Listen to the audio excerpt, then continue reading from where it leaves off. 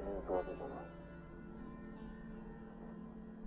あれが本当に生きてるかどうか確かめに行くんだ。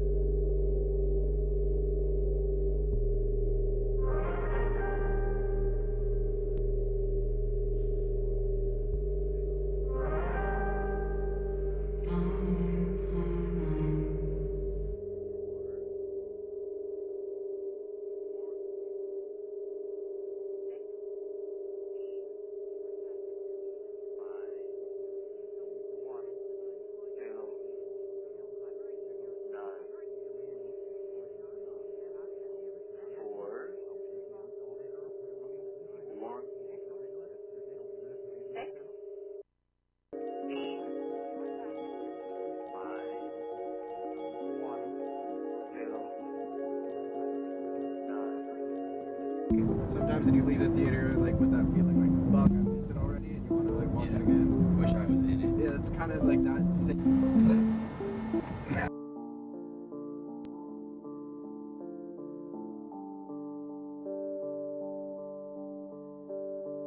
Wither away in that comfortable place where I stay. Barely awake as I sleepwalk my way through the day. Don't ask how I've been if you run into me, it's so fake. First it's all quite piss poor and that's not the answer that you need. I've lost my appetite for the bait.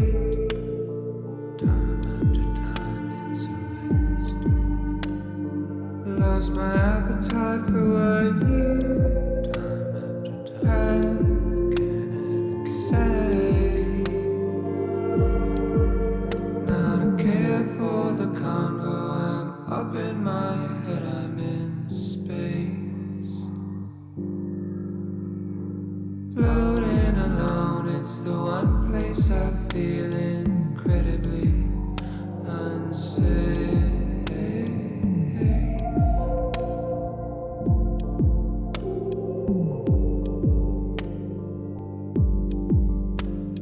This heavy heart that beats in me will weigh me down a full 6 feet.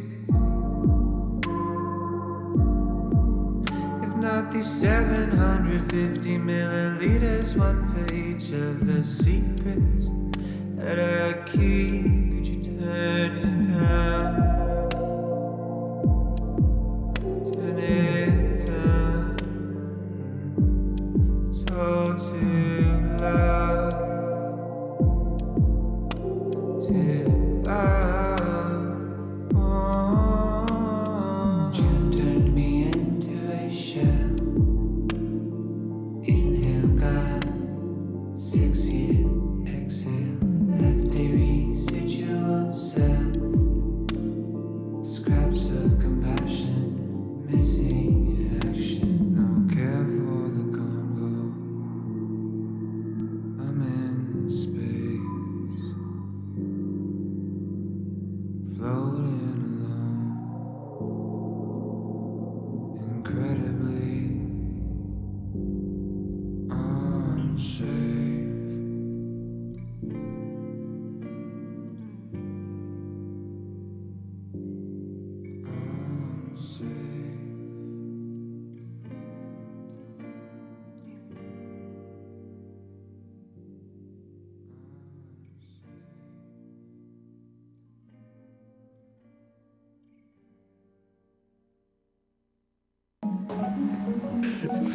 Anyway, I truly feel that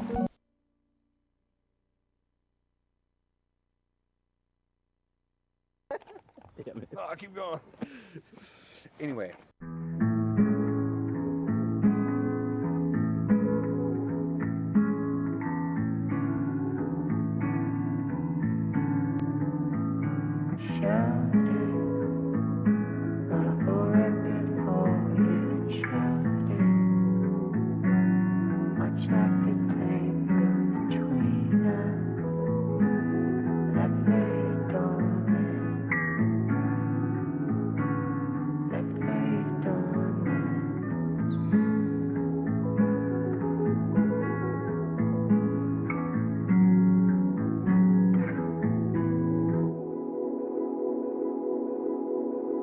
Do I miss you or a memory? Someone or something I couldn't call it. Is it your smile in the morning? Or just the prime of our 20s? I shouldn't bother. I'm just searching for a feeling, and maybe it's past and I can't grasp it. A moment set somewhere in between where we met and where we left it. Almost as if every passing bird flies directly through our shadow. I really shouldn't. Where you at now? Did you save the 10,000? Did you find a passion, alleviate some pressure? Have you got any new friends? Did you find a new man yet? Does he treat you special? I hope he treats you better than I did.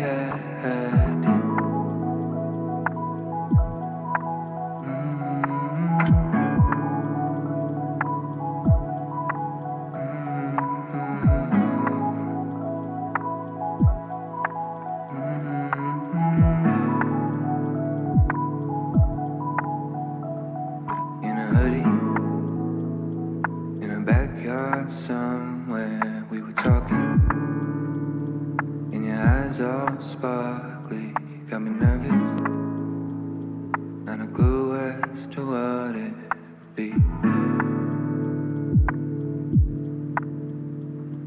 Now you're leaving, few years flew past you, and you worry, didn't quite work out just like you wanted. Now packing your things in your car, and I'm still searching for that feeling. And maybe it's past and I can't grasp it. A moment set somewhere in between two moments I described it. And now that another bird has passed, I'm stuck thinking not of her but of you. I couldn't help it.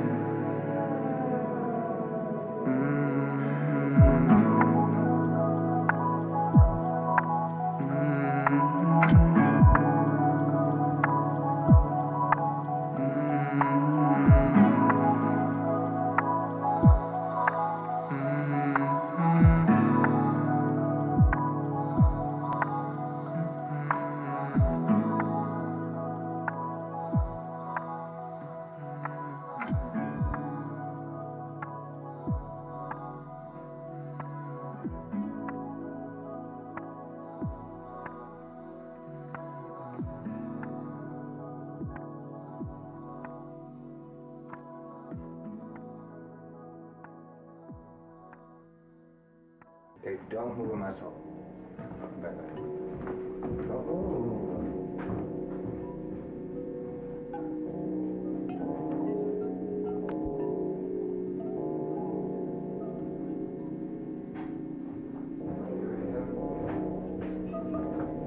Still got a vibe, or just have a glass of peanut butter? Oh, yeah, give me a glass, bitch. This looks so awesome. Oh my god. I love you, Grandma. Look, this is amazing.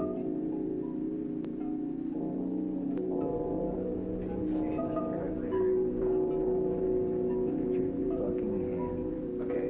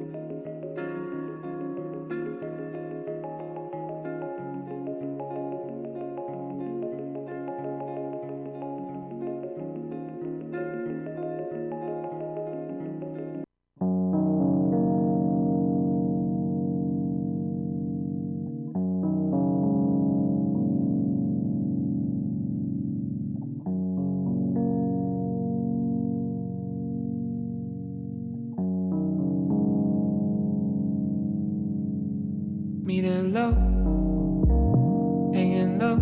I'm on empty, headed home. I'll make it home. I guess I'm okay. I don't know. No, I'm not sure. I wasn't thinking about you. But the piano roll had me feeling cold with memories of you.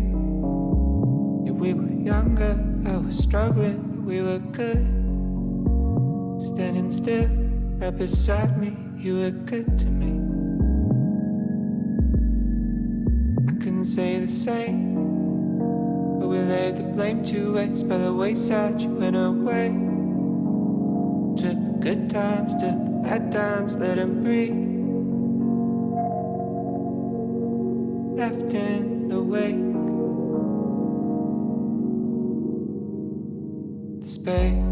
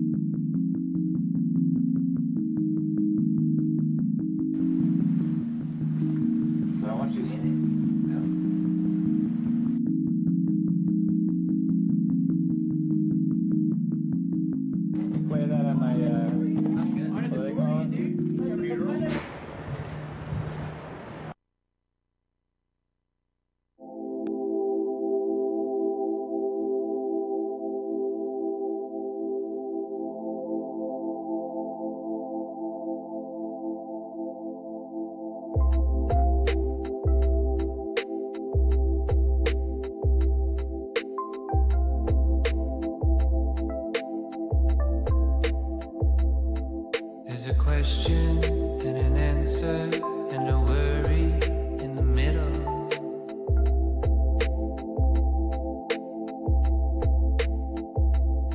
There was a promise of forever and a wishful intention.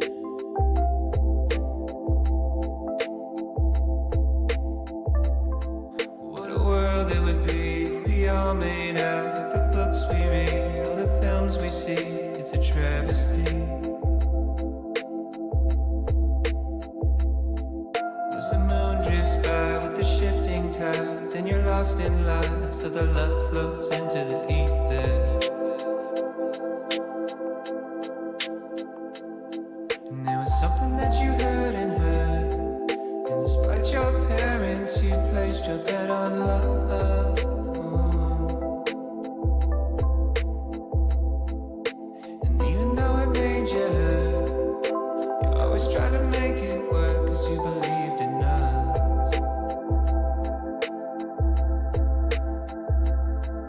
Said you're pretty, but you drink too much. You've got a head on your shoulders and it's good enough, but something broke you. I said I'm sorry, and it's well in advance, but I will hurt you more than anybody has. Yeah, it's a shirt thing. Oh, is it a shirt thing? She said, I know that you didn't know back then. Getting all that you should know by now. It never was about the pain you held, not in the way that you shut me out, not in the way that you hate yourself, or all the ways that you let me know it was that you and I, we were on our way. Kind of feeling that was unexplained, and you still feel like it felt back then. It's what you tell me when nobody's listening, and you ain't happy where you're at right now. Talked about it for a couple hours. A lot of change in the past few years. A couple deaths and a few relationships. A little older and a little scared of making all the same mistakes I made. You said you're weary because you think too much. You've got a mind of your own. It's free enough, but it'll drain you. I know you're sorry, and it's right on time. Cause you told me what would happen if I stuck around. I know you warned me.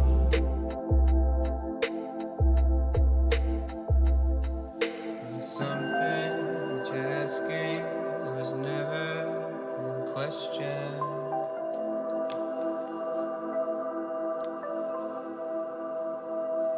Something that you're asking was never in question.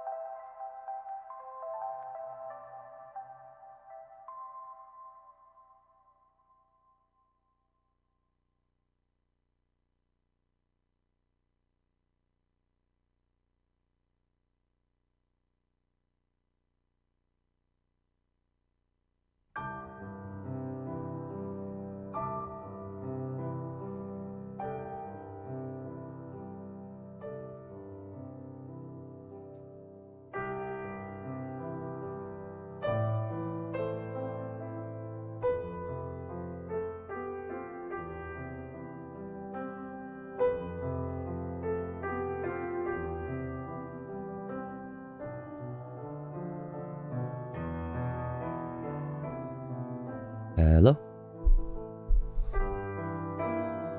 Hello, hello.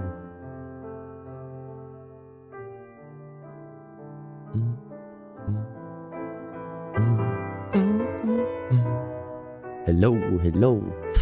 Hey up, hey up. Hey up, hey up. Hey yo. What's up? How's it going? What's up? What's the vibe? What's the vibe?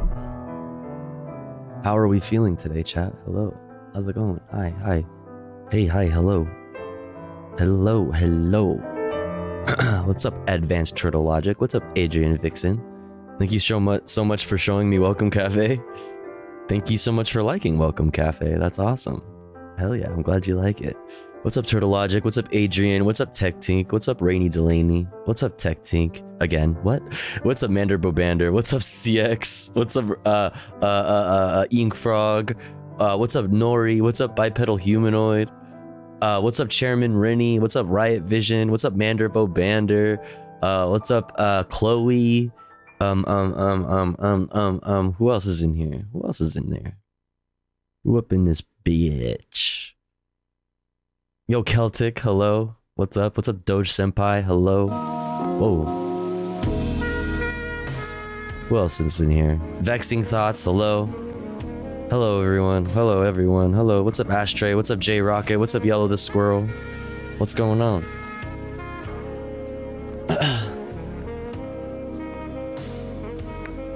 How are we doing? How are we doing today? Good, I hope. Good, I hope. I'm doing okay. I have a terrible headache.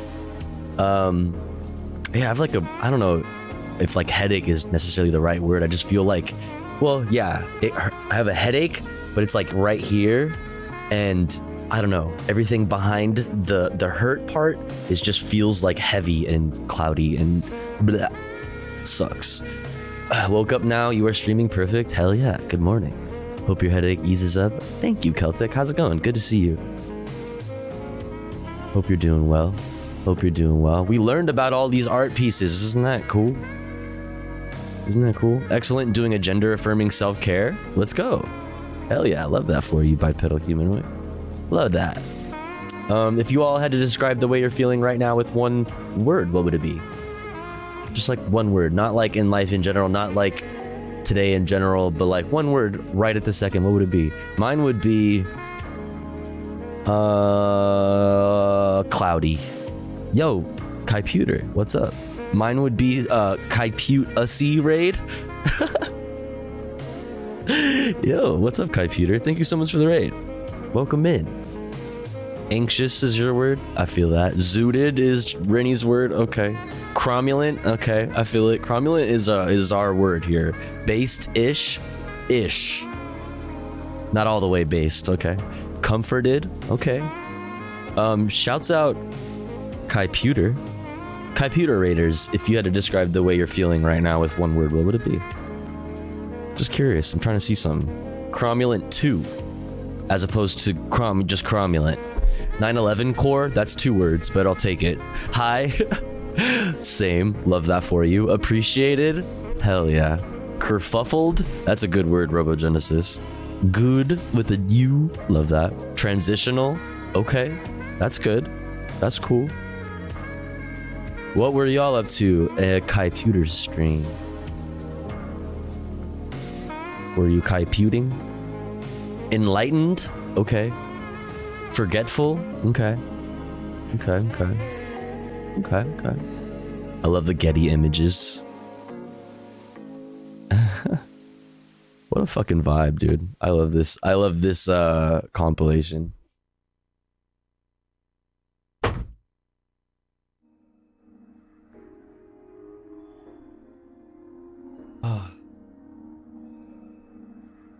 Damn, I forgot to never forget. Fuck. Playing Pride tunes? Okay. Listening to some gay music? That's what's up. Chat was making a playlist of their favorite gay tunes. Love that. I was playing D4. Fuck, man. Literally everyone in the fucking... I hate when this happens. It's so fucking frustrating. Everybody in the fucking world is playing, and I want to play really fucking bad. I just have to fucking, like, wait. Because I don't have enough money right around now. Doesn't make sense. I gotta wait till we get paid, and then maybe we can fucking buy Diablo 4. And then I can fucking play. God damn, $70? That's crazy. Oh, yo, what's up, Introma? Gonna head to bed, but Tofu LU? Yo, Tofu LU too, Introma. I hope you're doing well. Good to see you. Good to see you. It does look fun. It fucking does look fun, and I want to fucking play, dude. And I'm fucking feeling left out. What the fuck? I bet the Introma. I forgot we have these emotes. So good. Laissez-faire, is that your word of the day? Or of the moment, right, Vision? Love that. Been sick this week? Okay. Well, chat, we have tons of news. Plenty of news to look at. There's quite a bit of news. You know?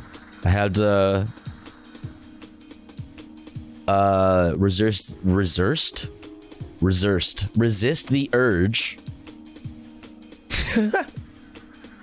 My brain is fried. I had to resist the urge to fucking include everything, you know, in the world on the playlist, you know, but obviously we can't do that.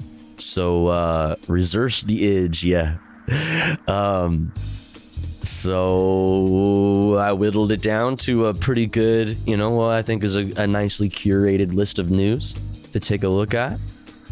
Newsological summary, bad vibes. Yeah, the forecast of bad vibes continues. Update, my word is pain. My back just started hurting out of nowhere. No. Fuck. That's terrible. Cornell West 2024. Uh-oh. Yeah, including that. I saw Nori in the offline chat getting excited about it. But we do have that. Among the news we have today, we have Cornell West, who, as we know, is running for Prezzo with the PP, the People's Party. And they're on Democracy Now! He's on Democracy Now! Talking with Amy Goodman about their fucking run. You know? And that's, you know, that's just right up our alley. That is just right up our alley. And yeah, so you have that to look forward to. What is this? You ever see this series?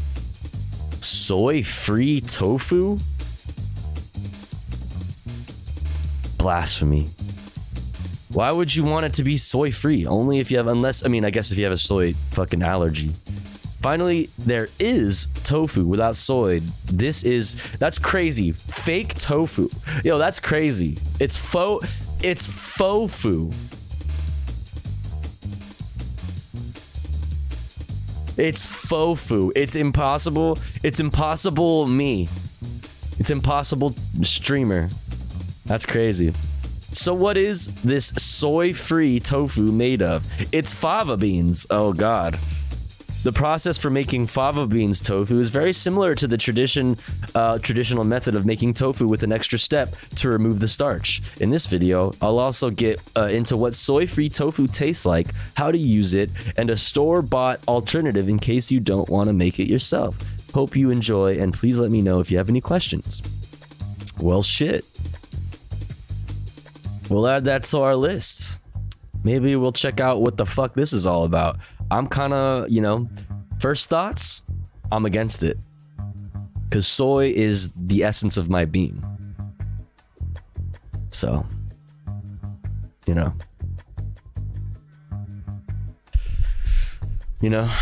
Fava beans is code for people because of that whole Silence of the Lambs thing. That's always what I think about when somebody says, or I hear, if I think of fava beans, that's immediately what my mind goes to. That's why I said, uh-oh.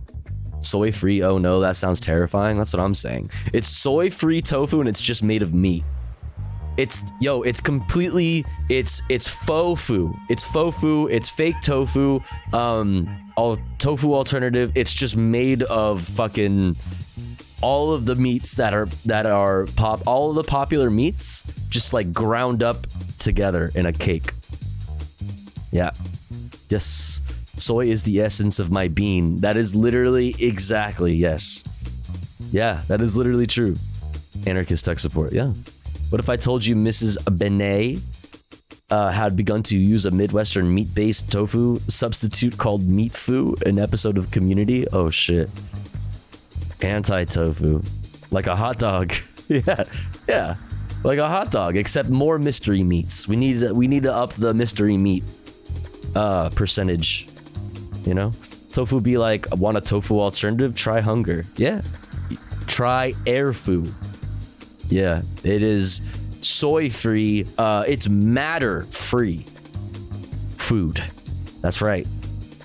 You may have heard of gluten free, soy free, dairy free, these types of things. But my food is completely matter free. It doesn't actually exist. No, it's different than a breatharian, as they're actually called. It's different than that because air exists, you know? That exists. What I'm talking about is not actually a tangible in this realm. That's what I eat. What will be the foe for fofu? What will be the foe for fofu? The enemy of fofu? I don't know. Quantum tofu. Exactly, add them all together. Literally exactly that. I just lost an earring backing down the drain. Fuck, I hate that. That sucks. That sucks. That sucks. Anyways, let's get into it. Let's start thinking about the news. What do you guys think? I'm thinking yes. Fee fi fo fu. Yeah. Mm-hmm. Right. Yep.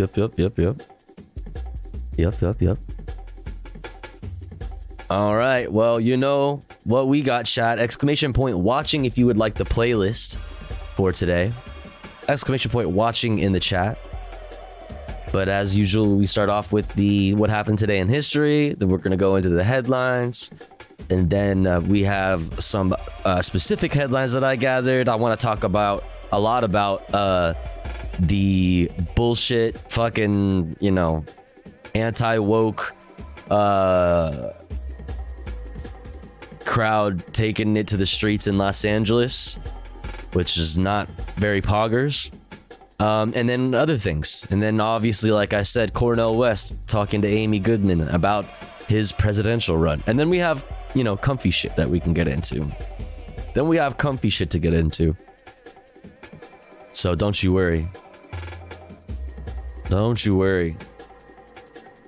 What's up, Satanic Llama Plaza? Welcome in. How's it going? How's it going? Anyway, without further ado, let's get into it. Today in history for June 7th,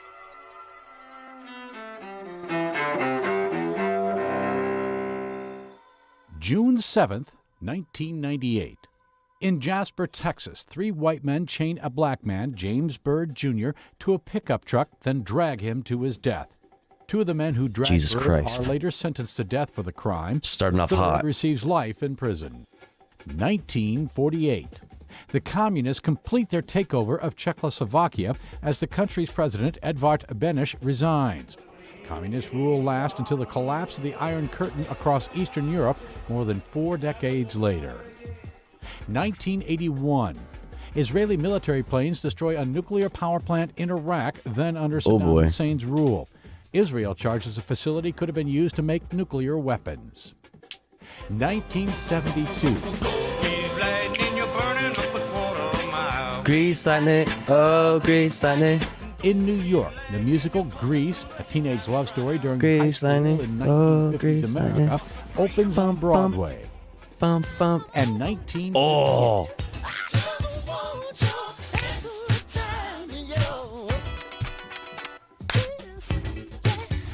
Prince, the Dude. rock singer, songwriter, and musician whose hits include Purple Rain, Legend. Kiss, and 1999. Fucking legend, born dude. in Minneapolis.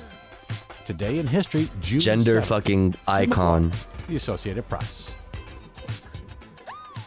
Gender fucking icon. On God, on a stack. All right, on this day, June 7th, 1964. Oh, word? On God? Uh-oh, it's the Beatles. After sold-out shows in Amsterdam, the Beatles boarded a plane to Hong Kong with their stand-in drummer, Jimmy Nicol.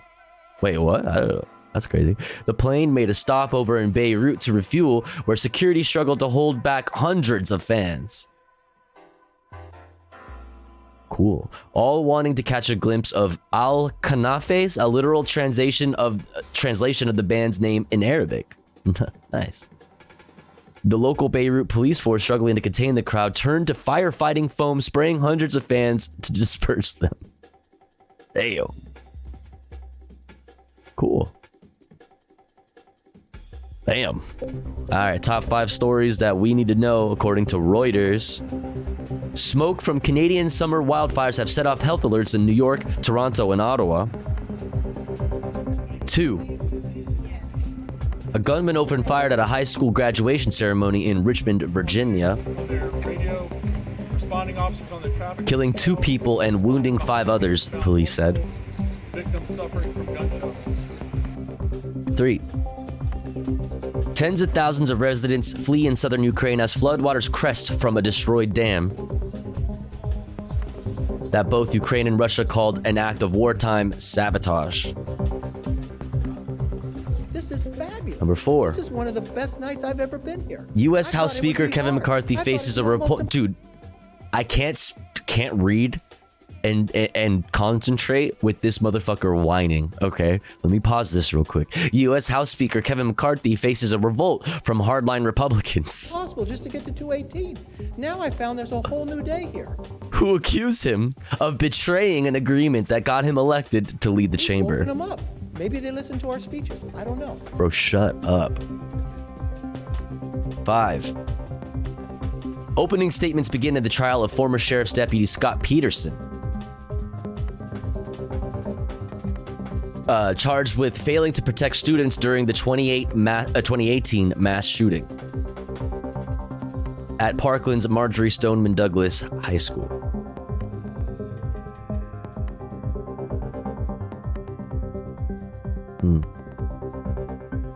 Hello again, I'm Laura Kyle in Doha. All right, headlines from Al Jazeera. Al Jazeera. Thousands of people have been evacuated after a major dam collapsed in Russian-controlled territory in Ukraine. Both Kyiv and Moscow accused each other of being behind the attack on the Novokakhovka Dam in the Kherson region. Well, both Russia and Ukraine requested an emergency meeting at the UN Security Council.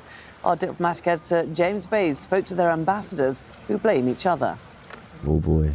Because it is a major technogenical disaster in Europe since probably World War II.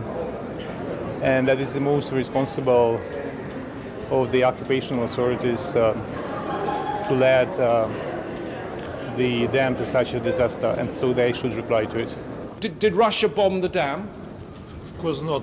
What mental health those who suggested should be in?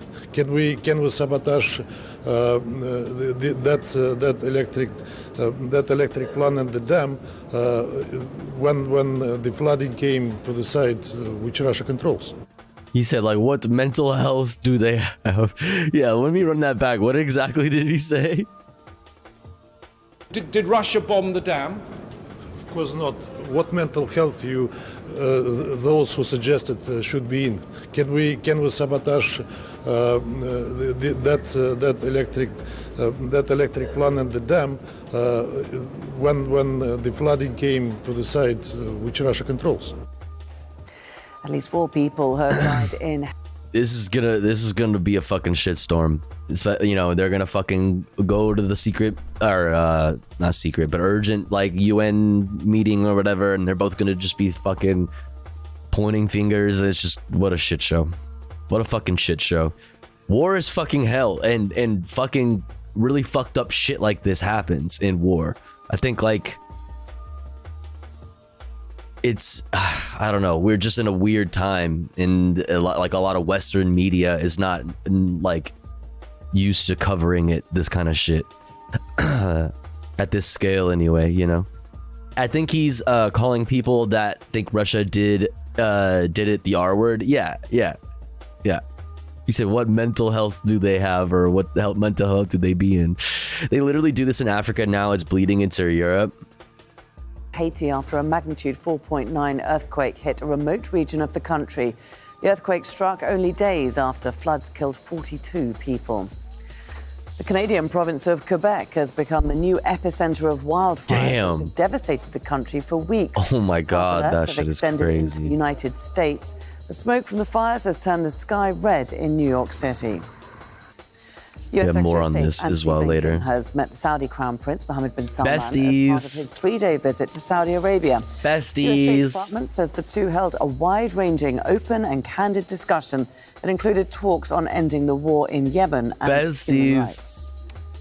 Yeah, human rights. Let's talk about it. Yeah, war in Yemen. Let's talk about it.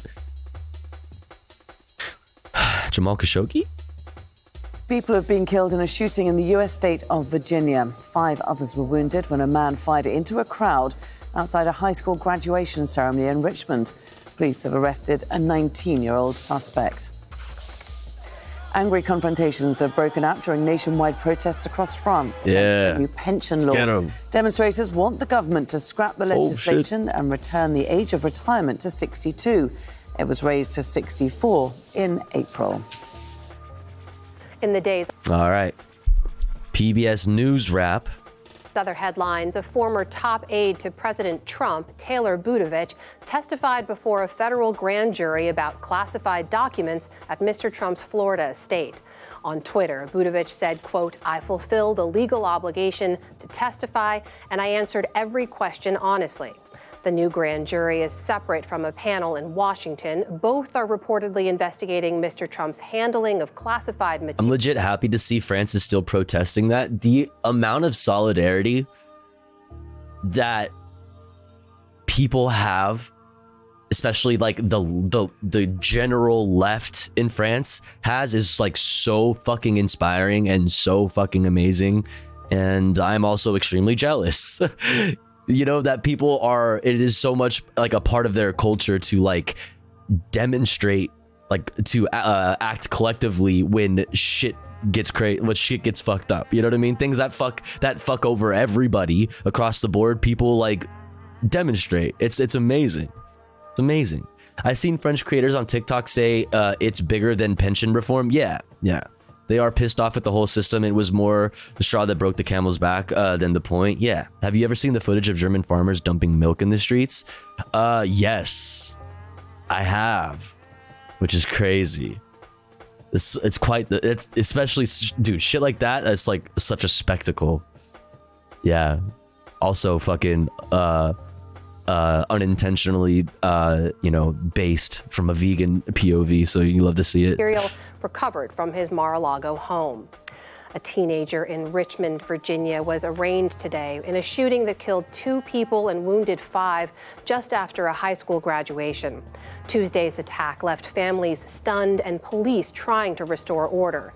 The interim police chief says the 19-year-old suspect singled out one of the new graduates. He was killed along with his father. This was targeted at one individual, and so they knew each other and had an ongoing dispute. That's what we know at this time.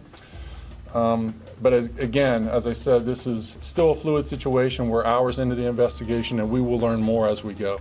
The accused gunman is charged with second-degree murder and is being held without bond.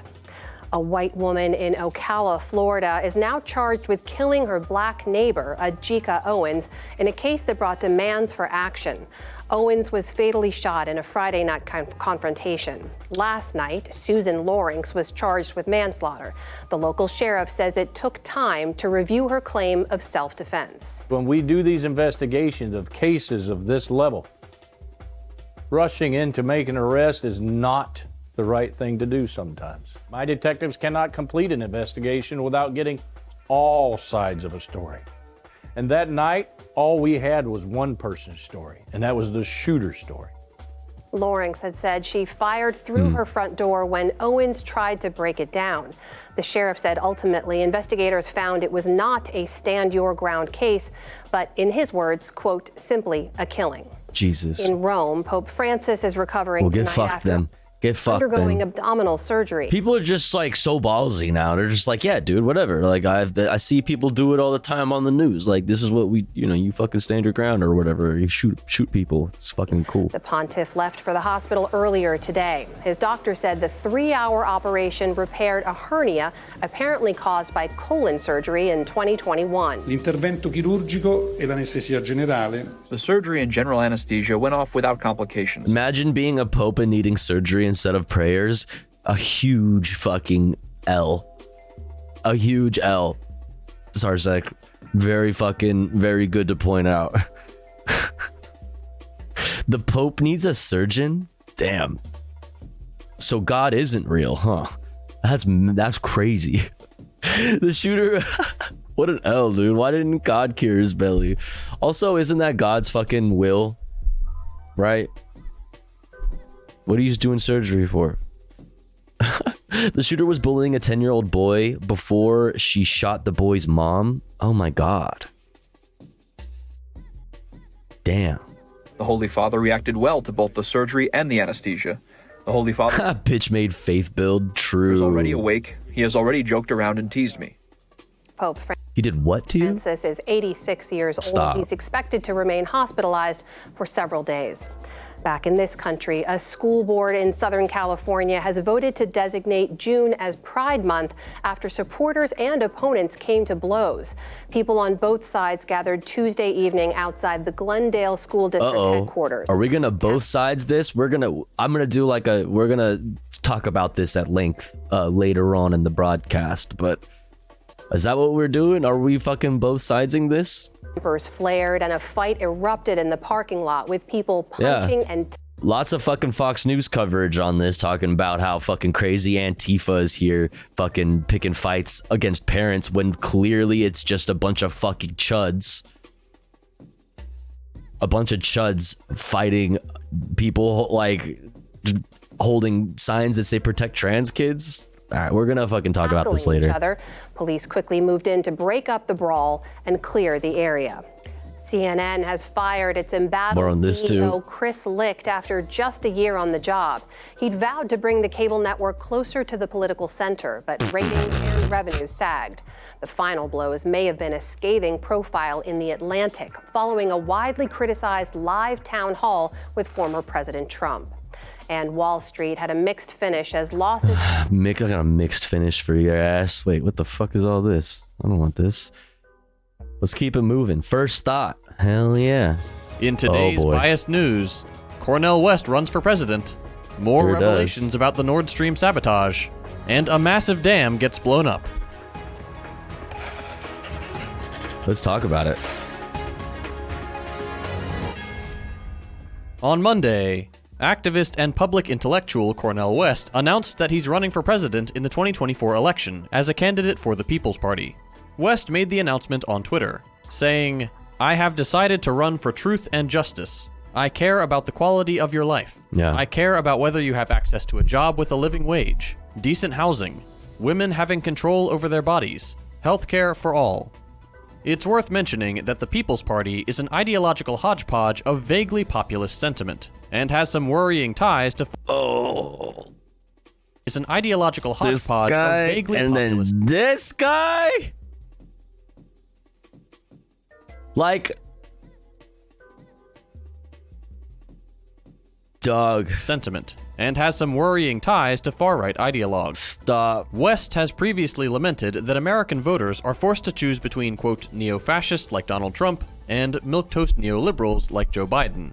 Although he has not released an official platform yet, his public statements suggest a slate of policies like Medicare for All, the banning of corporate lobbying, a push to disband NATO, ending U.S. military adventurism and foreign military aid, and abolishing student debt. I fucking like all of those things.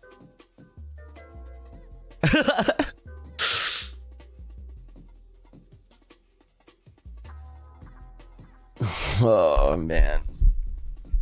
I fucking like all of those things, man. This is so... why do we have to do this? Why do we have to have it like this? The current bipartisan government of hiding, quote, the truth about the Ukraine war, the Pentagon, Wall Street, and big tech. Cornel West is an activist and professor of philosophy and Christian practice at the Union Theological Seminary, and was previously a professor at Harvard. He has long criticized the neoliberal establishment in the United States, describing himself as a non-Marxist. Bro, I can't vote for no People's Party candidate. I cannot fucking validate the People's Party. That's why this hurts me. This hurts my fucking soul. And socialist. Many liberals are already lambasting West online for threatening to, quote, split the Democrat vote, which would hand the election to the Republican candidate. Many of these people citing harm reduction. This claim might hold some water if the current Democratic president hadn't overseen the destruction of women's bodily autonomy, more deportations, more children in cages at the border, increased insecurity for American workers, more funding for militarized police, and a complete abdication on climate issues. Modern history has shown that under a system set up by and for the capitalist class, elections are simply a facade to maintain their power and privilege by obfuscating ruling interests, and keeping people complacent through respectability politics and the illusion of choice. Look at this fucking, look at this nightmare blunt rotation. You pass it, you gotta pass it to the left. So we pass it to old Billy, you know? Goes around, gets passed back to us from old Obabe. Change has only ever come outside the framework of this theater. So first thought, Cornel West 2024 supporters confirmed. Working class organizations and dual power institutions like we've seen in socialist experiments and revolutions around the world. I figured they'd pass it to the right, yo. According to a report by the Washington Post, the United States was aware of you. So we're gonna watch Cornel West on Democracy Now! Later. So more on that. Ukrainian plan to attack the Nord Stream pipelines 3 months before they were damaged in September of last year. True. The CIA learned about the plan in June through a European spy agency, which indicated that a 6-person team of Ukrainian special forces intended to blow up the Russia to Germany pipeline. The information was leaked on Discord by a member of the Air National Guard, who was subsequently arrested and charged. The CIA shared the intelligence report with Germany and other European countries at the time. The explosions that damaged the Nord Stream 1 and 2 pipelines occurred in the economic... Never gets old, right? Starsec just leaked on Discord. We are in the funniest fucking timeline. ...zones of Sweden and Denmark. And both countries, as well as Germany, are currently investigating the incident. While the jury is still out, it certainly would not come as any surprise if the US or one of its allies was indeed involved in this act of terrorism. If one of the United States allies were involved in this, the US knew. Where did I get the parents? I mean, kinda. Yeah, I mean, as that has long been the suspicion among geopolitical experts. In France, protesters continue to oppose Macron's pension reforms, even briefly storming the headquarters of the Paris 2024 Olympic Games. The trade unions say they aim to pressure lawmakers into reversing the decision to raise the retirement age. The recent protests have seen a lower turnout compared to previous demonstrations, with about 281,000 people participating across the country, down from 782,000 on May 1st. Macron has defended the pension reforms, citing the need to address the pension deficit, while trade unions have argued for alternative solutions, such as taxing the rich. Some protesters have threatened to disrupt the 2024 Olympics if Macron doesn't back down. The government has deployed a significant number of police officers, and some disruptions to fuel deliveries and air travel have been reported. The opposition-sponsored motion to cancel the minimum pension... Always worth reminding that at the beginning of all this, the fuel deliveries were halted, and also people were giving out gasoline for free instead of delivering it to like government like facilities. I just want to remind you that that kind of shit happened. That's like the most base shit I've ever heard in my life. Increase will be reviewed in the French Parliament, but it's expected to be shot down. On June 7th, the Kakhovka Dam on the Dnipro River in southern Ukraine, which separates Russian and Ukrainian forces, was breached, leading to flooding in the war zone. Ukraine has accused Russia of destroying the dam, while Russia claims that Ukraine sabotaged it to cut off water supplies to Crimea and divert attention from its counteroffensive. Whodunit? The dam is part of the Kakhovka hydroelectric power plant and spans 2 miles across the river. The reservoir created by the dam, which covers a vast area, supplies water to Crimea and the Zaporizhzhia nuclear plant, which is under Russian control. The International Atomic Energy Agency stated that there is no immediate risk to the plant's safety, but emphasized the importance of preserving the cooling pond. Ukraine claims that Russia conducted an internal detonation of the dam to prevent Ukrainian troops from crossing the river, while Russia alleges deliberate sabotage by Ukraine. The breach of the dam is expected to impact the area significantly. So far, my view on this remains the same. Like, we don't have enough fucking... Both sides, it doesn't make sense for either side to do it. There's too many cons for either side. It doesn't make any sense. Like, okay, you want to stop the fucking flow of Ukrainian troops, but also this is your territory. That's your dam. That's like, those are like, stop. Like, that wouldn't make sense. And then Ukraine to fucking doing it so that they like, none of that makes sense. Ukraine wants to take that area back. Why would they destroy the dam? It was China. The nuclear reactor threat is just fear tactics. The reactor is fine. With evacuations taking place on both sides of the front line. Yeah, it's just like to escalate, just for the sake of like escalating the conflict. Positive news of the day: the long-term rivalry between Iran and Saudi Arabia seems to be slowly coming to a close, thanks to local goodwill as well as Chinese diplomatic efforts in the region. Nice. Crowned by the opening of Iran's embassy. China W? Saudi Arabia. The ceremony was attended by diplomats and officials of both countries, marking the first reopening of the diplomatic mission in 7 years. This comes after an agreement in March, brokered by China, resulted in the restoration of diplomatic ties and the reopening of embassies between the two countries. That's all for today. We'll be back day after tomorrow with more news. If you'd like to see episodes with more in-depth analysis, consider supporting the show on Patreon so we can grow and expand. Consider it. All right, chat. Here's what we're gonna do. Next up, we got the Democracy Now! Top US and world headlines, and then we got Philip DeFranco. But we're gonna run the ad break now because there's about to be an ad break running anyway, so we're gonna get ahead of it. Here at the Tofu Goes broadcast, we run ads while I'm away from the stream. That way, even if you're unsubscribed to the channel, you don't miss out on any of the content.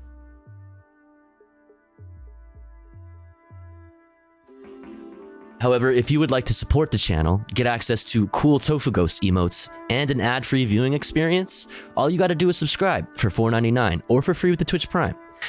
Or let's say you're already subscribed to the channel and you're feeling generous and you have the means to, maybe consider gifting a sub to one of our friends in the chat, one of our comrades in the community that may not be able to afford a sub this month. That way they may also be able to enjoy the Tofu Ghost emotes in an ad-free viewing experience. We're currently at 0 out of 25 for our daily subscriber goal. Just getting started. I'll be right back in 3 minutes. Don't you go anywhere. BRB.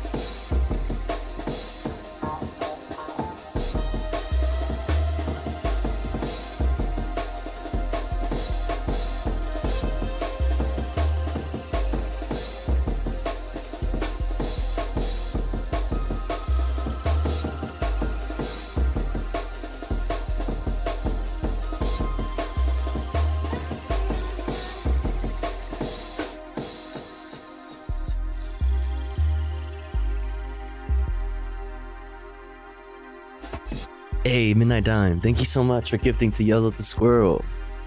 Hell yeah. Thank you so much. We're back. Thank you, Midnight Dime. Thank you so much. Very generous. Thank you. Appreciate that. First sub of the day. Very poggers.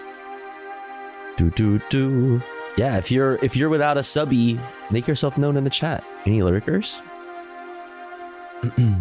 All right, we're back. Let's get into this. Let's get back into it, huh? What do you say? Democracy Now! Top US and world headlines, June 7th, 2023. And then we're gonna get into Yo, Midnight Dime. Thank you so much for gifting to Adam altogether. Thank you so much. Thank you, thank you, thank you. Very, very, very generous. Thank you so much. Hell yeah. Hell yeah. Appreciate that. Very, very nice of you. Thank you, thank you, thank you. Let's get into it. Top U.S. and world headlines, Democracy Now! Let's go. Welcome to Democracy Now!, democracynow.org, the War and Peace Report. I'm Amy Goodman. No, I'm Air quality Amy alerts Goodman. were issued across multiple U.S. states and cities Tuesday as well as today as thick, dark smoke from Canada's hundreds of blazing wildfires blanketed the skies of the Northeast, Midwest, the Ohio Valley, and the Mid-Atlantic. The haze has triggered dangerous air pollution warnings impacting tens of millions of people, with New York City reporting the worst air quality in any major city worldwide Tuesday. Damn. There are over 400 blazes burning across nearly all of Canada's 10 provinces. Anonymous, thank you so much for gifting to Soul. Thank you. Thank you, thank you, thank you, thank you, thank you, thank you. I really appreciate that. Very pog. We're very close to a hype train. Just saying. Thank you so much, Anonymous. And thank you again, Midnight Dime, for the 2 subbies. Appreciate you all. Thank you. Provinces and territories, forcing tens of thousands of people to evacuate. The province of Quebec is facing some of the worst fires, many caused by lightning, covering neighboring Ottawa and Toronto with an orange haze. Damn. U.S. and Canadian officials are urging people with That's heart and lung crazy. issues and other vulnerable groups to remain indoors as much as possible. Record-breaking heat waves continue to plague much of the planet. Dude, she's so swaggy. Look at this fit. The heat index in Puerto Rico reached 125 degrees Fahrenheit this week as the island is hit by the combined effects of a heat dome, El Nino, and climate change. Meanwhile, many Asian countries are sweltering under a prolonged heat wave, including Bangladesh, where elementary schools were shuttered this week and residents are dealing with frequent power cut outages as temperatures topped 105 degrees Fahrenheit. Many workers are still forced to spend hours outdoors with no relief. The water shortage and the heat are suffocating us. Not a leaf is moving anywhere. There's no shade. It is becoming tough to pull a rickshaw. Very difficult. This comes as a new study published this week by Nature Communications finds the Arctic is expected to be ice-free during the summer months, starting as early as the 2030s.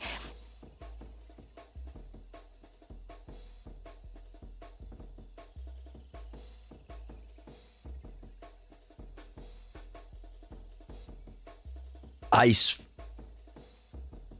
free. Like there's no ice in the Arctics? None. Like no ice? Like zero ice in the Arctics? Yo. Panorama Trauma Condom donated $5. Ping as ping as ping as ping as ping as ping as ping as ping as ping as ping as ping as ping as ping as ping as ping as ping as ping as ping as. True. That's true. That, you know what? That I agree. I think you're onto something, Panorama Trauma Condom. How many of those names do you got just like up your sleeve? Thank you so much, Panorama Trauma Condom. Appreciate that. Thank you so much for the 5e. Thank you, thank you, thank you, thank you, thank you. Thank you for the wise words. We needed that. In these dark times.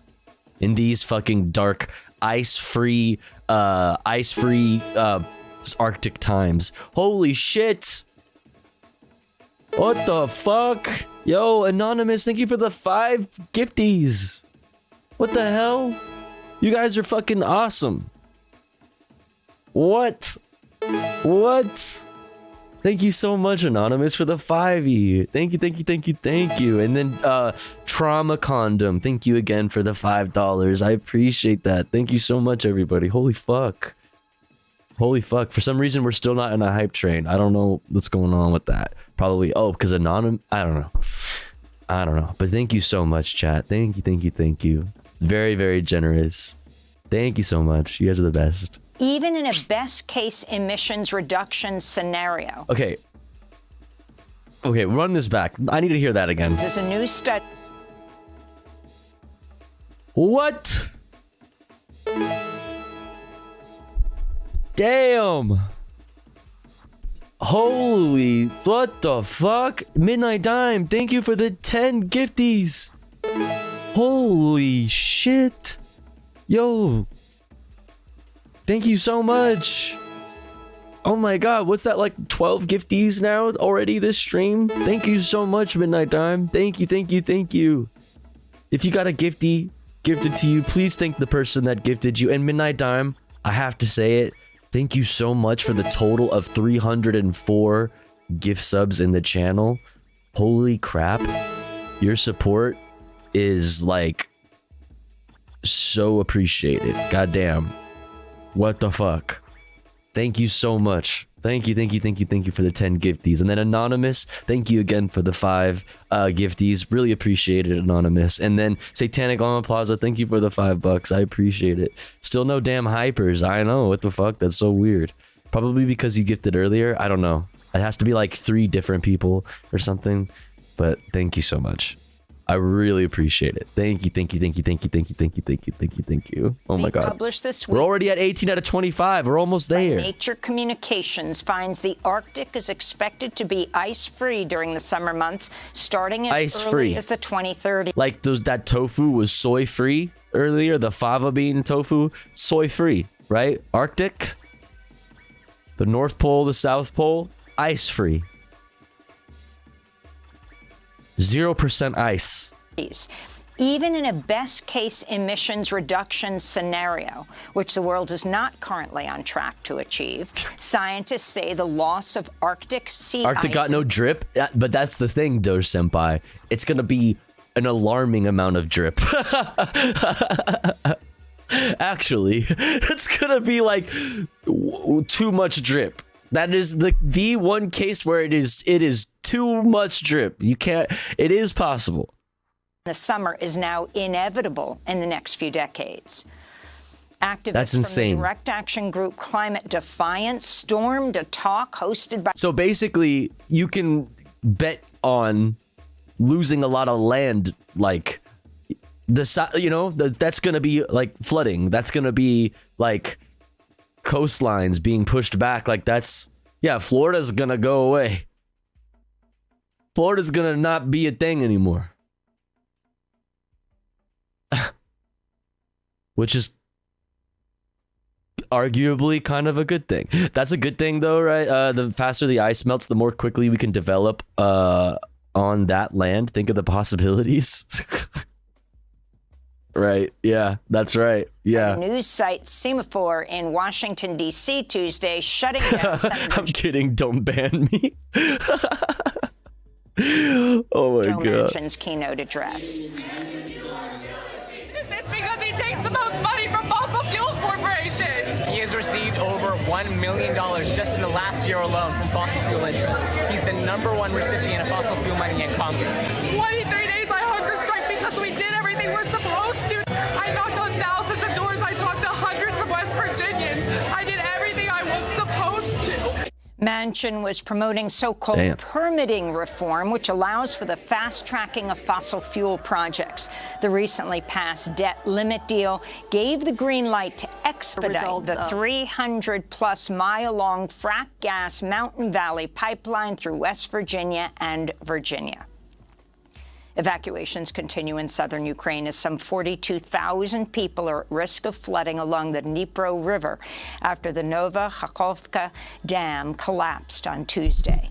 Russia and Ukraine have traded blame for its destruction. The UN has warned of grave and far-reaching humanitarian consequences. This is a resident affected by the flooding. The situation is literally critical. If the water rises another meter, we will lose our house. We are moving our stuff to neighbors now who live on higher ground. The Russians want to destroy a Ukrainian nation and Ukraine itself, and they don't care by what means because nothing is sacred for them. Mexican President Andrés Manuel López Obrador's ruling political party has won the gubernatorial election in the state of Mexico, dealing a major blow to the Institutional Revolutionary Party, or PRI, which had held the state's governorship for nearly a century without interruption. Morena candidate Delfino Gomez won in Sunday's governor's race with over half the vote. Her victory continues to mark the PRI's decline in Mexican politics since AMLO's election to the presidency. The state of Mexico is the most populous in Mexico, surrounding much of Mexico City. In related news, Mexico's Foreign Minister Marcelo Ebrard announced Tuesday he's stepping down to run for president in next year's election. In France, protesters took to the streets around the country, and transport workers staged strikes Tuesday as opponents of President Emmanuel Macron's pension overhaul seek to revive public momentum against the reform nearly 2 months after it was signed into law. A long-shot amendment is being brought to the National Assembly by leftist lawmakers, though it's not expected to go anywhere. Many demonstrators say they just want their voices heard. This is a student from Nantes. The reform passed without our democracy, so it's important to make the government understand that we never wanted this reform and that it's time for the people to speak, because it shows that the government cares less and less about people's will, and so it's important that we take that power back on that level. Secretary of State Antony Blinken's in Saudi Arabia, where he met with Crown Prince, de facto head of state Mohammed bin Salman. Best friends forever. Blinken said the pair, quote, discussed deepening economic cooperation as the U.S. vies to increase its sway in the region, including over gas prices amidst competing bids for influence from China and Russia, and to push for the normalization of Saudi-Israeli relations. As a presidential candidate, Biden vowed to make Saudi Arabia a pariah over its human rights record and the assassination of journalist, Washington Post columnist Jamal Khashoggi.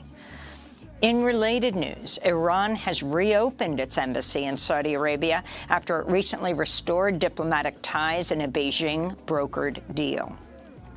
In sports news, the PGA, the Professional Golfers Association of America, announced the merger of their PGA Tour with the Saudi Live Golf Tour. The news came as a shock to much of the sports world, as the PGA spent months trying to undermine Live by banning golfers who joined. It is one thing that Anthony Blinken, you know, is having tea with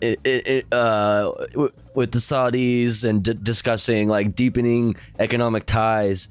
You know, that's fine. You could do that. But the moment you touch my golf, it's over. How dare you? How dare you? How dare you be an apologist for Saudi fucking crimes? Ruining my good name, SMH. Damn, no relation? You sure? Yo, the Live PGA Live official account is in my chat right now. Oh my god, that's crazy. What's up, Classic Banana Milk? Join the Saudi venture from participating in PGA events. Critics say it's the latest example of sports washing to gain cultural and corporate influence by a country accused of massive human rights violations. Like, it's sports washing again, like, and that's bad, and it's valid, but it's just funny that, like, I just don't know that we have the same energy for like the US government. People have more smoke for the PGA than the US government. Like, it's so, what? Okay. So dumb. The UN Relief and Works Agency has only received about a third of the $300 million in funding it needs from international donors to continue its humanitarian work in the occupied territories and Palestinian refugee camps in surrounding countries. UN Secretary General Antonio Guterres warned UNRWA is, quote, on the verge of financial collapse. Meanwhile, a group of Gazan children Tuesday demonstrated in front of the local offices of the UN Food Program after the UN agency recently stopped distributing financial and food aid to families in need due to funding shortages. The ongoing occupation and blockade of Palestinian land by Israel has put the unemployment rate in Gaza at above 45% as two-thirds of the population struggles to afford food. 45%. Oh my God. Democratic Senator Chris Van Hollen is calling on the U.S. State Department to declassify its report on the killing last year of Palestinian-American journalist Shireen Abu Akleh by Israeli forces in the occupied West Bank. Van Hollen said the report offers some valuable information, though noted access to key witnesses was denied, and the findings cannot be considered a true independent investigation. Shireen Abu Akleh, a longtime reporter at Al Jazeera, was shot dead by Israeli gunfire last May while covering an Israeli raid in the occupied West Bank in Jenin. In Virginia, a gunman shot 2 people dead and injured another 5 Tuesday after a high school graduation ceremony at a park in Richmond, Virginia. Police arrested a How can the UN admit that it's too dangerous to deliver food and still do nothing? 19-year-old. Yeah, I don't know. I guess I don't know. I can't answer specifically. I don't know like how the UN, you know, how it works internally, but Suspect who was found in possession of 4 handguns. According to the Gun Violence Archive, it was the 279th mass shooting in the U.S. this year. This is Richmond Mayor LeVar Stoney. This should not be happening anywhere. Anywhere. Whether it's in Richmond, whether it's in Virginia, whether it's in the United States, this should not be happening anywhere. A child should be able to go to their graduation and walk out their graduation and enjoy the accomplishment with their friends and their family. In Florida, the family of Ajike A.J. Owens. It's horrifying how numb I'm getting to these things. Same. Ziltaf. I don't know if I'm saying your name right. I apologize if I got it wrong. But same, absolutely. It's just like how many of these, like we just hear about I hear about a new one. There's a new one. New school shooting just dropped. New horrors beyond our comprehension just dropped. Great. This is the most depressing democracy now. Democracy now, like that's hard to do. Wait, what? This is the most depressing democracy now? Democracy now? Like that's hard to do? What you mean? Hydrate? Time to hydrate, chat. 42 Asteroid demands it. Alright, everybody stop what you're doing. Stop what you're doing. Drink some fucking water. Also, med check.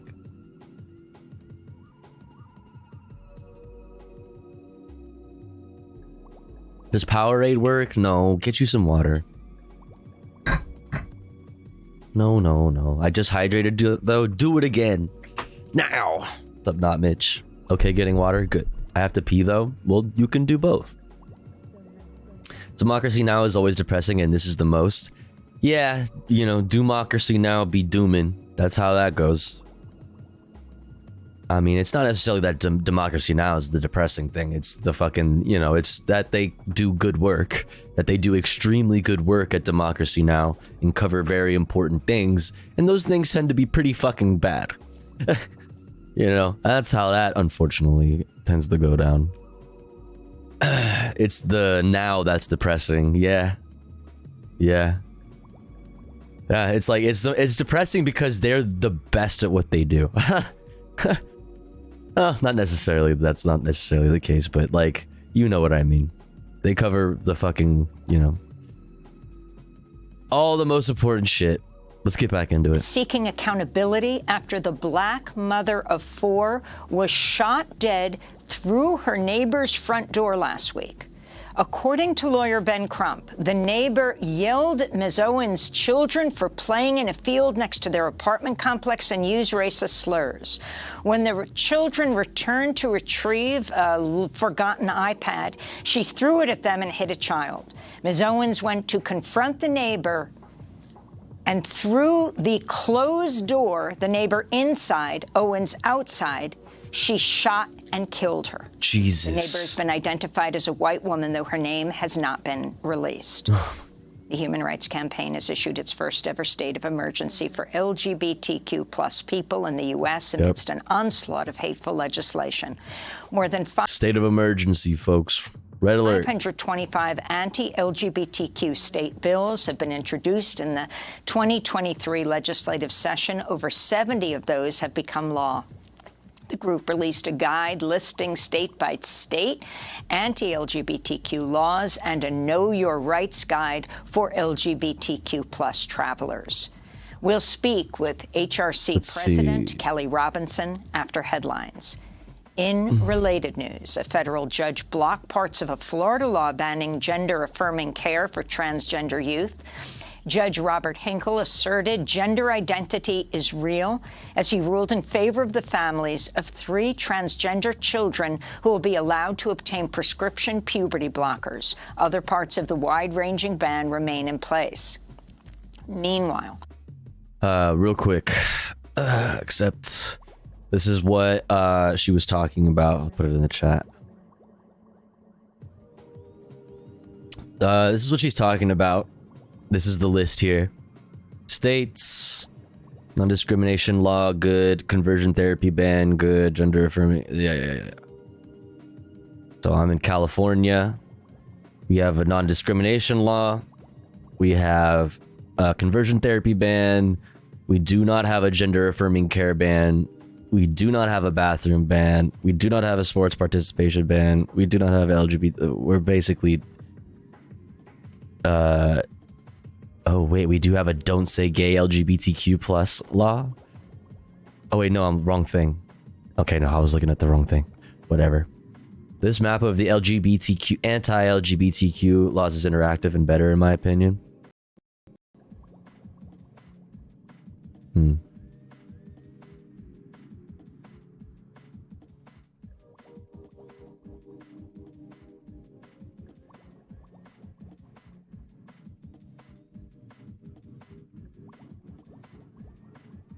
ACLU is tracking 491 anti-LGBTQ bills in the US.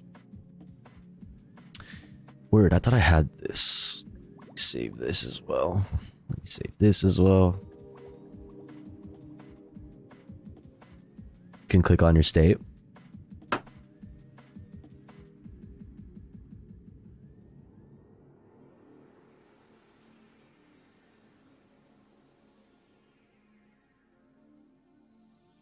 Word up. And then links directly to the bill. That's fucking fire, actually. Thank you. Thank you, Lainey.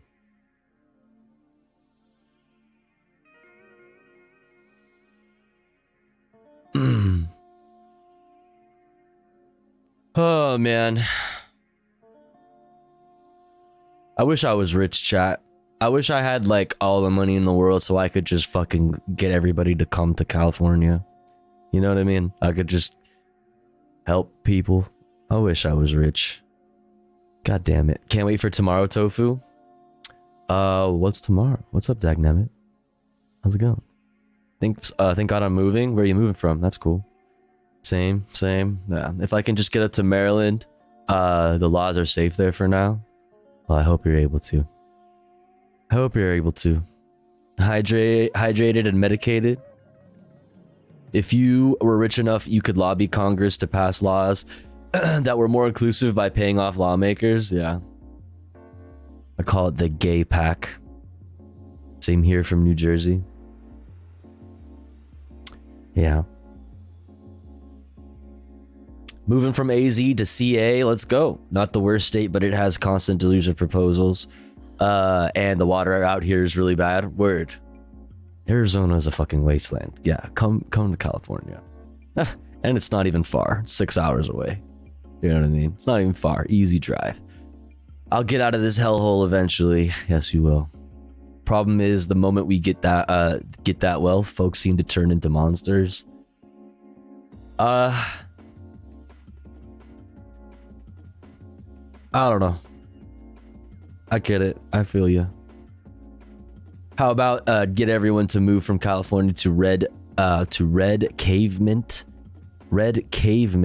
states, so we could civilize them with unrelenting progressivism and leftist policies of social welfare and inclusion. Yeah, we could do that too. Some of us can't really do that though. I would say shouts out to my cishet homies. Y'all should do that. You know? Best wishes to everyone trying to get out of oppressive states. Yeah, absolutely. Also, exclamation point Discord is not much, but I like to say that it's important to form community wherever possible so that people have more people to reach out to for answers to questions that maybe other people might know, whether that be information, resources, even like doing a little direct action mutual aid if somebody fucking has a fucking GoFundMe, whatever. Exclamation point Discord. We have a mutual aid section. Don't abuse it. Don't be weird, obviously. But you know, it's like one of the only things I can really do as like the head of a community. Community is super important, absolutely. Connecting people that may not normally have been connected otherwise, through similar, you know, I guess, interests or whether that be politics or otherwise. Like, it's good. Good. Also, exclamation point, dude, Satanic Llama Plaza, do your thing. Do your thing in the chat. Exclamation point, your mutual aid thing. If you're in LA, hit up Satanic Llama Plaza's thing. I don't remember what the what the thing is. I don't remember what it is. Louisiana's Republican-dominated legislature passed its own ban on gender-affirming care for most minors Tuesday, sending the bill to the Democratic Governor John Bel Edwards' desk. There it is. Though the governor has opposed the bill, a GOP supermajority could override his veto. In Texas, the Bexar County Sheriff's Office is recommending criminal charges over the migrant flights arranged by Florida Governor Ron DeSantis that carried 49 asylum seekers from Texas to Martha's Vineyard. Gruesome Gavin's talking about arrest him, lock him up. And I'm like, get his ass. I'm like, all right, go for it. Get his ass. The case is being reviewed by the district attorney's office. This comes as California Governor Gavin Newsom is threatening possible kidnapping charges. That's literally what that is. Like, that's not even like, oh, politically motivated. Oh, you want to just lock up your political adversaries? Like, no, dude, that's literally human trafficking. Like, that is literally human trafficking. By the book, that is human fucking trafficking. Like, you get fucking punished for doing that. That's bad. Human trafficking is bad. So when you do human trafficking, whether it's state sanctioned or fucking otherwise, you fucking pay the price for that. The fuck? Yeah. No, I support that. 100%. You should have to fucking answer to a court for that. For that. Absolutely. Florida arranged for 2 planes carrying around 3 dozen migrants to be. You don't just get to, with the flick of a pen, uproot whole ass human beings' lives. Just like scores of human beings' lives. You don't just get to just click away, or with the flick of a pen, just like uproot people's lives, just ruin people's lives, and have to make people start all the way fucking over. You don't get to do that. That's not okay. What? Flown from the U.S.-Mexico border to Sacramento in recent days. I mean, I'm glad they came to fucking California. They tried to make a point. Like, oh, well, all these lefties, these liberals, if they like immigrants so bad, let's see them take them in. Let's see them deal with it, you know, on their wallet, on their time. It's like, okay, yeah, send them here, because we will not fucking treat them like fucking animals. I mean, yo, California is not perfect, very far from it. I'm in Sacramento, they're pissed here. Well, fuck them. Fuck the fucking rich people in Sacramento. Fuck them. But in comparison to any other fucking states, we are one of the better fucking states for them to get sent to. Sure, they would probably have been better off if they got sent to like Los Angeles, sure. But like, I mean, at DeSantis. I mean, okay, well then there it goes. All right, I was like, all right, maybe there's like a rich NIMBY element, but that's funny. I thought you were saying like there's like a rich NIMBY element that is pissed about it. But I got you. Yo, kid. What's good? Do not divide, come together as one. This block of tofu wants to tell you to hate your fellow man. We are all equal in the eyes of the Lord. Repent. You know what? I'm convinced. You convinced me. I'm convinced. I'm convinced. I'm ready to come together. Are you guys ready to come all together at the same time? Are you ready? I am. I don't know about you guys and gals and non-binary homies, but I am. What's up? What's up, Kid Raiders? What's up, Kid Notkin? How are you? I hope you're good. I hope you had a good stream. What were y'all up to? Hit the link. Also, shouts out Kid Notkin. How you doing? Hope you've been good. Hope you've been good.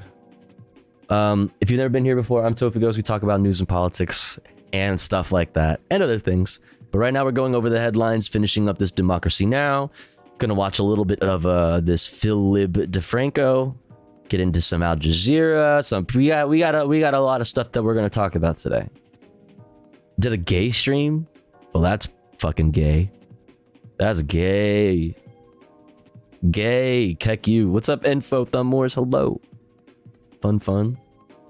I'm ready to come together as one, y'all. Let's fucking go, baby. I'm ready. I'm so ready. I'm so ready. What does a gay stream entail? This is a good emo. That's a good emo. I like that emo. All right, let's finish this up. Pharmaceutical company. She said pharmaceuticals. In recent days. Pharmaceutical She did.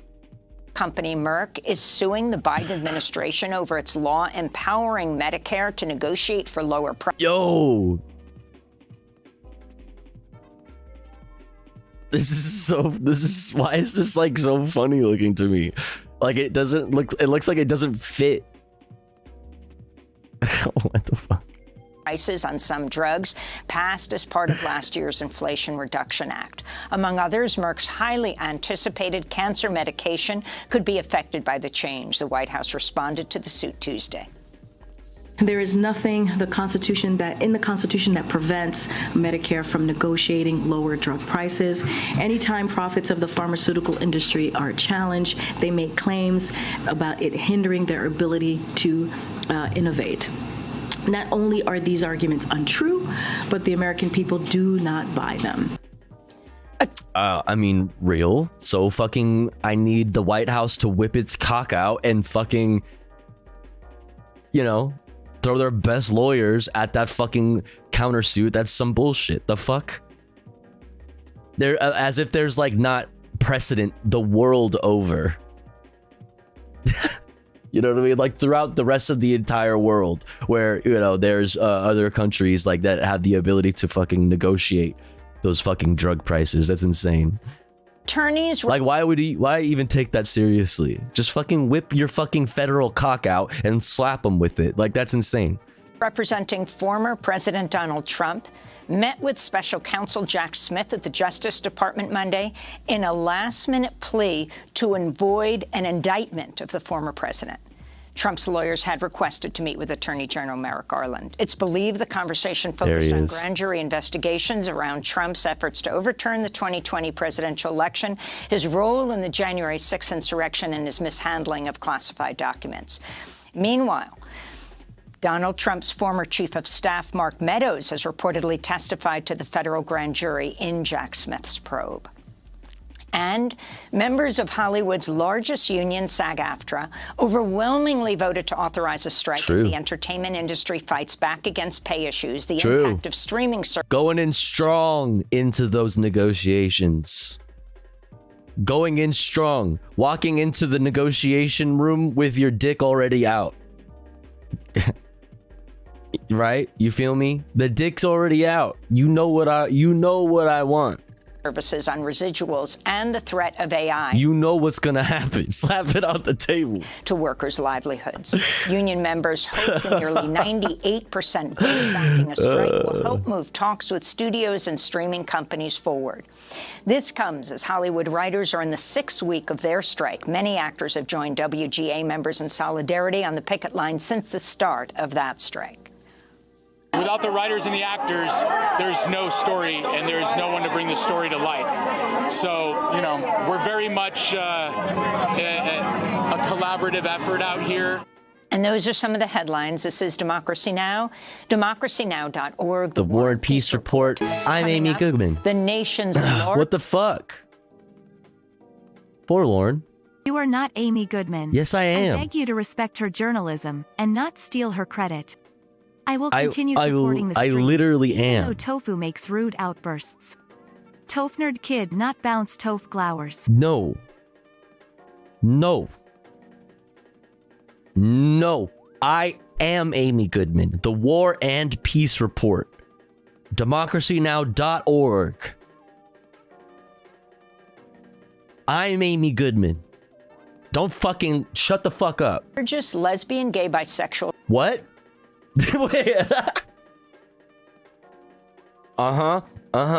That's right.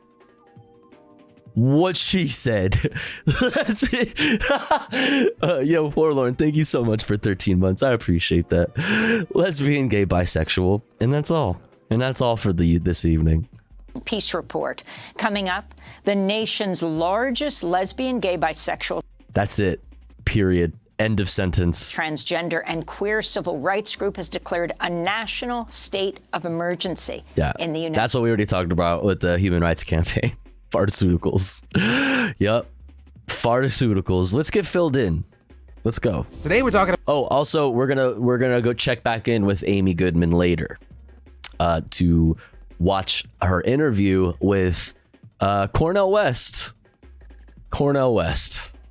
Very fun. Let's watch this. CNN's implosion, which is a sight to witness. We have more on this as well. Dystopian hellscape today. The GOAT, Lionel Messi, snubbed Saudi Arabia and is joining MLS. We've got all that and so much more on today's brand new Philip DeFranco show. You daily dive into the news, so buckle up, hit that like button, and let's just jump into it. Starting with, air in New York City right now is absolutely horrible. With the New York Times reporting, even if temporarily, even if just briefly, New York's air quality ranked as the worst of any city in the world on Tuesday. With Mayor Eric Adams warning while conditions are anticipated to temporarily improve later tonight through tomorrow morning, they're expected to deteriorate further tomorrow afternoon and evening, and saying we recommend all New Yorkers limit outdoor activity to the greatest extent possible. I hope Eric Adams is spending plenty of time outdoors. Those viral photos and videos of New York only tell part of the story. The big question, of course, is why is this happening? Because New York's air quality is actually generally in the good category. And it turns out the reason for all this is that Canada is currently smoking out New York. Because right now, coast to coast, there are hundreds of fires, most of them considered to be out of control. But fires in the Canadian province of Quebec, due to their concentration and amount of smoke, are considered to be the worst right now. And reportedly, it's destroyed over 740,000 acres of forest. Just to give you some context there. Damn. I would put it among the largest California wildfires ever. Now, currently, in the most recent places, there have been no reported deaths and only moderate damage to communities, which is kind of astounding when you consider how big these fires have been. Although many thousands have had to evacuate, and there's a decent chance that could change by the time that you see this. But while there has good night, been much Hapsley. damage to humans directly, the Thanks for hanging. Have a good one. See you next time. Problems. With at least 47 people having to be airlifted to hospitals, and in fact, it's so bad in some areas that people with respiratory and mobility issues are being moved to safer areas. And that's just with Canada, right? Here in the US, we've also had to issue major air quality warnings throughout the entire Northeast. Right, it's not just New York City, and beyond just being one of the largest fires in Canada ever, it's also a telltale sign of worsening climate. Right, because when you see all this, it might be easy to try to make a comparison to California's, where on base is a lot of fires out here. But a key thing to remember is that the reality is that Quebec's ecosystem is fundamentally different. Because the ecosystems of places like much of California and Australia are adapted to massive destructive wildfires every year. At least to a certain degree, it's part of the life cycle. And I say to a certain degree because in some of those places it's become so common. Yeah, within reason. In California, that shit is a fucking problem. Okay, however, but yeah. Quebec, fires like this are expected to only happen once every century or 2 centuries. But this is the second set of fires this size for them in just 30 years, with many sizable ones also happening in between. And across Canada, there's already been 9.39 million acres burned this year, with 6.5 million of that happening just in May alone. That's almost twice the numbers seen by this date, and the season's just started. And so with the increasing frequency, it's expected that this environment, the plants, the animals, are going to be taking a real beating. But as far as the short term and the now, I'm obviously going to keep my eyes on this. Hopefully it doesn't get get worse, but there is also a glimmer of hope, with weather forecasts currently indicating the temperatures might cool down amid some rain, which would honestly be an absolute blessing to help the hundreds of firefighters in the region that are trying to get these blazes under control. And finally, if you are watching from one of the areas affected, please listen to officials there. If your city looks like a car that's getting hot boxed, you have officials saying, you know, be careful, don't go outside if not needed, maybe listen. Breathing unassisted, one of my favorite things to do. I highly recommend everyone try to keep those skills. And then the GOAT, Lionel Messi, is coming to Major League Soccer, joining the MLS. Is he the GOAT? In Miami, 100% confirmed, probably. And if you're confused by that sentence, I get it, because this morning it was reported that he was going, but they were waiting confirmation. Classic Banana Just Milk before says uploading yes. Today, Messi himself saying, yes, I'm going Freddie to the Drongo MLS, says but yes. then also saying, I've made the decision that I'm going to Miami. It's still not a done deal 100%. I'm missing a few things, but we've decided to keep going down the path. And reportedly saying if the Barcelona thing didn't work out, I wanted to leave Europe, leave the spotlight, and focus more on my family. And while obviously this is still a developing situation regarding the some things that he might be able to get, there are currently reports saying he could earn a share of Apple's MLS season pass revenue as well as get a cut of Adidas profits after his arrival. And it would absolutely make sense why the MLS would have to. That's some cheese. Are you kidding? Oh my god. What? That's a lot. That's so much money. Get very creative to bring Messi in, because you also have reports saying Messi apparently turned down a whopping $400 million a year deal from Saudi Arabia. Jesus. Noting that Messi's move to Major League Soccer would be a significant blow. The fucking sports washing continues. Arabia's global sports ambitions driven by Crown Prince Mohammed bin Salman, something that Cristiano Ronaldo. I hate that sports players make so fucking much. Why? Aspect of the story. I mean, they deserve. I mean, listen. It always remains true, no matter what your work is, that whatever you're making, the people, your bosses, are paying you that much because they can afford to, because they're making a lot more off of you in a million other different ways. So that, consider that. So it's like if like the Major League Soccer or whatever their team, or I don't know anything about soccer or sports just generally, but I do know that it's like if your employer is paying you that much, they are making just plenty of money. They're doing fine. so there's that. I don't see anything wrong with it. I think that there obviously should be ultimately wealth caps and extreme taxes on the rich, obviously, but as far as making a big fucking salary for the work that you do, you know what I mean? Hey, if the work that you do generates that much value and people fucking throw that much money at things Messi related, hey. Is what a massive win this is. I don't have a good reason other than income inequality. The thing is, when it comes to income inequality, I doubt that Messi even holds a candle to the people that we really need to be fucking taxing into oblivion.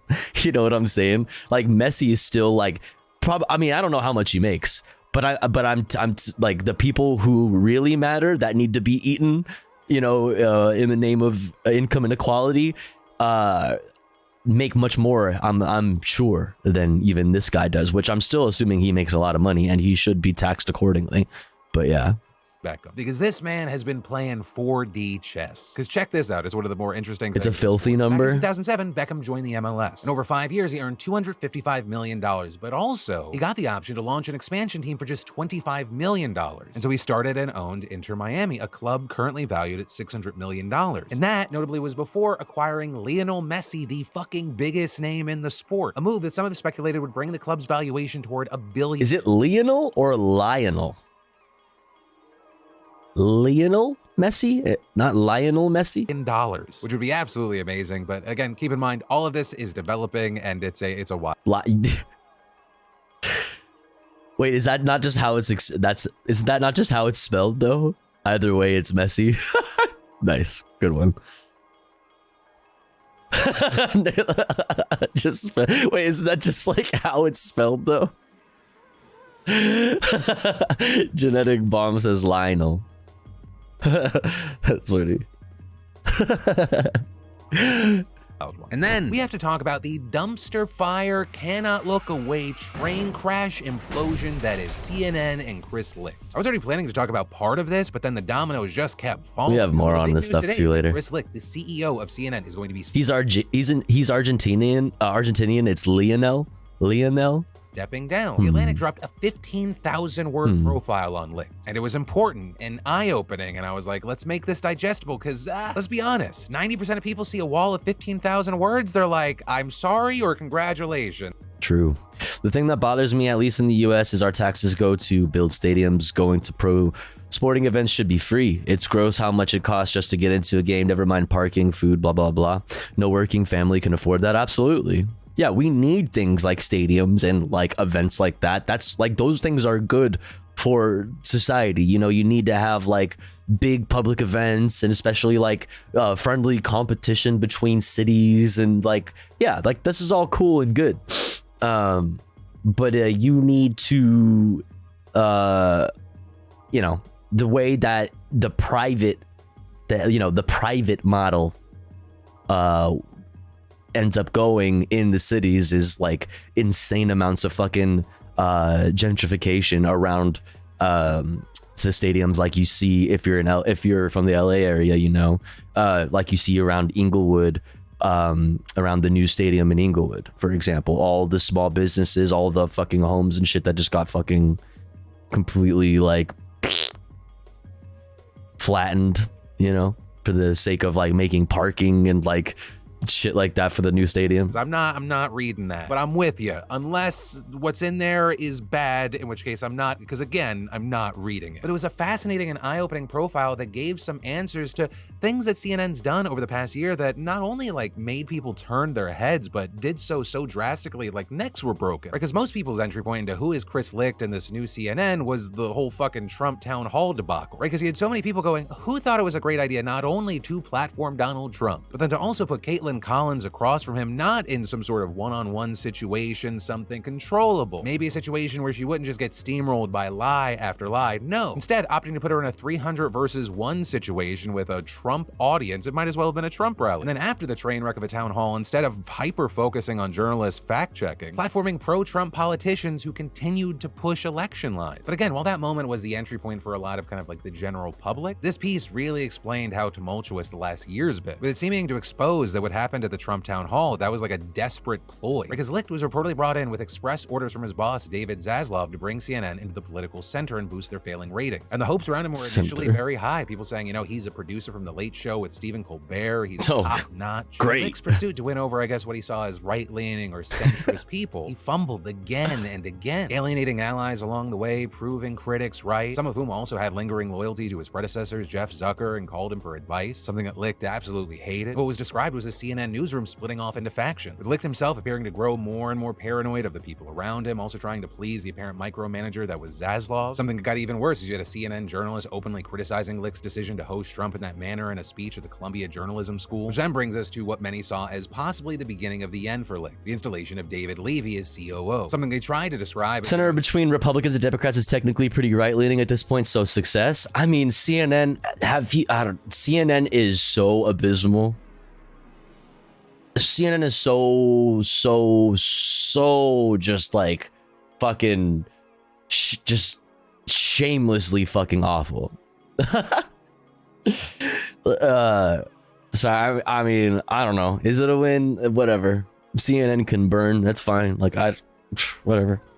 All good. Yo, good night, Satanic Law and Plaza. See you next time. Thanks for hanging. Too important to be just helping. Levy's a close associate of Zaslav, and when he was hired, rumors spread of an imminent power struggle between him and Licht. And then following the publication of the Atlantic article, there was reportedly unrest within the news company itself, with reportedly major CNN personalities like Aaron Burnett and Anderson Cooper voicing their concerns about Licht's leadership. And this is the Wall Street Journal was reporting that Zaslav's patience with Licht was growing very thin. All of that leading to this last Monday, where you had Licht apologizing to CNN staff for it, saying he was sorry that the news of his management had overshadowed the journalism at CNN, and saying he would fight to regain their trust. Quote, because you deserve a leader who will be in the trenches, fighting to ensure CNN remains the world's most trenches. And adding, CNN is not about me. I should not be in the news. And apparently, Zaslav was like, I agree. With the trenches. To step down in CNN's daily editorial call. For a number of reasons, things didn't work out, and that's unfortunate. He said, get lit. Really unfortunate, and ultimately, that's on me, and I take full responsibility for that. And saying the role will be covered by a leadership team of 3 different executive vice presidents across the company, as well as a COO, Levy, while the hunt for a new leader takes place. And emphasizing that the search for a new network chief may take quite a while. But as far as what happens from here, I mean, only time can... Elon Musk should do it. Is this just... Elon's is the one for the job. That's it. That's the solution. Yo, good night, bipedal humanoid. Thanks for hanging. Always good to have you.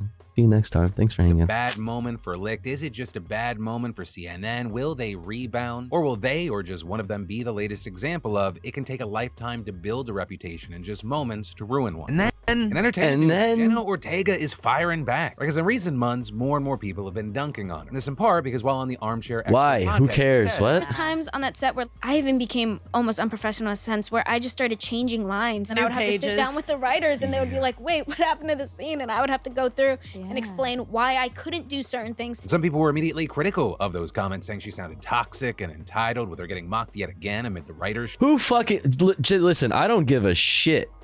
All I know is that Jenna Ortega is like fucking super pro-labor and based. So like who gives a fuck? I don't care what fucking people on the internet have to say about like her fucking acting and shit. People are so weird and cringe. I'm fucking zooming on past this. This shit is annoying to me. Moving on. America is leaking into everyday life, with one of the latest examples being the school board meeting in Glendale yesterday. Okay, we're gonna talk about this more at length later. We're having a meeting when suddenly the live stream went dark, board members are sheltered in place. That's because just outside the building there were a lot of people furious that they were voting on whether to recognize June as LGBTQ Pride Month, something that the district has notably done every year since 2019. But all of a sudden this year, several hundred protesters and counter-protesters filled the parking lot with about 50 cops in between them, shouting at each other with megaphones, conservatives claiming they're trying to protect the children. We are fighting for the rights of those children who don't want to be indoctrinated. We're talking about children. We're not ready for such choices. It confuses them. Meanwhile, you had counter-protesters saying, you're not trying to protect the children, we're trying to protect the kids by making LGBTQ students feel safe and accepted. I hate that, like, none of, like, it's... all of this is over just, like, such basic fucking empty like virtue signaling to people. It's like, yeah, like, hey, like there's a rainbow in the classroom, like if you're gay, like that's okay, you know, we're not gonna fucking like, you know, hate on you. Like it's really like, it's not even, who fucking cares? It's just like, no, it's so frustrating because reactionaries are angry over the most empty like liberal virtue signaling that ultimately means very little for LGBT people. I mean, listen, there is obviously a lot of benefits to just like visibility, because I grew up at a time when I didn't have any fucking like there was no visibility, and I had no idea like really what fucking trans people even were growing up. So there's obviously benefits to like having representation, but it's like this having a rainbow or saying that June is a month dedicated to whatever fucking assorted thing. None of these things like make the material conditions that people in the LGBTQ IA B C D E F G H I J K L M N O P communities experience. Like nothing like raises their standard of living ultimately. Just like empty gestures of like a hey, what's up? LGBT QWERTY, right? It's so fucking annoying. Like you guys are mad over absolutely nothing because this doesn't actually do anything to fucking further the gay agenda, you know? Okay, you know what I'm saying? So fucking annoying. You're so fucking you're so weak. Folks on the other side say they are not. We're gonna, anyway, let me not get fucking stun locked on the Philip DeFranco. We're gonna cover it more later. Homophobic. Do you believe them? No, not at all. No one's handing us a curriculum and saying you have to teach kids to be gay. Like I don't even understand. I don't think they know what they're talking about, and we don't have any prescribed LGBTQ plus curriculum. We just don't leave gay people out of the equation. And though the demonstrations were peaceful for most of the day, police couldn't keep them apart forever. Because at some point, the dialogue just turned into an outright brawl. People trading punches, like, we're gonna talk about this. I'm not gonna get like fucking stun locked on it now, but we're gonna look at Fox News's coverage also on top of it and show you how they're looking at this like Antifa is attacking parents at the school. Like Antifa, like out of towner to Antifa has shown up to the fucking elementary school and is attacking concerned parents in the streets. Like, dog,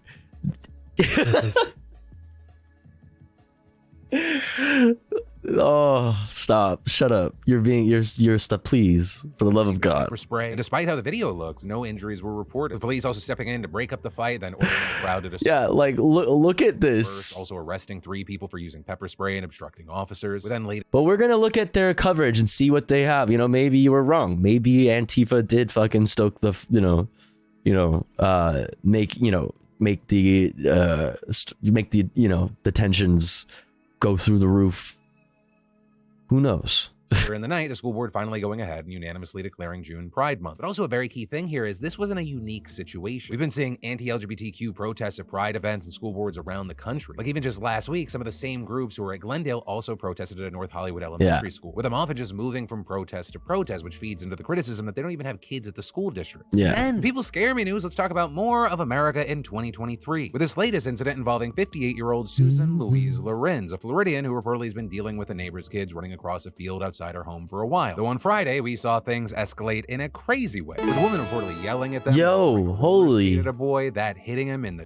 My goodness gracious. Thank you so much, Guier. I hope I said your name right. Guier.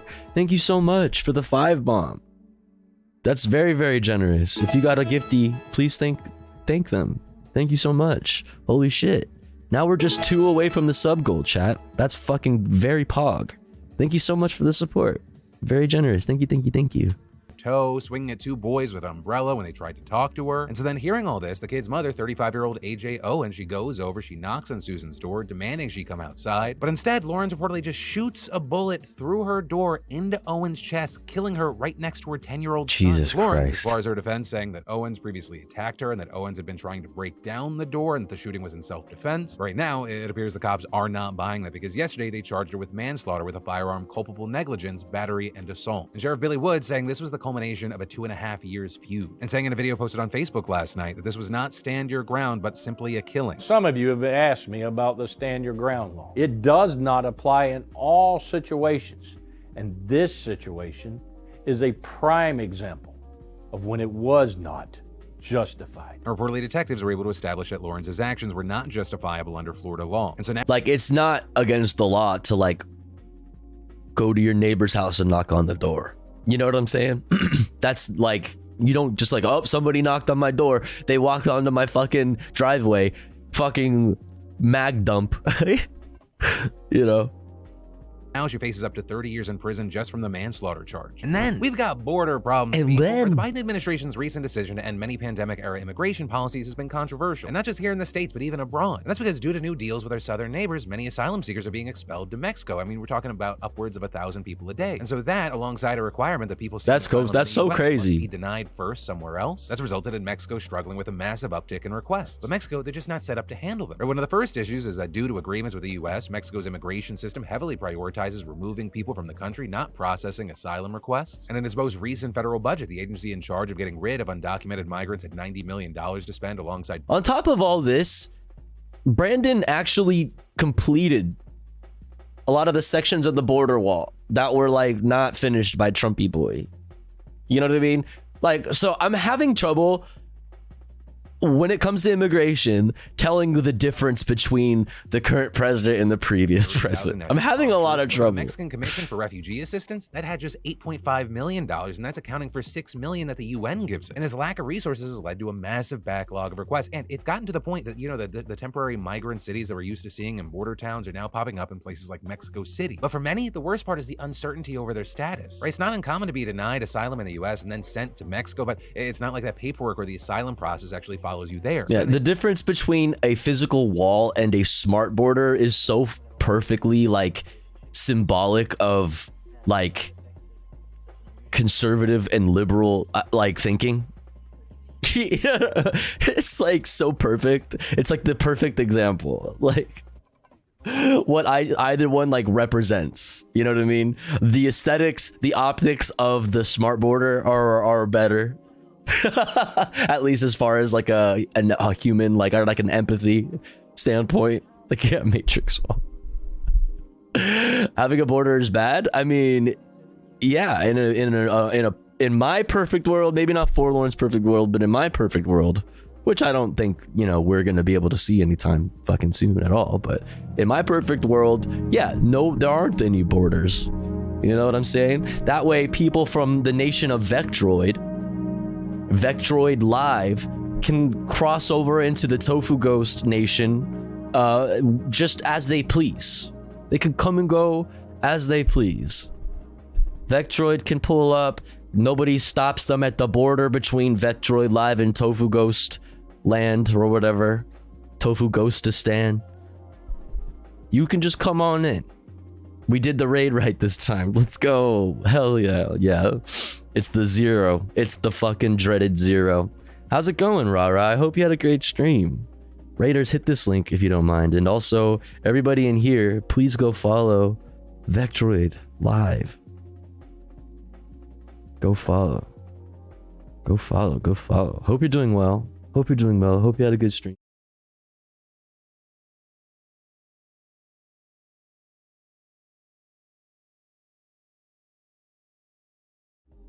My scene. What the hell?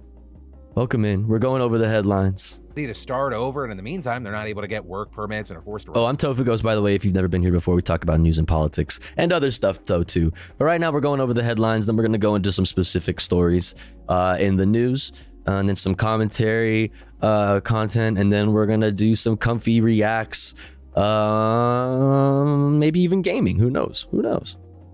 And the ever-stressed nonprofits that attempt to house the people, with at times taking months to get an answer, and they have no way to sustain themselves in the meantime, which also puts a burden on the locals despite the thousands who want to work. And so it's unclear what the long-term solution is for Mexico or even the US, because as long as being there, even with those conditions, is better than being in places like Haiti right now, there will obviously always be those trying to just get a better life, even if the way to get there is an exhausting and uncertain issue at a time. And that brings us to the end of today's dive into the news. But don't worry, because as always, my name's Philip DeFranco. You just been filled in. Love your face. Shut up, Philip.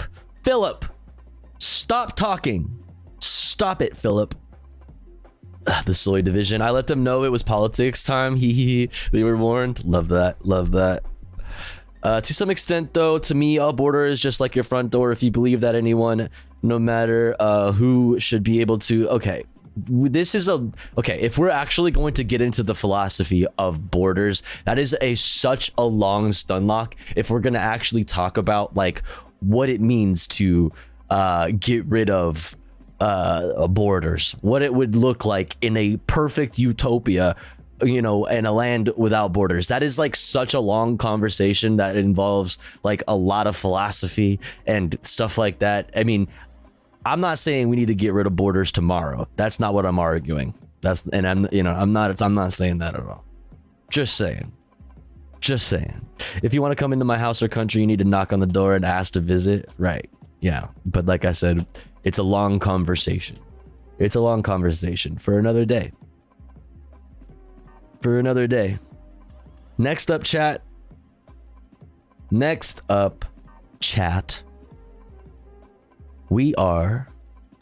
Some places already got rid of borders, and look what happened to them. You can still get books at many stores even without them. Just fucking.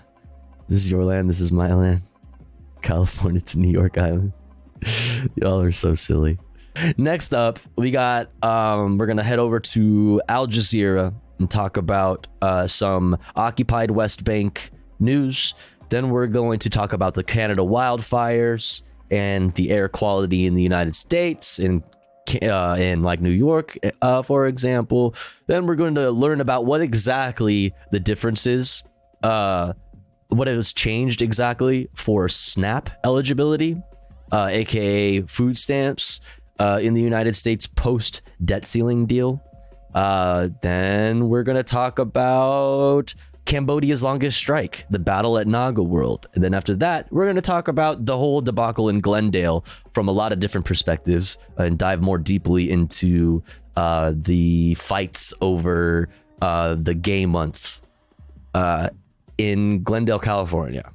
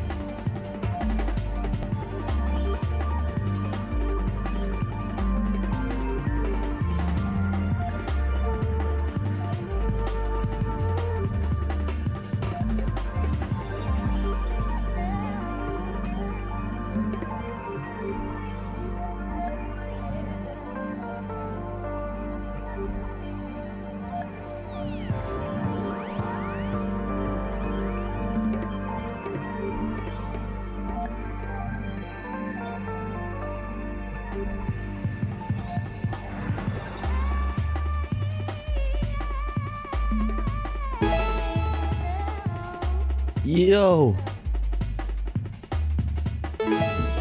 Oh my god. Let's go. Right in time. That was crazy. I thought I did something. I thought I pressed the button to come back from my BRB screen, and all of a sudden it went bling, and I was like, oh, what happened? What did I do? I broke it. Hank hug. That's funny. What's up, Joint Specialist? Yo, thank you so much, Speed Razor. Thank you for the 5e. Dude, and just like that, we've surpassed the sub goal. Not only did we meet the sub goal, not only did we accomplish our sub goal, but we surpassed it. Thank you. Oh, excuse me. That was gross. Thank you so much, Speed Razor. I really appreciate that. Thank you, thank you. Yeah, if you got a sub gifted to you, please remember to throw a thank you in the chat for this person who gifted it to you. Welcome in Unknown Story. Thank you so much, Speed Razor. Very fucking cool. If a door is like a border, I would argue that you should let in anyone who comes to your door asking for shelter, food, water, whatever the case may be. If a refugee came to your door, would you turn them away and say, no, I'll only take you in if you've been denied by another house first? Yo, Jaina, what is going on? Hell yeah. What a year, Toph L. True, it has been quite a fucking year. I can't believe it's already been a year. Thank you so much, Jaina, for a whole fucking year. Thank you so much. Also, everybody go follow Jaina. Hope you're doing well. Go follow Jaina Splinters. Very pog, very cozy stream. Gaming, painting, miniatures, reacts, fucking just poggers vibes all around. Thank you so much. Appreciate that. And thank you again, Speed Razor, for the 5 bomb. Really, really appreciate it. Thank you for all the support. You guys are the best. You guys are the best. All right, let's get back into the news. 2 drivers, 2 different journeys through occupied West Bank from Al Jazeera. Let's check it out. Getting around is very different for Palestinians and Israelis traveling in the Israeli-occupied West Bank. Our reporters tried it out. Oh man.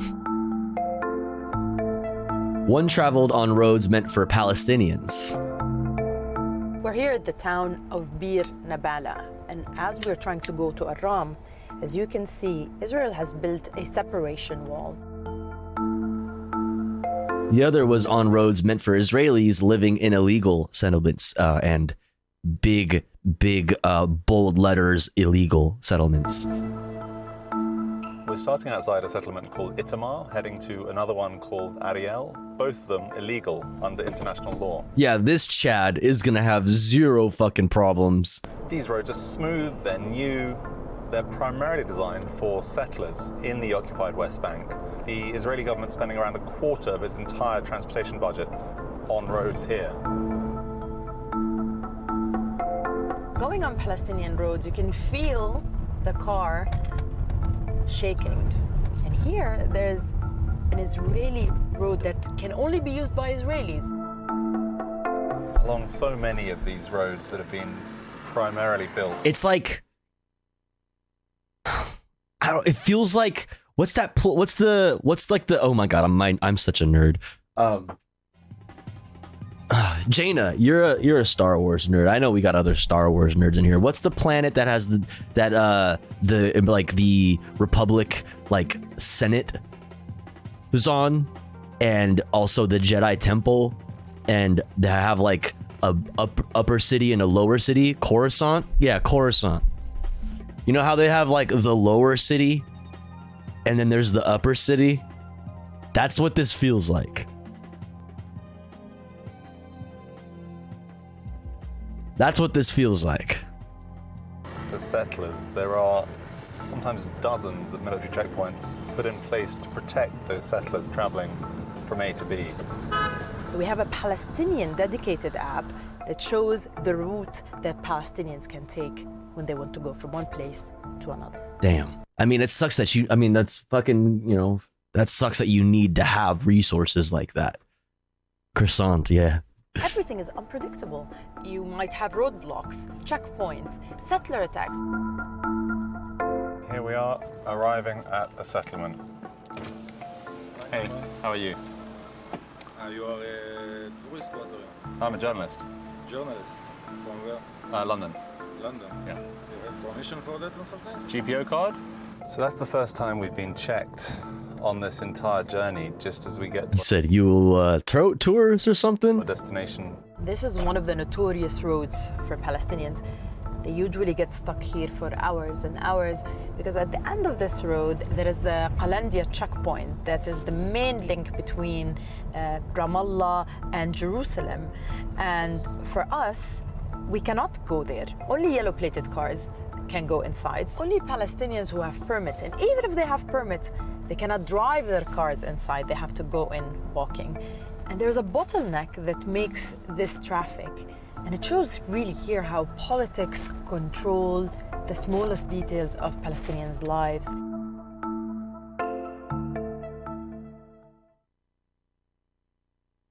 Oh man, Coruscant chatting. Coruscant is an ecumenopolis, a single vast interconnected city spanning the entire planet. The highest natural peak of the planet stands only 100 feet above the quote ground level of the upper city. That's crazy. It is, but it literally is. That's like the whole city, the whole planet is just like a building, right?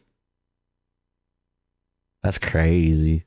And then like the lower levels are like where the poor people live. That's where like the poors live.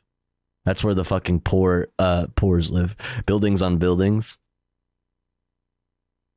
All right. Canada wildfires. Let's talk about it. 400 wildfires are now burning in the Canadian province of Quebec. Fires have been burning across the country for weeks, and the smoke is travelling south, triggering air quality alerts for people in parts of the United States. Well, New York City's mayor has urged residents with heart or breathing problems to limit outdoor activities. Rob McKelvey reports. This is not what the skies of New York are supposed to look like. The Lady of Liberty holds her breath as the city vies with New Delhi to be the world's most polluted. Visible from space, the plume stretches for more than 1,000 kilometres from Quebec's eastern forests in Canada to the Blue Ridge Mountains of Virginia in the US. It's prompted air quality warnings for millions of people. Over 50% of the U.S. population, everything east of Columbus, Ohio, is experiencing levels on the order of 150 to 180, which is an air quality index, suggesting that these are very hazardous levels to be breathing. At the source of the smoke in eastern Canada, the situation is even worse. In fact, Canada's had its worst start to a fire season on record, with Nova Scotia having its biggest fire on record. And the weather's not helping. The persistence of this weather pattern has meant the wind's been blowing in the same direction for days, and it's set to do the same. In fact, it's bringing this pall of smoke down across the eastern US, right down towards the Carolinas, and there's no immediate improvement. Canada has already lost an area That the shit size is of Belgium to so fires this crazy. year. They lost a whole fucking Belgium. They lost a Belgium's worth of land. Sauron would be proud, yeah. Already seen them raging. Anti-maskers going to hate this. Already seen them raging. Wait, have you really? Wait, what? Even like, wait, what? But it's like not like COVID. It's like tangible. It's like ashes and embers and stuff. The fuck? Do they think that this was start like George Soros started this fire or something to get everybody to convince the rest of the people to wear masks? They're mad they're being told to stay inside and mask. Oh no, it's COVID-2 electric boogaloo. Sorry, a Belgium is too hard for my American brain. Can you measure it in bananas? Oh shit. Hot take: Activision Blizzard started the Canadian fires for the greatest marketing stunt of all time. What?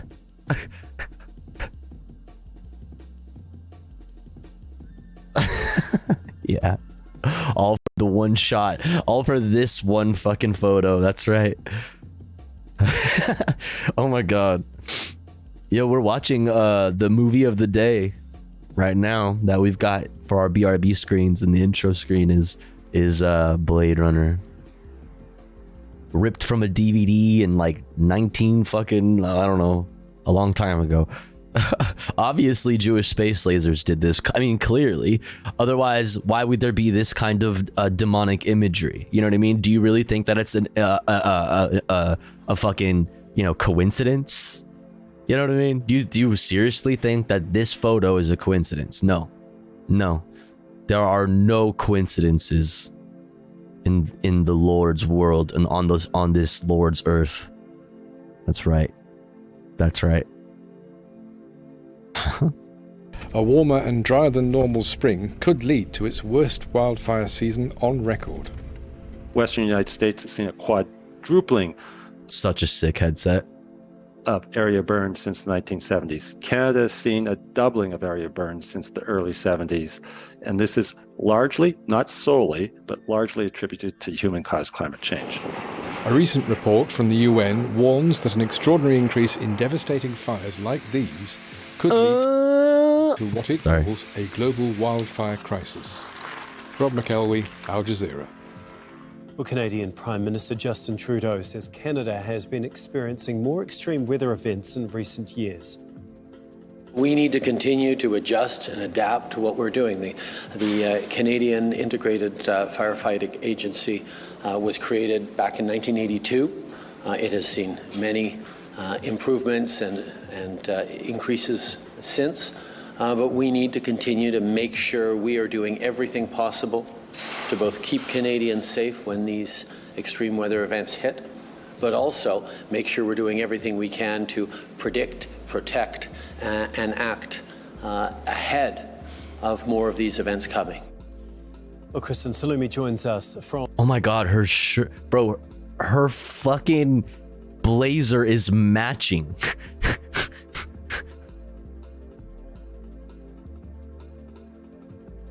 Yo, her blazer is matching the fucking air. Did you? Well, one of us. She pulled up to the spot to film and she's like, well, one of us has to change. Well, this is awkward. Did y'all coordinate ahead of time?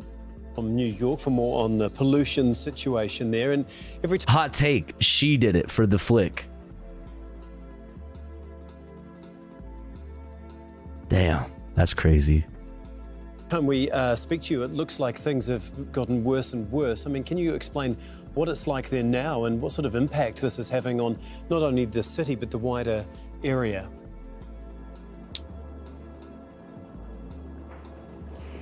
Yeah, the situation here has gone from hazy to apocalyptic.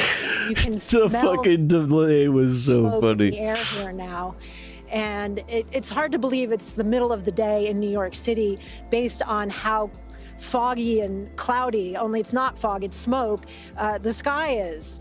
The situation is not only like that here, but also up and down the East Coast. 12 states now, including New York, have declared air quality alerts and emergencies, and they're advising people to stay inside as much as possible. One doctor, medical expert, described the situation outside. If you're exercising in weather like this, he said it's like smoking a cigarette, basically. Jesus. So there are warnings. Each yawn, every time you yawn, that's a pack of cigarettes right there. I can't see her. Oh my God. Wait, I hear the voice, but I don't see the reporter. Where is she? Hello? Hello? All up and down the East Coast for people to stay inside if possible. What's up, Schmoigy? What's up, School Krupa? activities have been canceled. Outdoor activities have been canceled in many states here in New York, Washington, D.C., Maryland. Graduations that were supposed to be outside have been canceled. And again, people who have medical conditions like respiratory issues, heart issues, the elderly, the very young are particularly at risk. So they're actually being advised. It's so funny that like this is what it's supposed to look like, and it's still like not good. Like it's, you know, this is what it's supposed to look like. Yeah, dramatic difference, but also this is pretty bad too. Do they know what started the fire yet? I haven't heard. I don't know. I don't think so. if they go outside. I haven't seen anything don't have to unless somebody else, unless I've missed it something's somehow. wrong here in New York. People woke up saying that they felt a little off, that their throat was scratchy, their nose was stuffed up, and it's only getting worse as the day goes on. It certainly seems that way. Can you just give us a quick update on the situation? Dude, my allergies have been so fucked up this past month. I can only imagine what my shit would be like if I was in New York right now. What's My the latest God. with the fires, and how long are they expected to burn? I'm on Long Island. It's wild. Really? Fuck, yo. I hope you're all right. I love how my New York just came out the moment somebody said they're from Long Island. Yo, dead ass B? Fuck, yo. I hope you're all right. I hope you're good. Stay fucking safe. Yeah, it's a great question. I mean, the fire season, the wildfire season in Canada typically goes from April to September, but it doesn't typically have... Yeah, that feeling when you're just tired of fucking historic, life-changing, events happening constantly. Once a century historic events happening multiple times a week. Fucking Pepe W. this kind of impact. Yo, dead ass, it's mad brick out. So far away. Dead ass B. Particularly a bad situation in Canada this year because of extreme weather conditions. There's been droughts in areas, not enough rain. The temperatures have been warmer than usual. So all of that is contributing to the very volatile situation that could end up being the worst wildfire season on record. Some are predicting and warning. Let's go, baby. Number one. All depends on the weather. Breaking records, dude. We are doing, we can't lose. We keep winning. Okay, as a human race, we keep collecting W's and raising that bar, baby.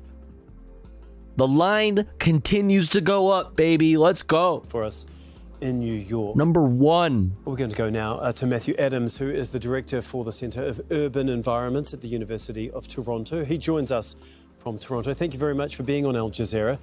First of all, can you just give us an idea of just how bad these wildfires are? I mean, it seems like Canada is having to gear up for one of its worst seasons on record.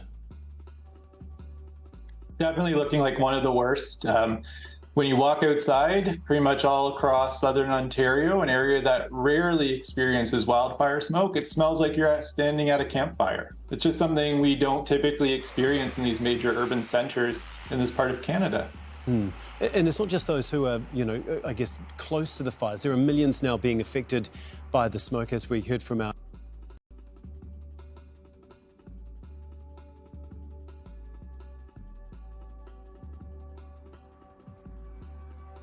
Yo, are you dead ass, B?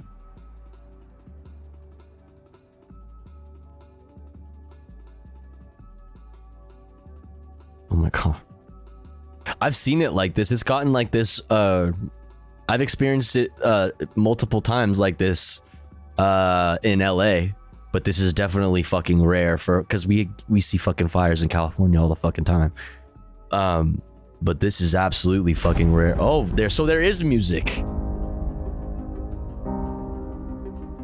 Classic fucking stock music.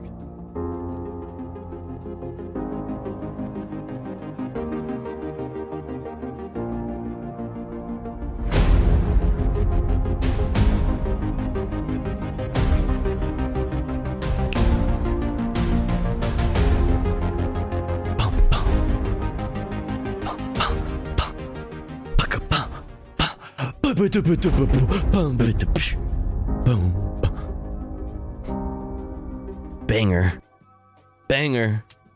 Our correspondent all the way down in New York. I mean, that's obviously a major problem for Canada as well, though, isn't it?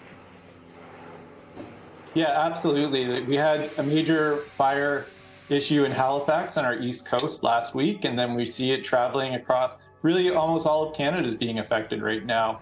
Canada does experience regular wildfires throughout the year. Much of that often happens in the West Coast, which is far less populated. These major Hey, what's up, Crash Test Zombie? Welcome in. Rarely would experience this sort of smoke, and hundreds of kilometers away, the smoke feels like you're at this campfire. And Can you just tell us a little bit about some of the restrictions? Well, that sounds pleasant. That are in I like campfires. That sounds kind of nice. place in Canada, and what sort of impact that is having on the economy, especially for farmers? Well, it's going to be interesting to see over the coming weeks how this settles out. But a lot of the restrictions right now aren't really restrictions, but more advisories in Canada. We're suggesting people stay indoors. If they do need to go outside, limit that time wearing a mask. Farming, I can't comment too much about farming right now and how it'll affect agricultural processes, but just the general dryness and drought conditions are not positive for agriculture as it is already. No, the White House has just come out and basically explicitly said that this is due to climate change, saying that the wildfires are an alarming example of climate change. And we heard Justin Trudeau little earlier. Dude, flying those things is no joke. Change, and we heard Justin Trudeau. That's insane. Are there video games like fucking like Wildfire Simulator or some shit? Like, I feel like that would make a good simulator type game. That seems fucking epic, dude. Those things are huge. Look how big this plane is. It's a big ass plane. It's like a bomber. They whip it like it's stolen. To the extreme weather that Canada Firewatch? is facing. Is that the feeling in Canada as well, that this is a direct result of climate change? I think for the average citizen, this is probably one of their first experiences of major climatic impacts. The fire scientists in Canada have been saying this for the last few decades, that climate change will result in these major fires, and now we're starting to see those effects. Much of Canada, I think, has been insulated from a lot of the climate change impacts, but now we are seeing it on the ground in our major urban centers. Okay, thank you so much for your time and your insight. That is Matthew Adams, Director for the Centre of Urban Environments at the University of Toronto. Thank you. Thank you. Thank you. No, thank you. No, thank you. All right, next up. I thought this would be good to check out. How the debt ceiling deal changed SNAP eligibility. One, for my own knowledge, just to know like what we're looking at here, and also for information for those that may be affected directly by this. What's up, Dr. Psychonaut? The debt ceiling deal includes legislation that changes how the federal government decides who gets supplemental food benefits, or SNAP, which typically provides support for people who make under a certain income level. The new changes are compromised. Hello, I got Gifted a sub and wanted to say I've enjoyed lurking in these late night streamies. Yo, Flacco Bell. I like your username. Thanks for hanging. Thanks for lurking. Love that. Glad you enjoy the vibes. Good to have you. Both sides. Republicans want to make it harder for people to qualify for the program, and Democrats want to make SNAP more accessible to people who say they need it. SNAP is one of America's largest social safety nets, similar to Social Security and Medicare. It's really the only federal nutrition program we have that's widely available to all different kinds of households. Elaine Waxman studies this policy for the Urban Institute, a DC think tank. So, what are these changes? So the debt bill changes to SNAP focus around work requirements, which specifically apply to individuals who are 18 to 49 currently, who don't have children living with them. They're sometimes referred to as able-bodied adults without dependents. ABODs. We learned about that recently. Somebody was saying they work for some agency. I can't remember. We learned about that term. Extend the age from them where those particular requirements apply to people up to the age of 55. And this would start to phase in this fall and finish phasing in for people at the higher end of that bracket, fall of 24. But I think we hear them referred to as work requirements, but it's a little bit of a misnomer. Actually, most people on SNAP are subject to a general work requirement. But this particular provision focused on these individuals really brings a time limit as well. So if you are unable to comply with the requirement to work 80 or more hours a month, then you are eligible only for SNAP benefits for 3 months out of 36 months if you are not able to stay in compliance. That's a very draconian change, and it's being applied to people who often are a little bit more tenuously connected to the workforce, particularly as they grow older. It may be more difficult to be competitive with younger workers. Yeah, and who is most affected by these new SNAP requirements? What's interesting about the debt ceiling provisions is that while they also impose new time limits potentially on this older group of workers, they have created new exemptions for certain categories, specifically people who are homeless, people who are aging out of foster care, and also people who are military veterans. We know that individuals on SNAP have reduced food insecurity, which is the focus of the program. But also we're increasingly learning that people who are enrolled in SNAP are more likely to have lower healthcare expenditures than people who are similarly situated but not participating in the program. Some people have estimated that up to 750,000 people may lose benefits due to these provisions. Again, some folks may now newly be eligible for exemptions, but others may not receive those. What does all of this mean for food banks and local governments that actually administer SNAP benefits? We'll have to wait and see how states cope with this, but it's quite a change overall.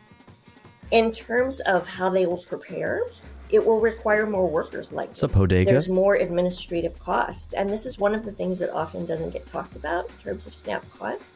We focus on the benefit side, but we don't talk about the fact that, administrative procedures require people and computers and call centers, and states actually pay half of the administrative costs for SNAP, whereas the federal government pays all of the benefit costs. I think this will definitely put additional pressure on the charitable heating system. And finally, how can people who receive SNAP benefits stay on top of all of these changes when experts are struggling to understand them themselves? Often people don't even get a notification of the changes in the rules. I think this is a place where the nonprofit sector is going to be really key in just helping people navigate that and helping people understand that they may be eligible for an exemption that's not automatically being offered to them. We're in for some very big challenges with people's ability to understand and navigate the new rules. And now we have these new categories and additional rules for people who have not been subject to them. Even people who are experts in the field have struggled to stay on top of the nuances that came about during the debt ceiling discussions. So I can't imagine what that's like for the average SNAP participant, who also is just trying to work hard to meet their family's basic needs. These new requirements will expire in 2030, but the debate over who gets federal benefits and when will undoubtedly continue. For the PBS NewsHour, I'm Nicole Ellis. Thanks, Nicole. Thanks, Nicole. Man. All right. Let's keep it moving. Let's learn about the battle at Naga World, Cambodia's longest strike with the Unicorn Riot. And after this chat, we're going to get into more of the nitty-gritty with the fights that have broken out in Los Angeles and Glendale, more specifically, at elementary schools around Pride. But right now, Cambodia's longest strike. Let's check it out.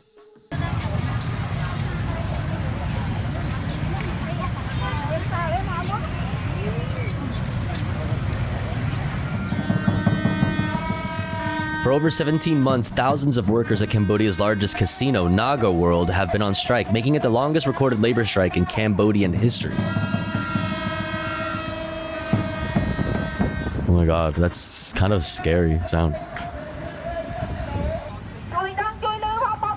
Naga World has maintained monopoly control over the gambling industry in Cambodia since the 90s, a monopoly which has brought in billions of dollars in revenue.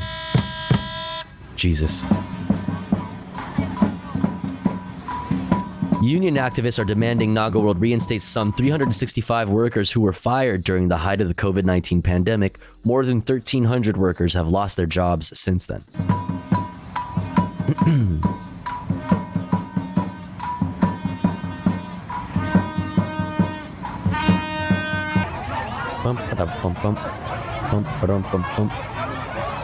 Naga World refuses to give in to these demands and has instead utilized its government connections to violently repress and contain the movement.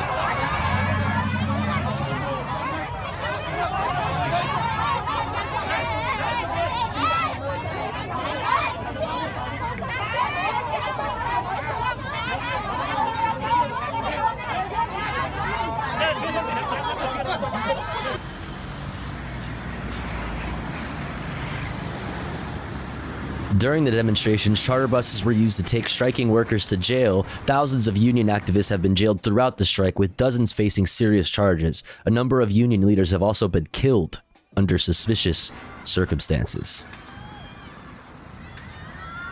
Damn.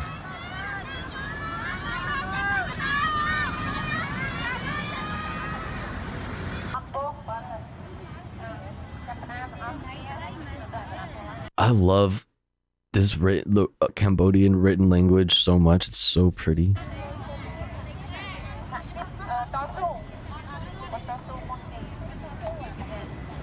Solidarity with the casino workers in Cambodia. Cambodian and Thai written language are yeah. I don't know if it is actually Cambodian or what, if there's like a specific, like, I don't know what the name of the language is, but it's so pretty.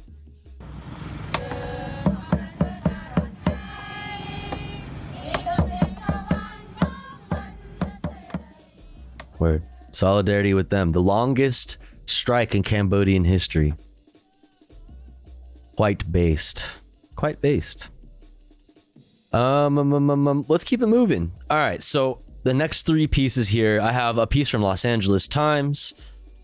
3 arrested outside Glendale school offices at protest for LGBTQ plus rights. And then we got our fucking bestie, our really good friend of the broadcast, Judge Jeanine, saying the left wants to destroy education as we know it in regards to the same demonstrations. Okay, and then we're gonna hear from the Majority Report, Sam Cedar and friends, about the same thing. Right-wing extremists, right-wing extremists incite violence at school board meeting. So we're gonna take a quick, not a quick, but we're gonna take a nice deep look into it, starting with LA Times. Let's check it out.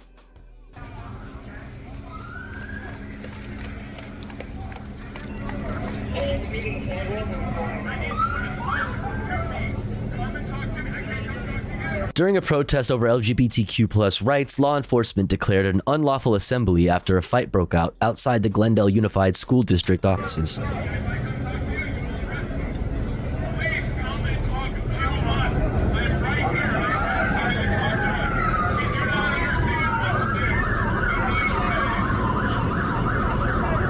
Jesus. Police arrested 3 people on charges of obstructing officers and unlawful use of pepper spray.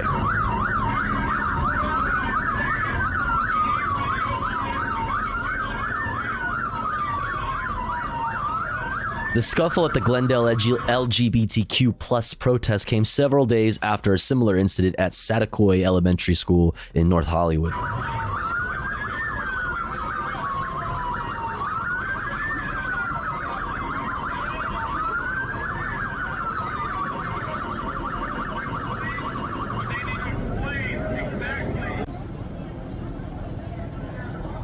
Chaotic. All right, now let's hear from them. The 5. Oh, not even just Judge Jeanine. Oh my God, chat, we really lucked out because we also get another favorite of ours, Jesse fucking motherfucking Waters. Let's fucking go. Hell yeah. Parental rights literally turning into one. Things getting Wait, violent. what? The battle over parental rights literally turning into one. Things getting violent outside a school board meeting in Glendale, California. Antifa thugs brawling with parents who were protesting the school board's push to incorporate. Antifa thugs brawling with parents. Okay. Oh, yeah, dude. Yeah. LGBTQ plus materials into the curriculum. Oh, yeah. LGBTQ thugs. That's it. That's right. Look at these Antifa. Oh shit. Yeah, those guys definitely Antifa. Look at these Antifa thugs. Are also coming under attack. Like the videos that they even show, they couldn't even find an example. Like you would expect Fox News, like if they had access to it, to show somebody with like a rainbow fucking, you know what I mean? Someone dressed in black bloc with fucking a rainbow flag or some shit, beating on some fucking, you know, a middle-aged person. You're literally not seeing that there. Like the fucking first piece of footage that they show you is literally examples of the exact opposite of what they said. They said Antifa thugs brawling with parents. Do you see, like, this is what they used. Fox News used this as their first example of footage of those things happening, of the fights happening. Like, you don't think they combed through all of the footage that was like floating around on Tumblr? What the fuck? Twitter and stuff? You don't think they did? They looked through all of it, and this is the best they could find for the first one. Let's see if they got any others. Parental groups are also coming under attack. The far left Southern Poverty Law Center. Far left Southern Poverty Law Center. Multiple parents' rights organizations as hate and anti-government groups, lumping the Moms of Liberty in with the likes of neo-Nazis and the KKK. This. I mean, listen. Maybe they aren't fucking, yet lynching people in the streets on behalf of the Moms of Liberty specifically. Okay, but listen. The SPLC stuff, they're just a bunch of moms. Where do they come off? Just a bunch of moms. There's a group called, it's called Parents Defending. Because like this is what they're framing what's going, like the Moms of Liberty. Like that's who is in those fights in Glendale. Like, yeah, it's just a bunch of moms versus Antifa.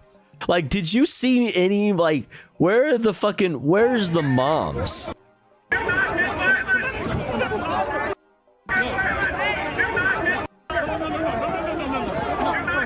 Like, I see fucking dudes beating on a single person with a fucking with a fucking rainbow flag. Like, dude, all of those leave our kids alone t-shirts, motherfuckers. Come on.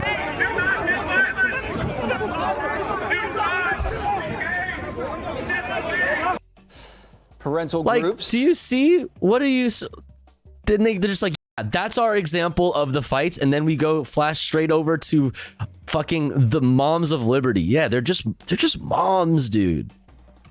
They're just moms, dude. As hate and anti-government groups, lumping the Moms of Liberty in with the likes of neo-Nazis and the KKK. This SPLC stuff, they're just a bunch of moms. Where do they come off labeling them like There's that? a group called Parents Defending Education. That's what they call themselves, like the parental rights group. And they have been, basically, they try to do things like highlight public schools misusing COVID funds, for example, especially to hire consultants teaching CRT. They have basically been attacked not only by the SPLC, but remember, also possibly by the Attorney General. Oh, right. Right? But it's like this is the same group. So I think what's happening is you are seeing like these are not groups involved in Glendale, but that's what they're flashing over. Instead of showing like these dudes, they're showing the Moms of Liberty, which they're a bunch of fucking hogettes. Like, if you've heard any of them talk, one, they're all fucking brain dead. Two, they're fucking hogs, okay? But like, still, they're trying to frame it like that's who's fucking fighting here. Like, these are, like, the Moms of Liberty are not here.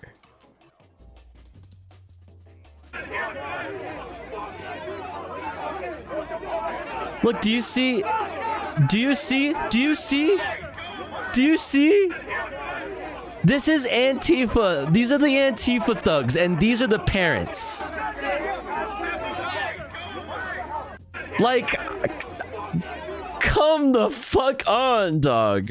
Oh, wait, what the hell? Why did I click on that? I didn't want to click on Azan. Yeah, dude. Do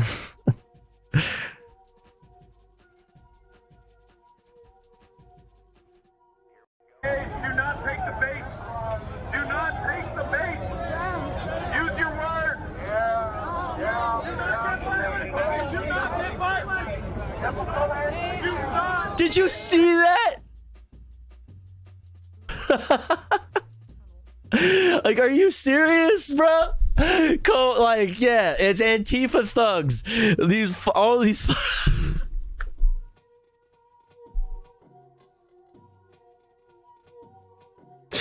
Antifa thugs versus the Moms of Liberty. Check it out. Look at this mom. Look at this mom here. Look at this concerned mother coming through to protest on behalf of their child. Look at this. Boop.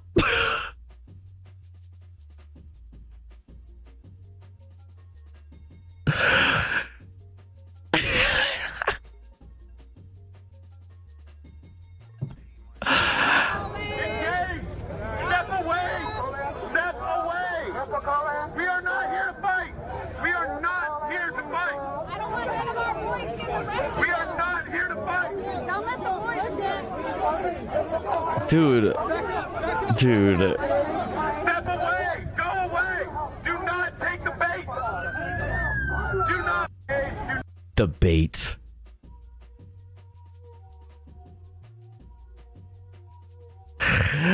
Oh man. Possible tipping point in this matter when you This is a war on parents, chat. Did you see that? That was the trenches. That was the front lines. Live from the fucking trenches of the war on parents. when Antifa has to come out and fight Yeah. parents, Right. Antifa. something is happening. Uh-huh. And that means that parents are out there, they wanting to be more engaged because they're realizing that the left is trying to take over their Bro, all of their examples are not of Antifa beating up on parents. All of their examples are the fucking, like, stay away from our children shirt motherfuckers beating up fucking, like, little lefties. Like, just like harmless little, like, come on, dog. parenting as well as the education of their children. They don't like it. They want to be more involved. And that's going to be a big part of the election. If you think about... Bro, look at, like, dude, this is the example they're using. This is their example.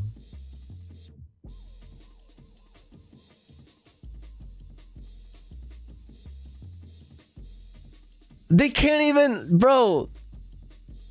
Why would you even use, oh my God, why would you even use that? Be more involved. And that's going to be a big part of the election. This is their example of Antifa thugs beating up on parents when it's literally the parents beating up on the Antifa thugs. Like, what are you Virginia when he won basically on that issue. And it's literally these dudes and the fucking cops being violent. Out in 2024. It's so crazy. But you're going to hear a lot about it on the campaign trail. But Judge Janine, Antifa is just an idea. Oh, it's a myth? It's a myth. It's not even an idea. You know what I love? Why is it always that the ones on the left are wearing the masks, right?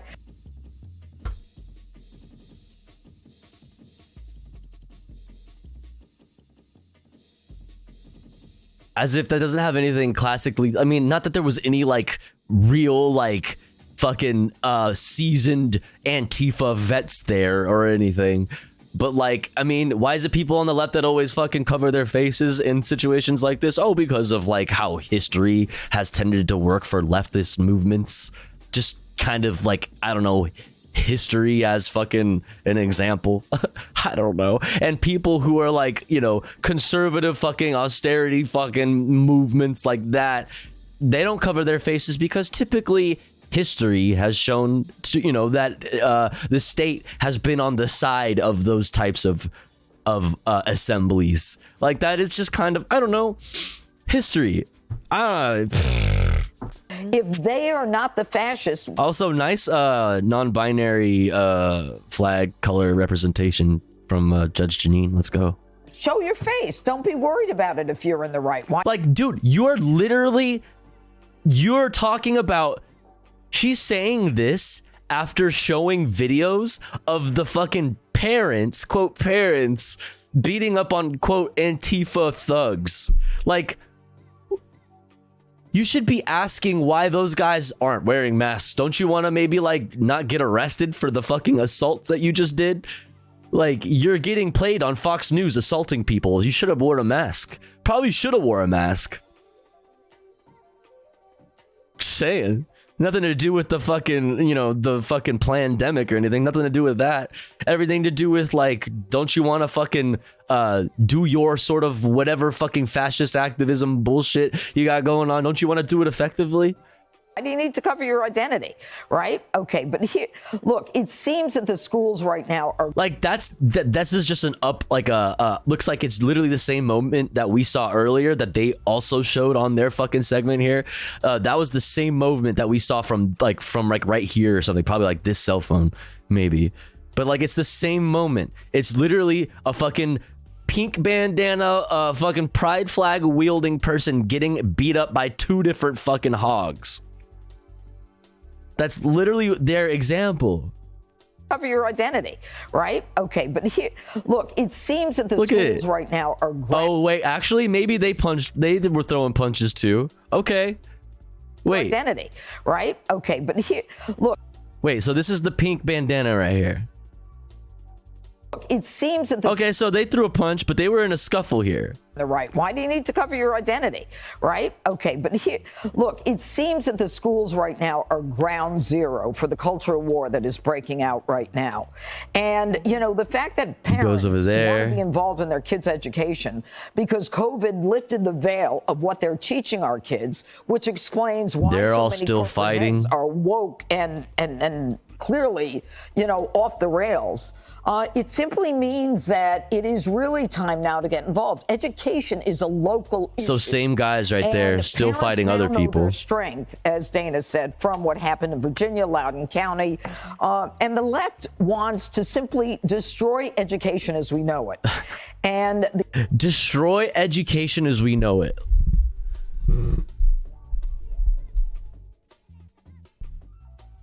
Says the people who advocate for defunding public education and increasing public funding to private fucking schools and calling it what is it called, the right to like what is it, what is their term for it? It's like kind of like right to work, but like school choice, something like that. School choice.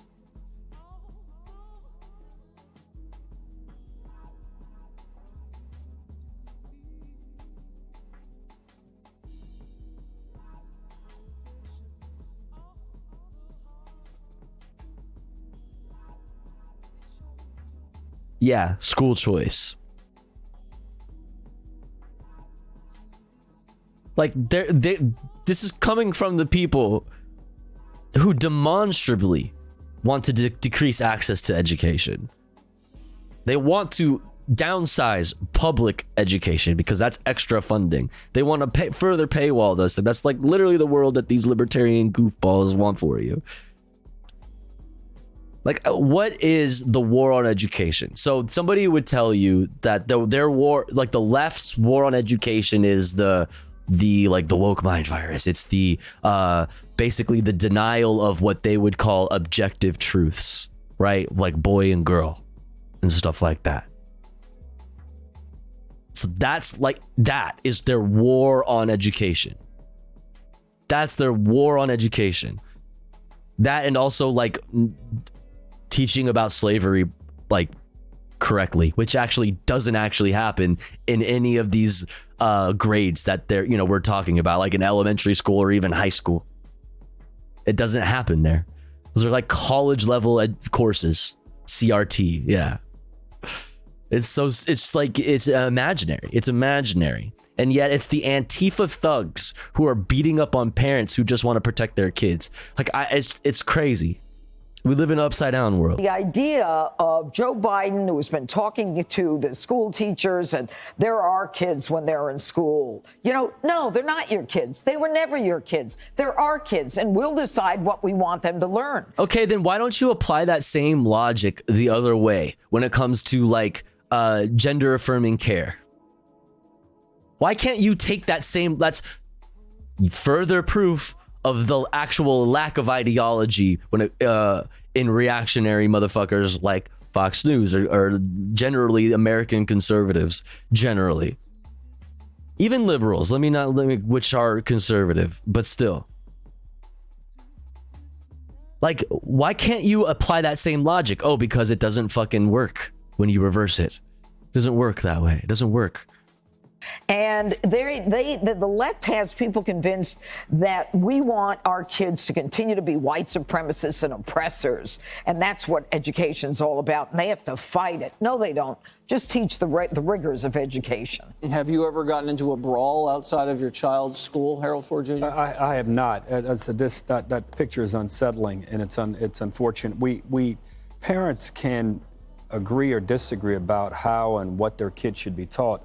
And because I may disagree with someone, I would say that the Southern Poverty Law Center, who's done great work in other areas, you should denounce this. No one's a terrorist because you happen to disagree with them. I agree with you, Judge. We should return to many of the basics in science and math and reading. But that's the thing, is like, it literally is just that. It's just like there's like rainbows where people are saying like, hey, it's okay. Basically saying it's not okay to pick on people if a kid is, you know, a little, you know, if a kid is a little, you don't get to make fun of them. That's not okay. That's all it really is saying. You know what I'm saying? You just don't get to make fun of them. So in order to signify that is what that's what we're doing here, that's kind of how we operate here. You put a rainbow up, a fucking rainbow in your fucking classroom or something to show that like, hey, you're safe here if this like means something to you, which it doesn't have to mean anything to you. But if it does, don't worry. Like, you know, I don't like hate you or something. The core of what helps kids. Is that a new gay slur? A little, yeah. We think. I probably differ with some around the table. I should say I differ with some who've been presented and portrayed, because the greatest gift my high school and college and law school education gave me was the ability to think critically and to be accepting of ideas and views that I didn't know a whole lot about. Like, for instance, isn't that what we're talking about here? Like, just acceptance at the bare minimum? Like, isn't that what you're saying? So like, how does that work against Pride Month in schools or something? Like, what? Since you just presented about New England Dark Day, those who believe that climate change is induced by all these terrible things like the engine and gas and this and that, to your point, there was not a combustible engine then. Democrats should not want that to be taught, just as some who may think that teaching about race in school and banning AP history and AP African American history is a good thing. This is part of our history. The good. So this guy's supposed to be the liberal. Bad and even. This guy's supposed to be the even-handed fucking moderate liberal. Unfortunate. And the great thing about our history is that we've gotten stronger and better because we stand on it. So I don't, the terrorism language, all this stuff has gotten crazy. People are afraid of ideas. They're afraid of thoughts. It's like you're saying like ideas as in like people who want to like maintain a traditional family structure and don't like the idea of gay shit. Like, why doesn't that go both ways? Why doesn't that go both ways? Why is it that like we have to be accepting of people who wanted to stay the way it was? It's like it's already been accepted. The fuck are you talking about? Like, with that logic, you should be accepting people who are straying from the norm.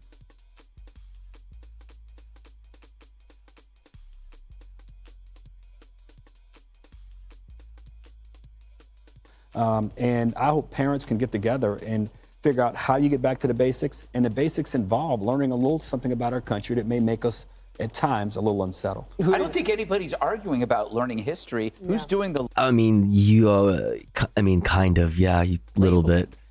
It's the SPLC calling these people terrorists. And I agree with you. They used to I mean, aren't you calling, what is the war on parents? Aren't you not calling the LGBT and Antifa terrorists? Aren't you calling Antifa terrorists? Like, what is the war on parents then, if not like a terror campaign?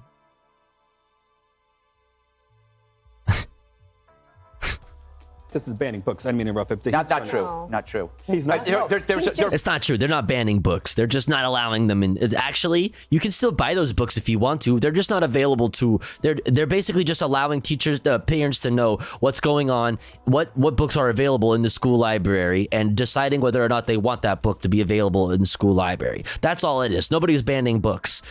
Okay, we can argue over the fucking semantics, over the fucking specifics of wording and things like that, but whether it's from the state or the city or just a single school or a district, like that is quite literally what that is. You are like, a book that was allowed to exist in the first place is not being allowed in a specific context, which is banning it. Like, I mean, what? Shut the fuck. This is so dumb. So dumb. So dumb. There are just books that are being moved from one part of a library to another. So it's not involving like. No. No. That's COPE. That's literally not it though. They've been completely excluded from curriculums and school libraries, like literally taken out. Like, well, that's not true. Like, so it's like, so are you saying that it would be bad then if it was actually completely just taken out instead of just moved from one section of the library to another? If we were to prove to you then, Greg, Mr. Gutfeld, hold on. Mr. Gutfeld, that was actually what was happening, would you change your mind on this position? Oh no, where'd it go?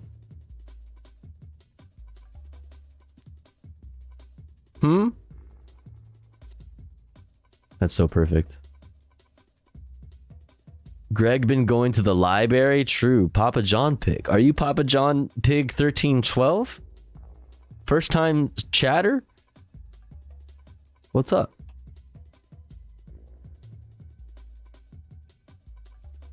Banning a book means taking a book out. It just means you can't have it in one area. But if by area you mean in one specific school or one district where it was like agreed, like the parents that complained and took it out or whatever, like, okay, sure.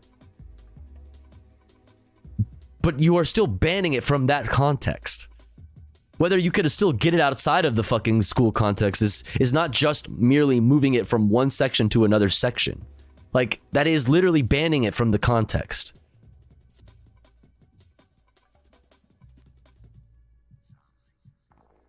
Can I just focus on this and destroy you in front of millions? All right. The SPLC is the equivalent of cancel culture's bad housekeeping seal. It's designed to ruin lives, right? By labeling them as a hate group, rather than your suggestion of debating the actual ideas. You can't do that. They have this hard-on for this concept of debating the ideas when they know damn well that they aren't to be swayed on these types of concepts. You know what I mean? Yeah, the marketplace of ideas. We just need to be able to enter the marketplace of ideas with good faith and hash it out. You know what I mean? Like, it's such cope.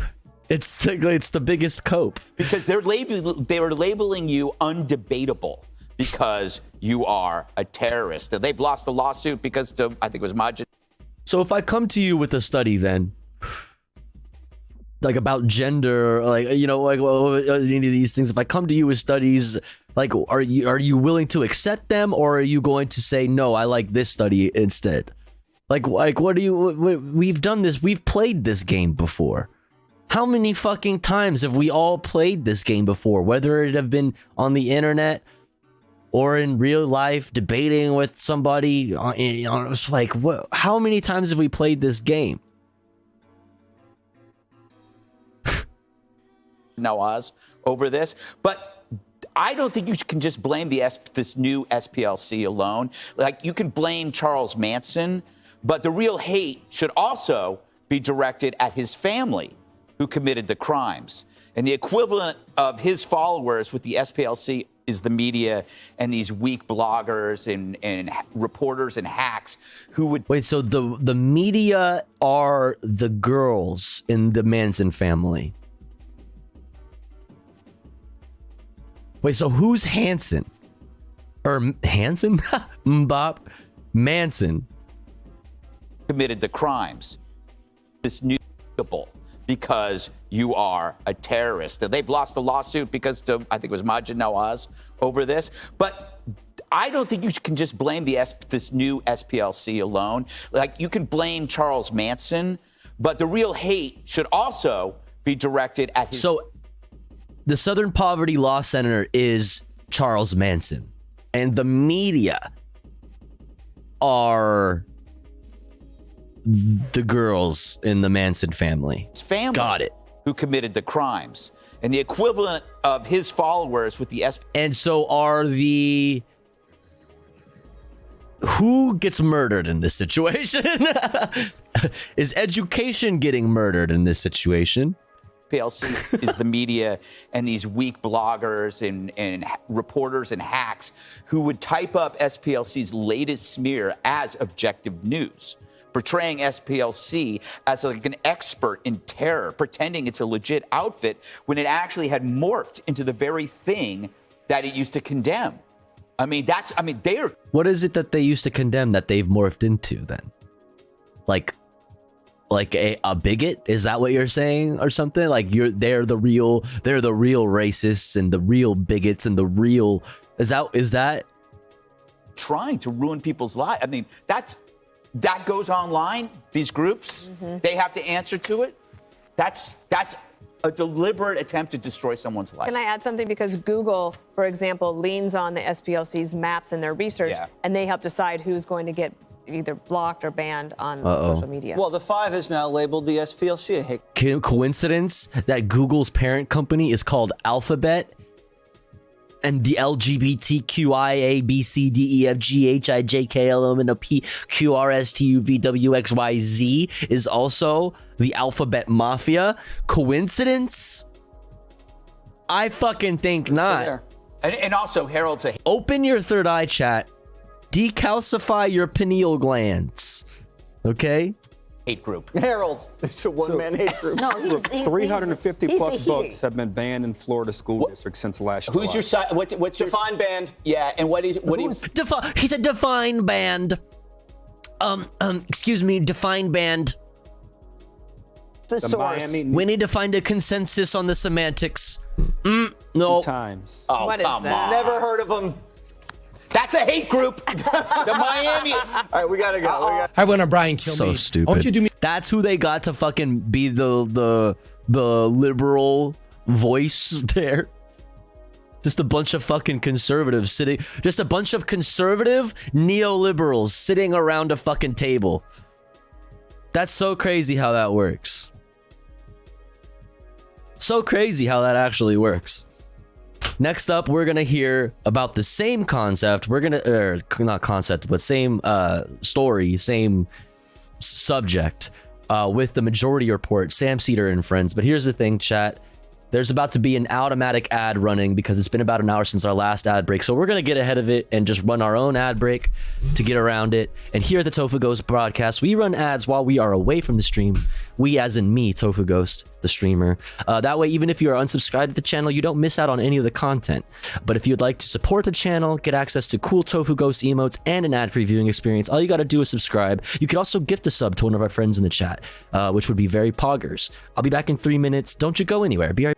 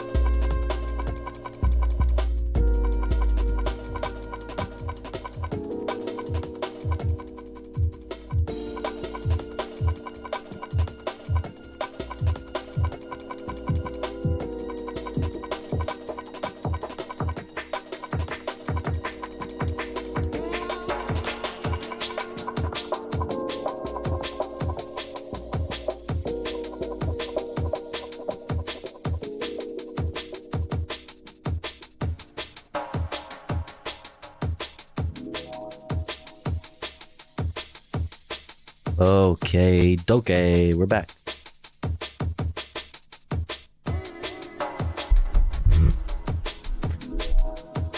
We back, baby. Let's get back into it, huh? What do you say? Hey, what do you say? Let's get back into it. Now on the same subject that we were on before the break. Right-wing extremists incite violence at school board meeting in Glendale. Let's see how the Majority Report talks about it. This is Glendale, California. Kind of loud. A little bit loud. California. There was a school board meeting, and there were anti-LGBT, I mean, really, a bunch of Proud Boys, it looks like. Activists. It's unclear to... I mean, they weren't. They weren't dressed in Proud Boy gear, but extent how much of them are actually parents or parents of students. Well, that's the thing, is that, you know, in every quote that you hear from any of the things that are written about this, it's a parent at the school saying, I appreciate the school for being sensitive to LGBTQ members.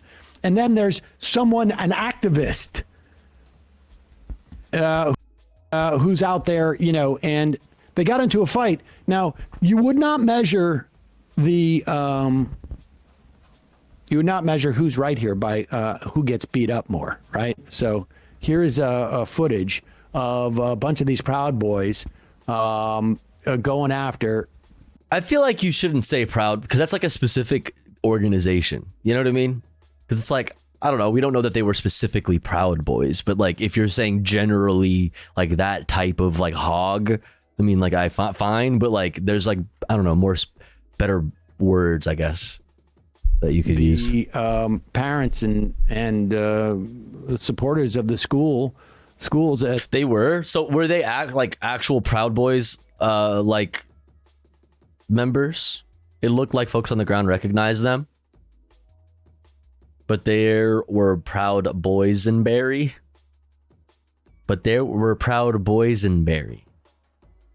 Okay, I'm assuming. I guess we're trolling the outsider.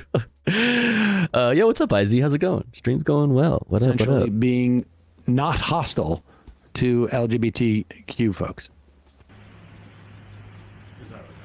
Jesus. Look at the Antifa thugs. Look at all the Antifa thugs beating up all those moms of liberty. I think this like must be the yeah. And like they're beating on some moms in some instances. They sprayed pepper spray into a pastor's face. Brown shirts. Yeah, that's what's going on there. And as you can see on some of their shirts, it says like "Leave our kids alone."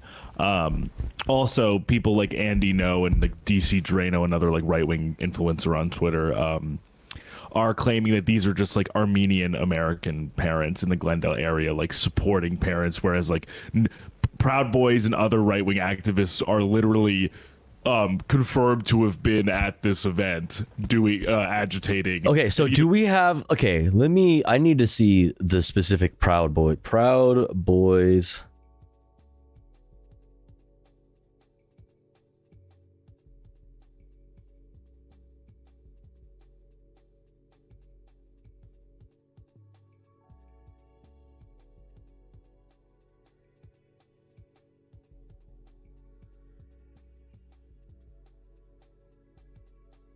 What is this? If anybody had anything on that. Okay, People City Council. Who I fucking very much appreciate. Very based. LA Times had no idea the Proud Boys were in Glendale tonight. Journalistic malpractice. Things calming down. Glendale PD taking down barricades, noticing some Proud Boy stickers. Okay. I mean...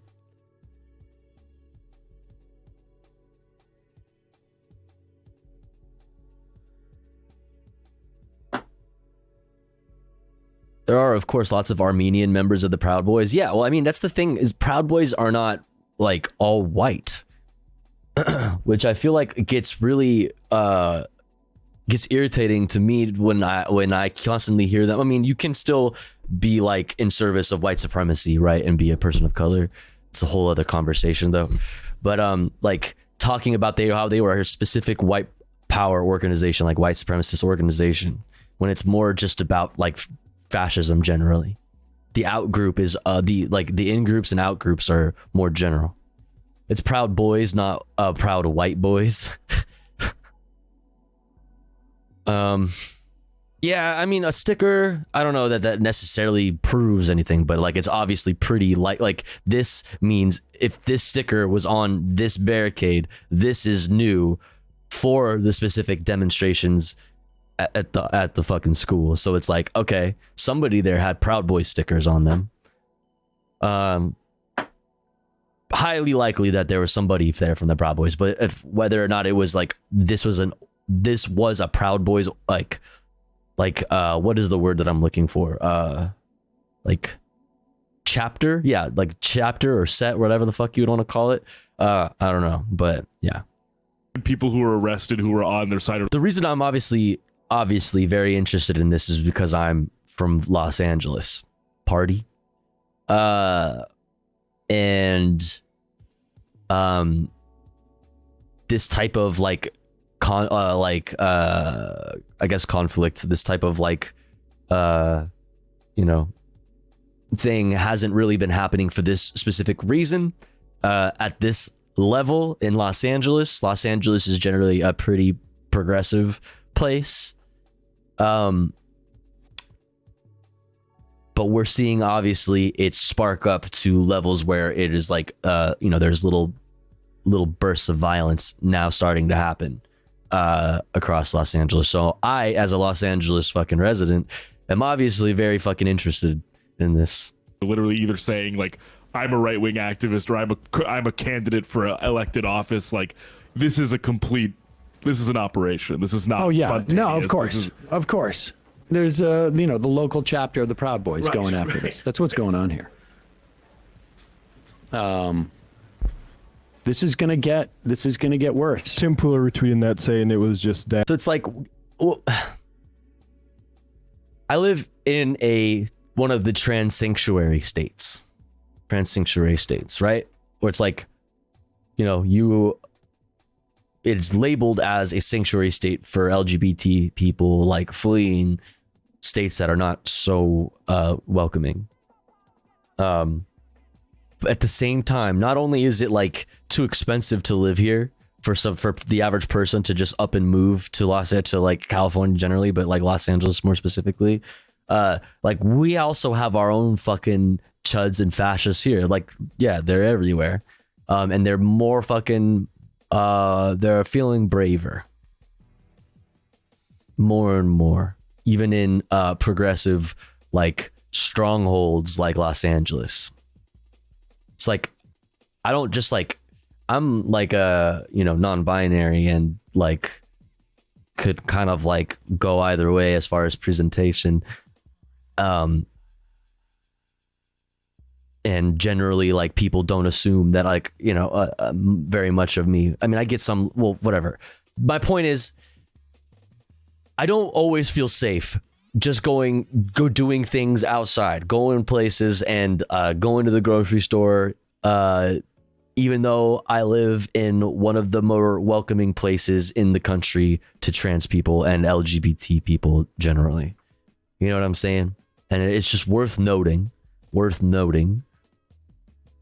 because we need to keep ourselves safe. We need to outlast. We need to form community wherever possible. Make sure that we are looking out for each other and protecting each other, because even in the safest places across the country, you aren't like 100% safe. Dads don't want their kids to get groomed. Punch drunk pulpit. I live in Glendale. I hate living in Orange County because of the hogs. Yeah, I mean, I feel you, Malcolm, in the mosh pit. I don't ever cross the orange curtain.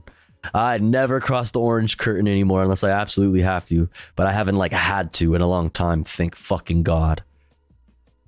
Yeah, it's a whole other country. The orange curtain, it's what we call the line between LA County and Orange County. Basically, it's a joke for Southern Californians because Orange County is very conservative. Very conservative. It's like a little piece of the South broke off. It's like a little piece of Florida broke off and landed in Southern California. It's the fucking worst. And last night, local bigots teamed up with the Proud Boys and members of other hate groups to violently harass, intimidate, and assault any of us who want to support queer youth. The thing is, these sickos were supposedly there to protest our school board voting on whether or not to officially make June Pride Month. It was literally a pride designation. Like that's all it is. And that's what I was saying earlier. Like, they're angry over things that are just like empty virtue signaling ultimately. It's just, they were fucking, do we call June Pride Month or do we call June June? That was it. Just the designation of saying, hey, it's June is Pride Month. Like, that's it. Literally, that's it.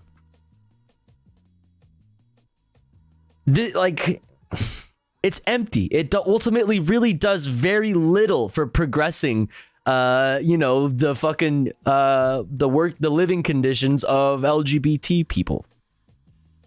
It does the very bare minimum, which is some kind of representation. The very bare minimum.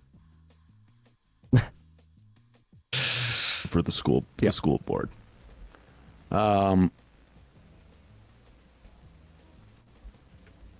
The idea that there's just local dads. Where's the moms? Why is it just the dads coming out? Weird. I mean, whatever. Speaking of Florida, though. We should talk about Florida.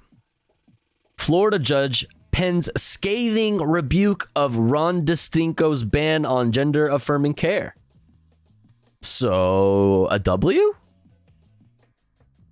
A rare Florida W? Let's fucking check it out with the Humanist Report. Let's check it out.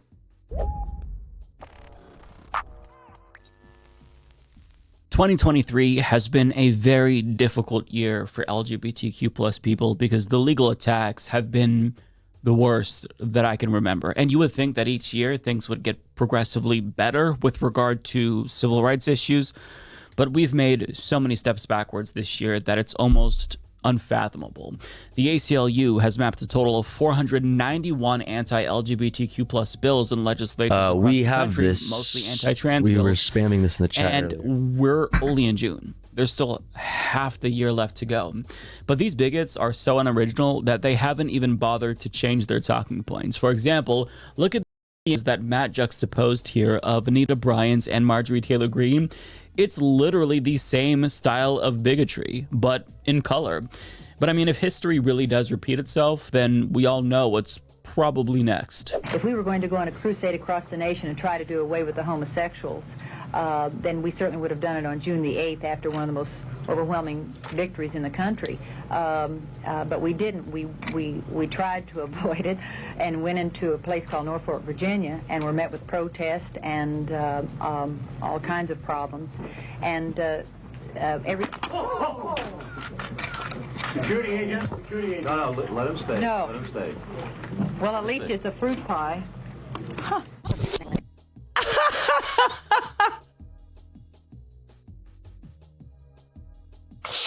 Fruit pie. At least it's a fruit pie.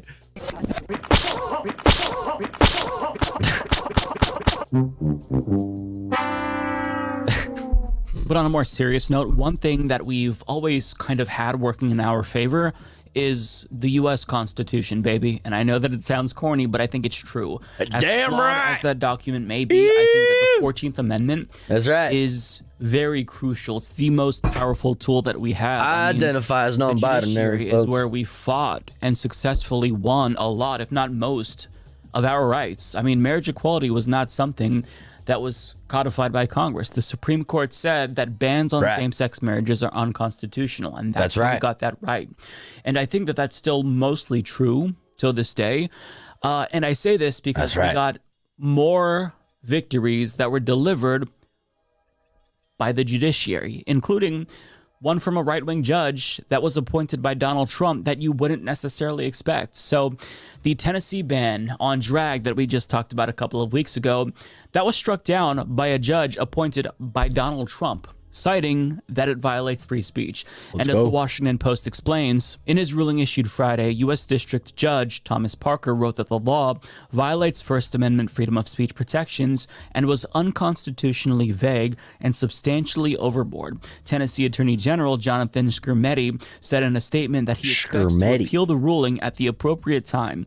LGBTQ rights groups are taking the Tennessee ruling as a victory that could set the tone for legal challenges to drag bans nationwide.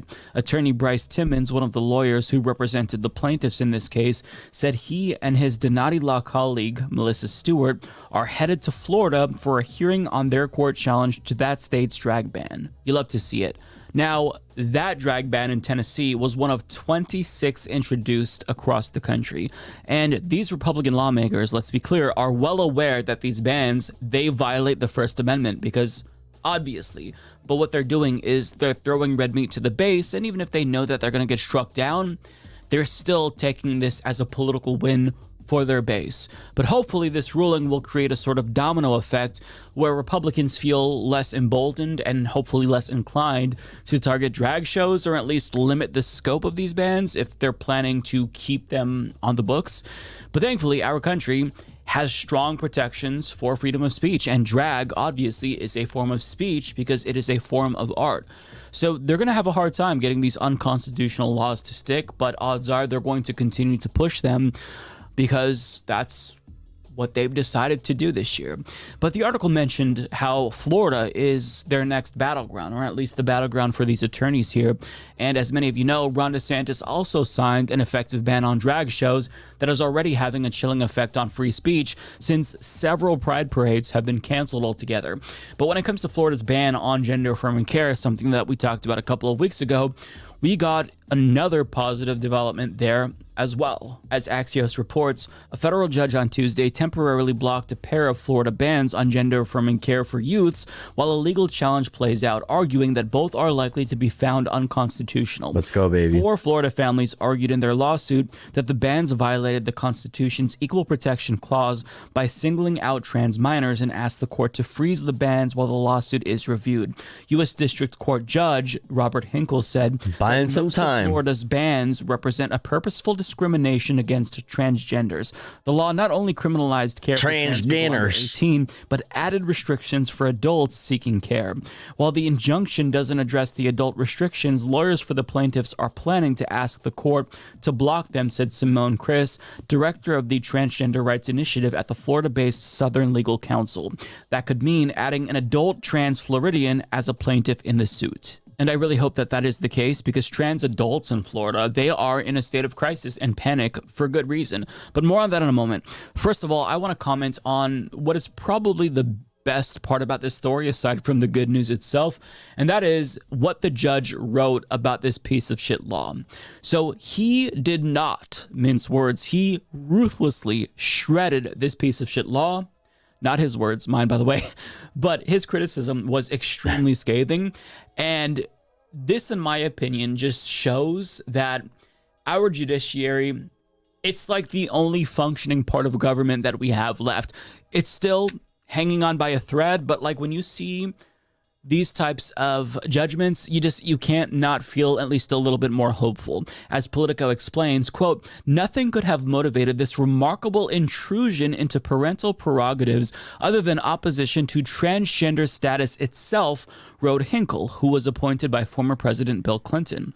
Hinkle also added that the statute and the rules were an exercise in politics, not good medicine. This is a politically fraught area. There has long been and still is substantial bigotry directed at transgender individuals. Common experience confirms this, as does a Florida legislator's remarkable reference to transgender witnesses at a committee hearing as mutants and demons, and even when not based on... I forgot about that. They're unintentionally based comparing the X-Men to trans people. Bigotry, there are those who incorrectly but sincerely believe that gender identity is not real, but instead just a choice. Again, that was a judge who wrote that. it's really nice to see, honestly. This judge knows what's Puts up. my He is superpower plugged into anxiety. the discourse, and he saw this law for what it was, bigotry in its purest form.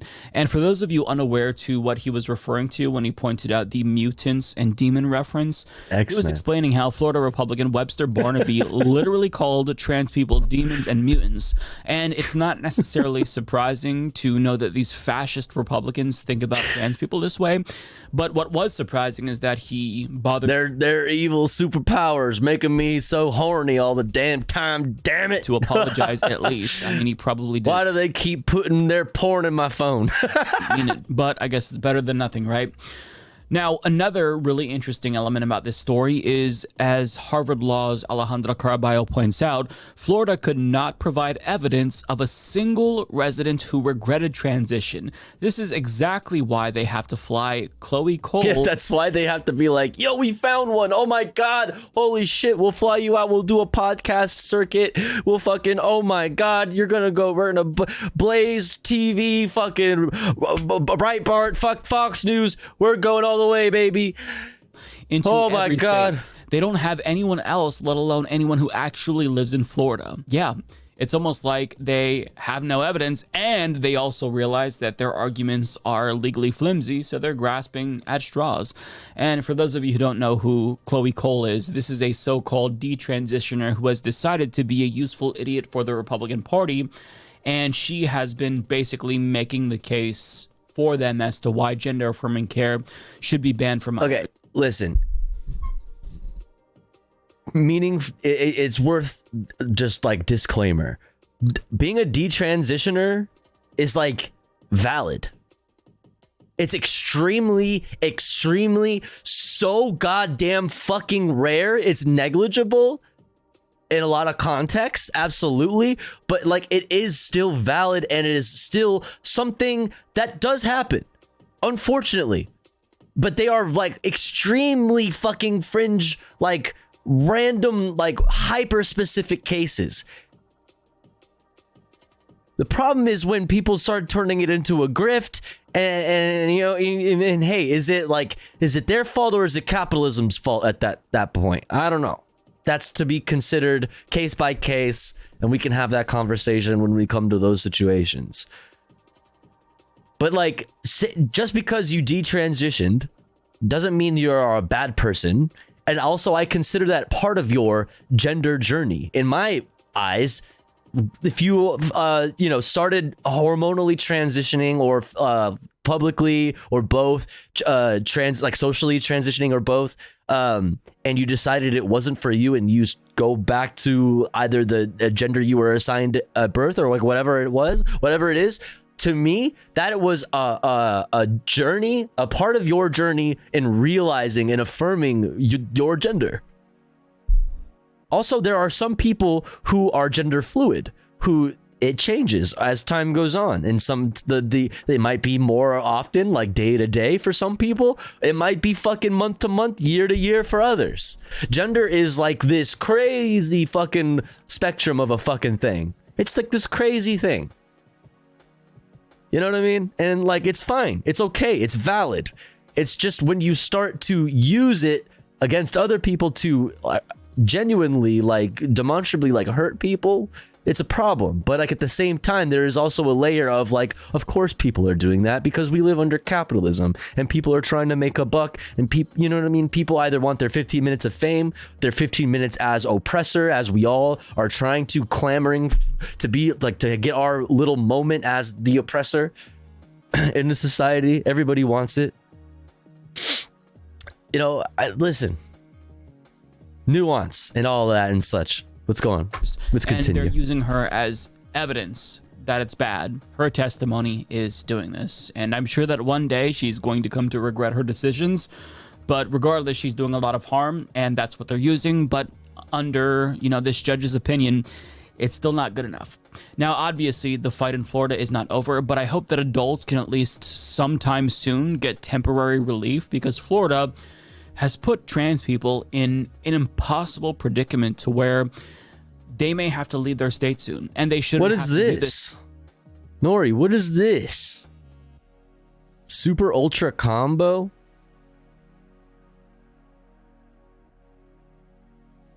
the fuck? But that's where we're at, right? Ron DeSantis signed this ban into law, and it caused a complete disruption for Some cringe gaming thing? Gay. It's too late to get it now? trans Gay. people across the state because That's gay. Keck you, gay. nurse practitioners were banned from administering gender-affirming care to trans adults. Now, the reason why that's so substantial is because 80% of trans adults get their care from nurse practitioners. So if you prohibit them from giving adults gender-affirming care, you are effectively banning it for most adults in Florida. And that's what Ron DeSantis did. And trans adults still don't have relief. They're still wondering where they can get gender-affirming care. Some of them have been on it for years, if not decades, but that was cut off like that because of Republican fascists in this state. Now, we're not going to get into this article, but I do want to highly recommend that you read Chris Walker's write-up in Truth Out about the dozens of GoFundMes from trans people in red states trying to escape. Not that long ago, I shared my friend Ashley's GoFundMe, and thankfully she has since raised enough funds to leave Florida, but there's still thousands of trans people that need to get out. But what people need to realize, and I can't not emphasize this enough, is that we are in a state of emergency for trans rights in this country, and Florida is ground zero. It is affecting trans people in substantial ways, and these stories are important. For example, ABC News explains Eli and Lucas, trans men who are a couple, followed the discussions in the legislature where Democrats warned that trans children would be more prone to suicide under a ban on gender-affirming care for minors, and Republicans responded with misplaced tales of mutilated kids. Eli said he and his partner felt blindsided when they discovered the bill contained language that would also disrupt their lives. Lucas, 26, lost his access to treatment when the Orlando clinic that prescribed him hormone replacement therapy stopped providing gender-affirming care altogether. The couple also worries about staying in a state that this year enacted several other bills targeting the LGBTQ+ community. My entire life is here. All my friends, my family. I just got a promotion at my job, which I'm probably not going to be able to keep. Lucas, who works in a financial aid office at a college, said, "I'm losing everything except Eli and my pets moving out of here." So this was not a decision that I took lightly at all. Yeah, and I can't even imagine what they're going through. Yeah, just move, sweaty. Just move, sweaty. You don't like it, then why don't you just move? Sweaty. It's already difficult enough to be a gay couple in a red state, but when you are a gay trans couple, it just adds to the discrimination that you're feeling and the persecution that you're experiencing. Damn, is that called intersectionality? Legally, that's crazy. And socially. So they shouldn't have to worry about this, but here we are. And we often talk about how moving is very difficult. It requires capital, connections, and resources. But what's also really important to note is that you shouldn't have to. You shouldn't have to move. Even if you are able to move, you shouldn't have to leave your home and your family and your job and start all over. So that's why I'm like, that's ultimately what it comes down to every time I consider, like, well, what if I had to bounce? You know what I mean? What if it really does get that bad and I got to bounce too? You know? What would that look like? No matter what, when I start thinking about that, it always comes down to that. It's like, why do I shouldn't even have to think about this. I shouldn't have to. I shouldn't have to think about that. I was born and raised here. I shouldn't have to fucking leave. The fuck? Why should I have to fucking leave? This is my home. Like, what do you mean? No. So it's like, it's not, we can't, like, it, as like corny as it sounds, like, you can't give up. Like, you can't. You have to, like, fucking stand your ground. You have to. Like, what? Fascists don't accept who you are. Americans should be free regardless of what fucking state they live in, but that's not the reality of the situation. That's not the world that we currently live in, unfortunately. And as Republicans devolve further into an authoritarian, fascistic organization, trans rights are the first rights to go. They're the first rights on the chopping block. But heed my words, it's not going to stop there. Your rights are next if you don't stand up for trans people. So this is something that all right, chat, time to hydrate. To care Make about. sure you're When drinking Americans are being persecuted and discriminated against, none of us are free. All of us are in jeopardy. So I absolutely feel so bad for everyone living in Florida currently, just everyone, but primarily trans adults, you as an adult should be able to make decisions about your healthcare.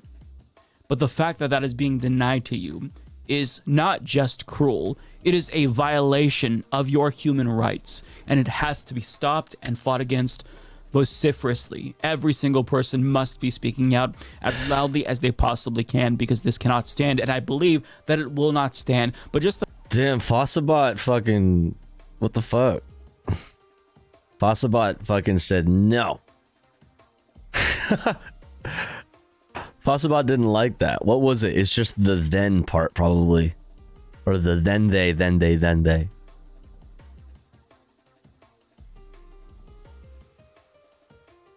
The fuck, dude? Fossabot? Literally 1984. You have to wait to get healthcare that you've been receiving for years is completely... No, you're fine, Nori. I'm saying Fossabot is overreacting. Just unacceptable. Woke mob. Yo, woke mob. Hey, woke mob. Let's go. Yo, that's my new fucking rapper group. Yo, Forlorn, thank you for gifting to the Humanist Report. That's this guy. Thanks so much. Very poggers. Thank you so much. Thank you for gifting to the Humanist Report. I hope they enjoy the Tofu Ghost emotes and an ad-free viewing experience. Very cool. Very cool. All right, let's learn about this whole Chris Licht is out at CNN thing. I don't know much about what's going on there, the specifics behind it. Let's see if we can get a little bit more on this Chris Licht shticked thing.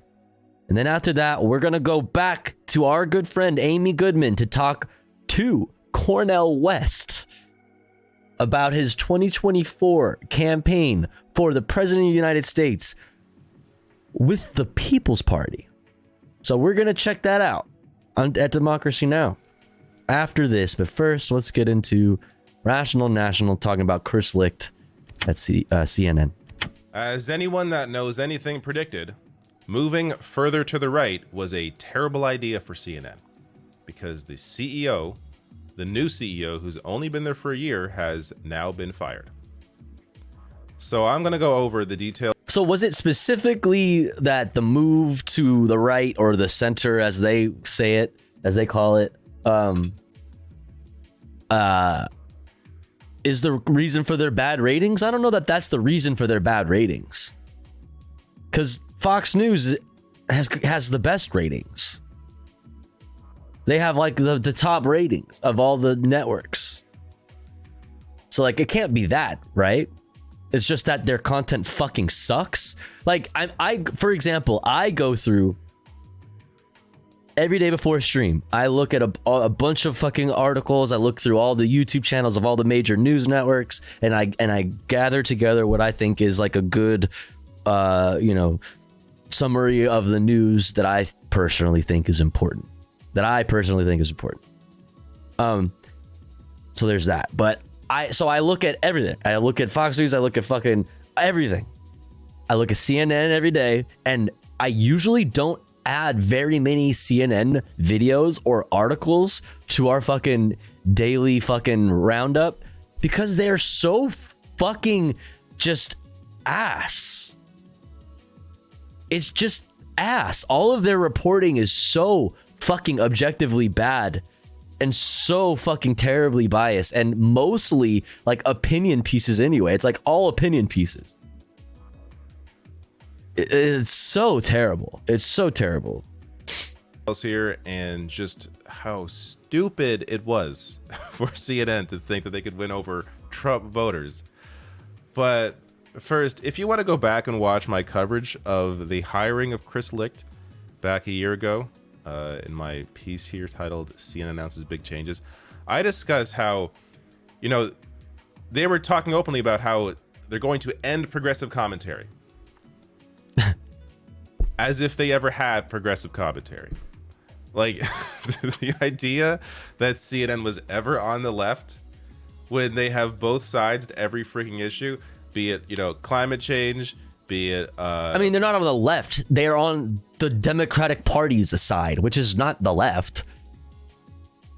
Like, they are like the Democratic Party's mouthpiece. CNN is like so shamelessly fucking bought and sold. It's so fucking cringe and obvious at C-SPAN. Like, they don't even try to hide it over there. Taxes on the wealthy, healthcare for all. When there is objective reality and CNN is unwilling to recognize that and instead replaces objective reality with neutrality, they end up pretending that there is both sides to every issue. And that has always been CNN's issue. And the past year has only been, it's been the same thing, but now further placating the right wing in doing that, in trying to appease people that would vote for Trump, in doing things like a Trump town hall that just recently happened. So not much has really changed on air. I mean, to be fair, I don't think that is like the Trump town hall is specifically them trying to do, more fair, but like them moving to the right specifically. Because I mean, like, that's happened. Like, Fox News has had Bernie on. Like, I don't know. Like, I feel like that's not the best example. I think you got to look at like their like specific like coverage on like foreign policy and like things like that, and how they look at like labor issues and stuff. Apart from like having the Trump seats town hall is pretty. I don't know. That's pretty fucking normal. I don't fucking know. But just a little more coddling of the right, and it turns out terrible idea because they lost people. And why would you win over right-wing viewership? Why? Are you stupid? Right-wing viewers want to see their ideas reinforced. They want to live in a happy fairy tale land. They're going to stick with Fox News, or actually many are now leaving Fox News for further right-wing outlets like Newsmax, because Fox News is sometimes being a little critical of Trump because they want DeSantis. So it's just the idea that any right-wing viewer, or any Trump viewer would come to CNN is just so stupid. But that's where we get to today. Chris Licht, the new head of CNN, again, new as in for a year, now out at CNN. They say, okay, they're saying, he's out. He was fired after a conversation. He was fired. I don't know why there's all this dancing around this firing, but he was fired. And one of the main dominoes to fall before this happened was this piece in The Atlantic, a 15,000 word breakdown of the terrible job Chris Licht has done over the past year. So this reporter, Tim Alberta, spoke with almost 100 reporters at CNN, the vast majority of which did not like Chris Licht. Damn. And ultimately, I think this is what led to his firing. I don't even think it has to do with the ratings. I don't think it has to do with what was happening on air. Yeah. I think it really has to do with... Wait, then why did you say that in the beginning? Because that it was like their move to the right like didn't work out, and now they're getting rid of Chris Licht over that. Jeff Zucker ran CNN as incredibly right-wing. He was fine because he had his office on the 17th floor with the other reporters.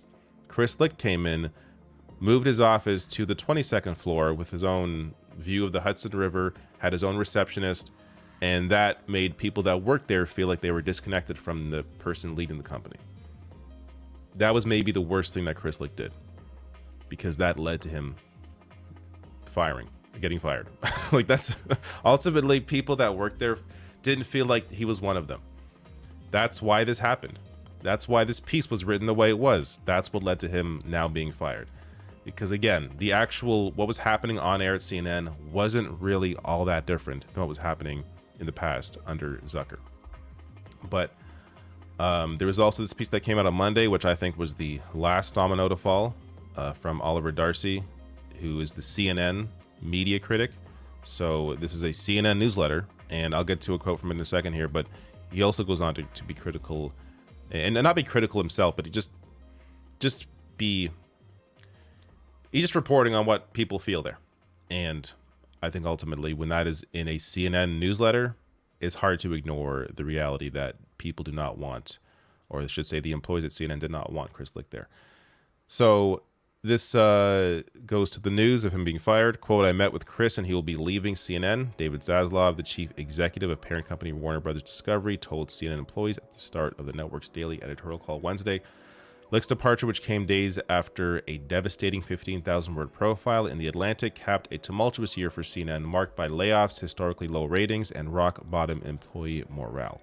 I will say, a lot of this stuff is not really on Licht.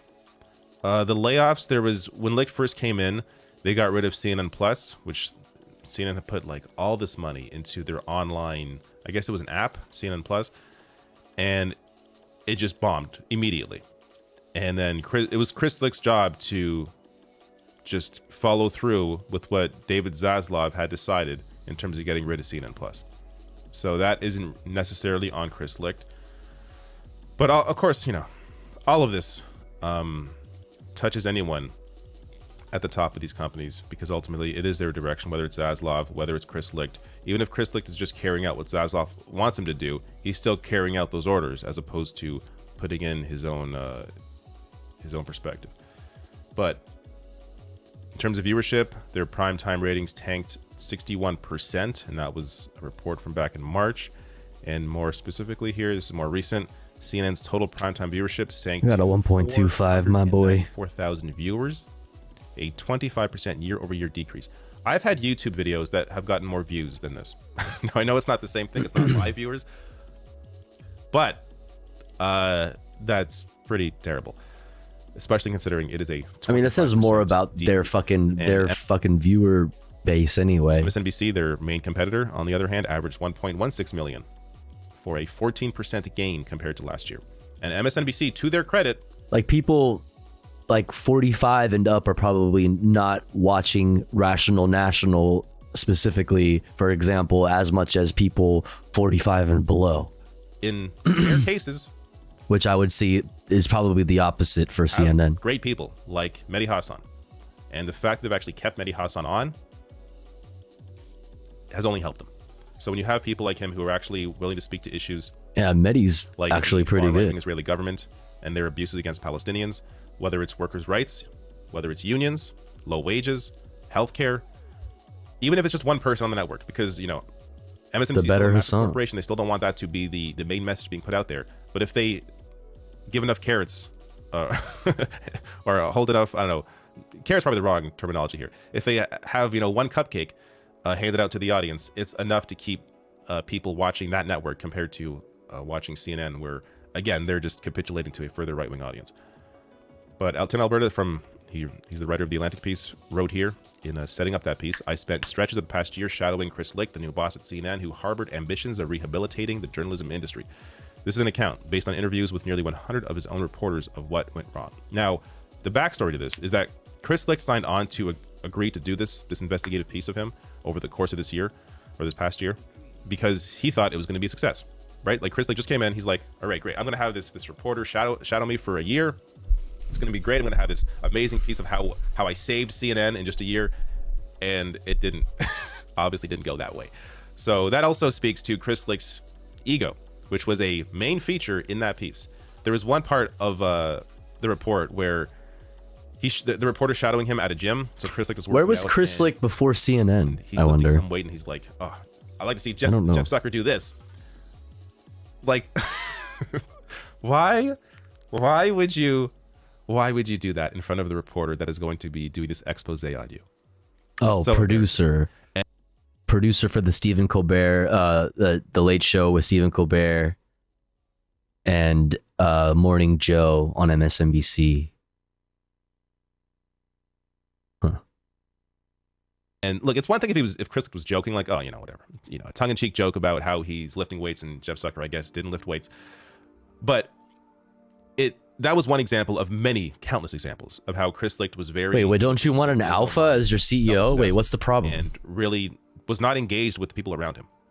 Or wait, would that be a Sigma? I don't fucking know. What's better, Sigma or Alpha? I think Sigma, right? Because he was not a good boss behind the walls of CNN, not necessarily because of what was being put out.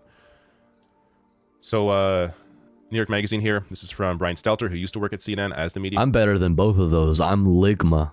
Critic writing, he ultimately portrayed Licht, speaking of the Atlantic piece, as paranoid, self-absorbed, and reluctant to admit mistakes. Trumpian is the phrase several staffers used with me.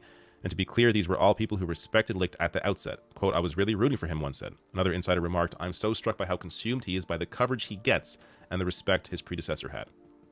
So again, speaking to Licht's obsession with... What's Ligma? Ligma fucking ball sack. Get fucked, bitch. Now, this is one example of of how Chris Licht's tenure there resulted in some on-air disasters.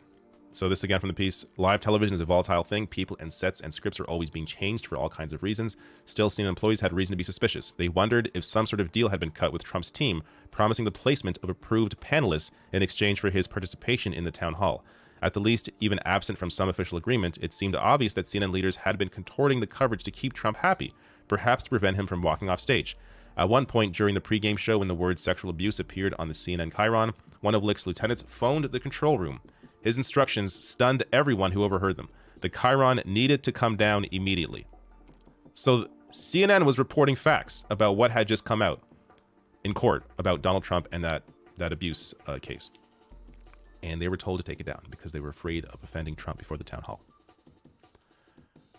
This is clear journalistic malpractice. Yeah. It's something that if you worked at CNN in that That's fair. newsroom at the time. But to be fair, you really want that Trump interview, right? Like, you really want that Trump interview, right? That's so funny. Because you know he would. He would get pissed off. He'd be like, you promised that you were going to kiss my ass. What the fuck? You said you were going to orange nose me the whole time. What is this hit piece? Hope you feel the need to come out and at least leak this. I mean, I guess they were leaking it to this guy, but this is to change coverage like this to help a political candidate. Like, you can't get any worse. This is no different than what Fox News does.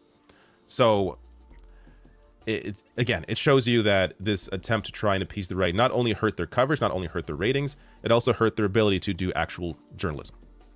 I mean, I see it affecting their ability to do actual journalism. The news operation isn't broken and thus doesn't need Zaslav or Licht to fix it. Zaslav, who seems not to agree, has channeled his views through Licht, sometimes loudly enough that others could overhear him doing so over the phone. Licked my balls. Let's go get fun. See, it's that David Levy, who was brought in just, I think, on Monday as the COO to kind of babysit Licht in these 3 days, I guess, is bringing adult supervision. So the reason I want to share this is because it really shows you it's not just Chris Licht. This is also on David Zaslav, who I've recently also been talking about because of the whole writer strike. And Zaslav, of course, runs Warner Brothers Discovery. So you have here a vision that isn't just Chris Licht's vision of moving to the right, it's also Zaslav's vision. It's both of their visions. Whoever replaces Licht is, at most, it's going to go back to how CNN was 2 years ago, where I guess there isn't a Trump town hall. Replacing Chris Licht, but pretty much every Steven sucked. That's right. The new CNN CEO. That's so many letters. Steven sucked. Everything else stays the same. Because again, even though, yes, you could point to moments, and I think I even covered a few of them, where CNN was clearly moving to the right in some areas, in some commentary, it wasn't all that different than what CNN had done traditionally, of playing this game of being neutral when there is objective reality. Neutral. So it's important to understand. Be right back, chat. Journalists should be recognizing objective reality. What is the facts? And who is going to benefit from what is happening? And it's my opinion that news generally should speak to most people, which is the working class. But even if you're not going to do that in your coverage, at least do it in your commentary and discuss who benefits where. But the way CNN approaches every issue is from the point of neutrality. The right says this, the left says this, who knows what the truth is? And in reality, it's not even that neutrality. It's more like the far right says this, the right says this. Who knows who's right? Because they don't actually represent a true left-wing view. A true left-wing view would be a socialist view or a communist view, which I know may sound scary to you, but you have fascists running amok on Fox News. You have actual authoritarians pushing garbage out on a daily basis on massive platforms. I think it's perfectly fine to discuss, hey, what is a true working class message? Maybe have one person, at least one person out there that is an actual socialist or, a Marxist, someone like Richard Wolff, who is pushing that Richard Wolff? a message out there, an anti-capitalist message. But Richard Wolff, 2024? don't have that. So from an economic point With the People's Party? of view, all coverage on CNN is right wing because they don't have an actual left wing representation. Produced by Dick Wolf. This is from the CNN piece that came out on Monday, and again, I think this is what ultimately led. I saw the Twitch CEO music stream. Yeah, I watched it with Carter and Caroline Kwan. Pretty fucking funny, man. Carter got his question answered, but totally responded to, but not answered. It was pretty funny. To Licht being fired. In the wake of the Atlantic's explosive story, I've spoken with dozens of staffers across the company. There are a wide range of emotions coursing through the halls of CNN. Some staffers are frustrated, others are angry. Many are sad about the awful state of affairs that has taken hold of an organization they love. There is one near universal sentiment, however, that has been communicated to me. Licht has lost the room. I think this is why he was fired. It's not about what's happening on air, not about drama around, CNN's morning show or whatever. No, he lost the room. People that work there did not want to work for him. That's it. Will anything change now? No. Things will change behind the scenes at CNN. People that work there, I'm sure, will be happier with someone else in there. But the actual product on air, I would be stunned if there is any push towards a more human rights oriented, more progressive or left wing message put out there on CNN. I just don't. CNN's a massive corporation. They're going to continue being a massive corporation. That's not. Oh, word. Whoa. What a concept.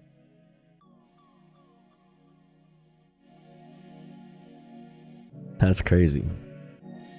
Oh. Corporations working at behest of capital? That's crazy.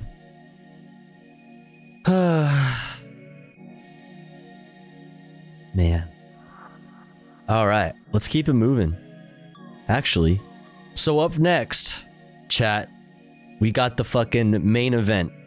The main event before comfy content time. That's right. The main event before comfy time. Cornel West running for president, ending Ukraine war and taking on, quote, corporate duopoly of Dems and GOP with Democracy Now! Amy Goodman versus, or more so X, Cornel West. That's coming up next before we get into comfy shit. Can't wait to hear what that's all about. But here's the thing, chat. It's been 56 minutes and 37 seconds exactly since our last ad break. So what does that mean for you might ask? That means we are going to run our 3-minute state-sanctioned ad break that we run about every hour, and we run it while the streamer is away from the stream. That way, even if you're unsubscribed to the channel, you don't miss out on any of the content.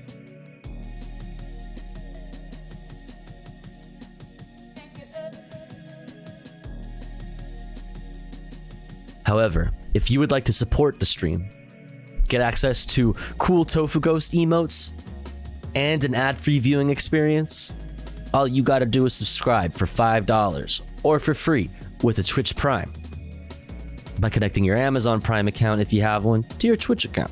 Or let's say you're already subscribed to the channel and you're feeling generous and you have the means to. Maybe consider gifting a sub to one of our friends in the chat, one of our comrades in the community that may not be able to afford a sub this month. That way they may also be able to enjoy the Tofu Ghost emotes and an ad-free viewing experience. Thank you for all the support. I really appreciate all of the gifties and everything we've been getting today. Thank you so much. I'll be back in 3 minutes. Don't you go anywhere. BRB.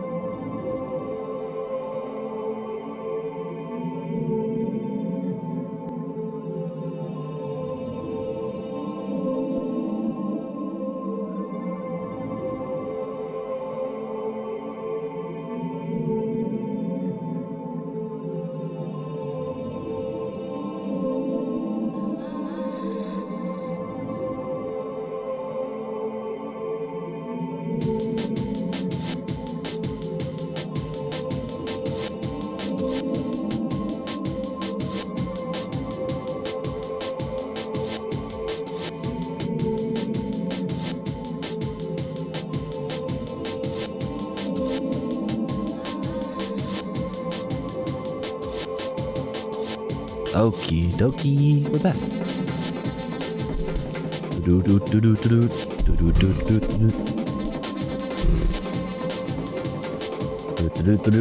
We back, baby. Let's go.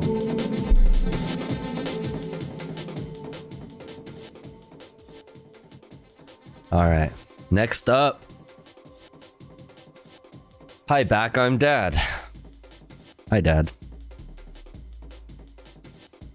Check this out. You're gonna like this. Dad joke. 2 satellites decided to get married. The wedding wasn't much, but the reception was incredible. What? Oh, I get it. The reception. Because 2 satellites, so you get more bars. Hey. Oh, okay. All right. Hilarious. Thanks, Dad. Let's go. Good joke. Nice. Nice. All right. Anyway. Thanks, Dad. Fatherbot. Jesus Christ. Cornel West talking to Amy Goodman about his bid for the 2024 presidential election with the People's Party. Okay, let's check it out.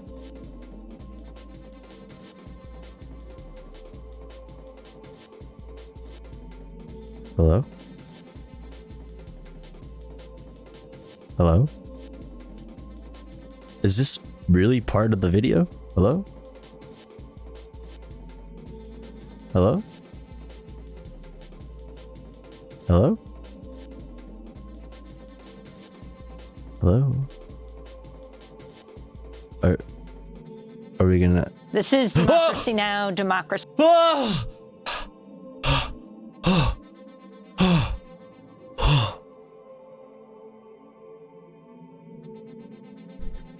Jesus Christ, Amy, you fucking scared me. Fucking what the fuck?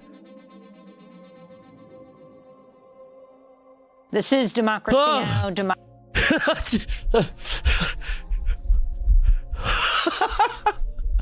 DemocracyNow.org, The War and Peace Report. I'm Amy Goodman. I'm Amy Goodman. Well, No, wait, I'm Amy Goodman. 2024 presidential race is becoming more crowded.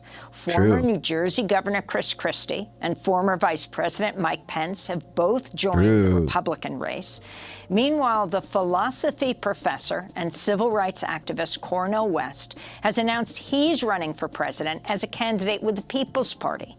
In a short video released Monday, Dr. West criticized both the Democratic and Republican parties. We're not talking about hating anybody. We're talking about loving. We're talking about affirming. We're talking about Dude, democracy? empowering Democracy?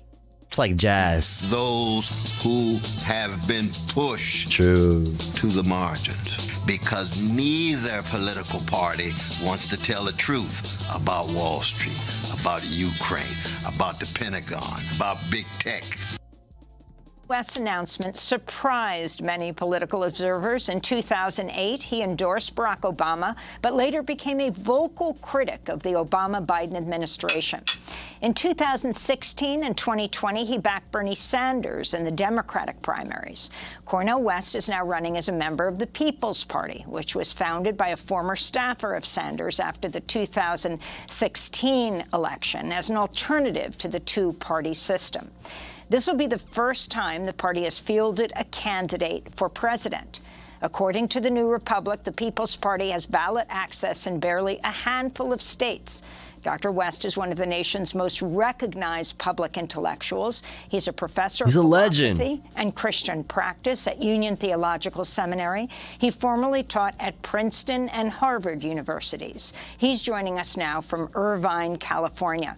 Cornel West. He's in Irvine? He crossed the orange curtain. Oh, God. Democracy Now! It's great to have you with us. Can you talk about why you've decided to run for president of the United States?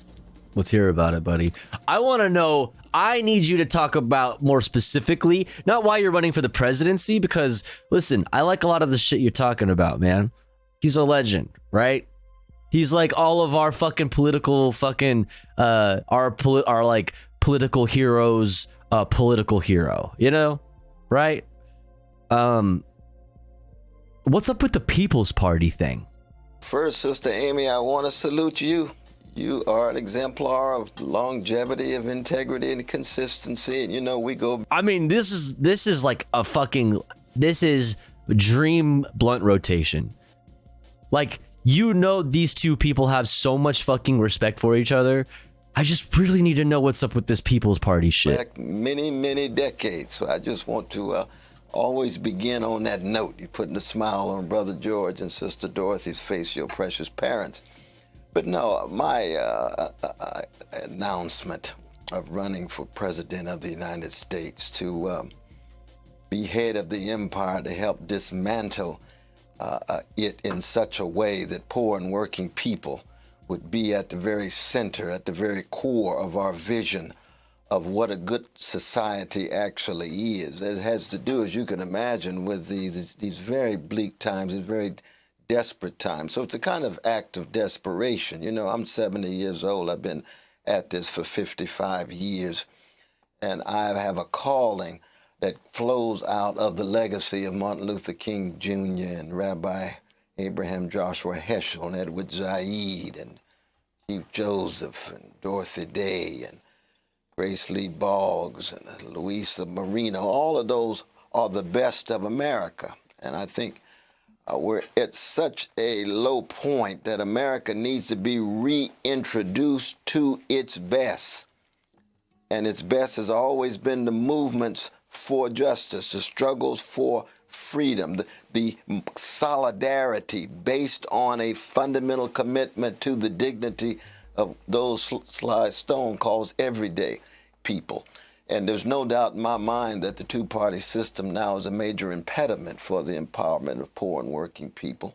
I'm thoroughly convinced that, of course, the neo-fascist Republican Party has already made it very clear that they're tied to big business and big military, big tech, and so forth. And the milquetoast neoliberal Democratic Party strikes me as being incapable of taking seriously the fundamental needs of poor and working people, not just here, but around the world. The militarism abroad, $7 billion frozen for Afghan brothers and sisters in Afghanistan. And Give them their money back, by the way. Africa. By the way, give the Afghan people their money back. What's going on in the Middle East? Thank God that you keep track of the precious Palestinian brothers and sisters and all the hell that they're catching. You have it every day, and I thank God that you do. Why? Because Palestinian peoples deserve to have a visibility in terms of their suffering and ways in which they can attempt to get out from under. Same would be true, of course, for our Jewish brothers and sisters in Russia or in a France where their rights are being violated. We're wrestling with organized greed. We're wrestling with institutionalized hatred. We saw that with our precious gay brothers and lesbian sisters and queer siblings. Non-binary representation, my fucking guy. In the earlier report, but it's also a matter of routinized indifference. There's an indifference to the plight of the vulnerable. More and more, it's becoming not just a fad and a fashion, it's becoming a normalized way of life. And that is what leads toward wholesale fascism, not just here, but in other parts of the world. And we've seen it, of course, in Hungary. Why are they playing this? Why did they play this? Why did they play this on the B-roll? Why did they do that?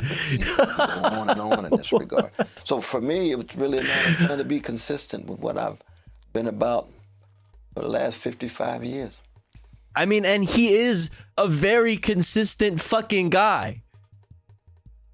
Yeah, he's extremely consistent. The shit, you look up videos of Cornel West talking fucking 30 years ago about the same shit. Like, very consistent. We really need to talk about the People's Party specifically. Like, no, you're not going to get any disagreement from me.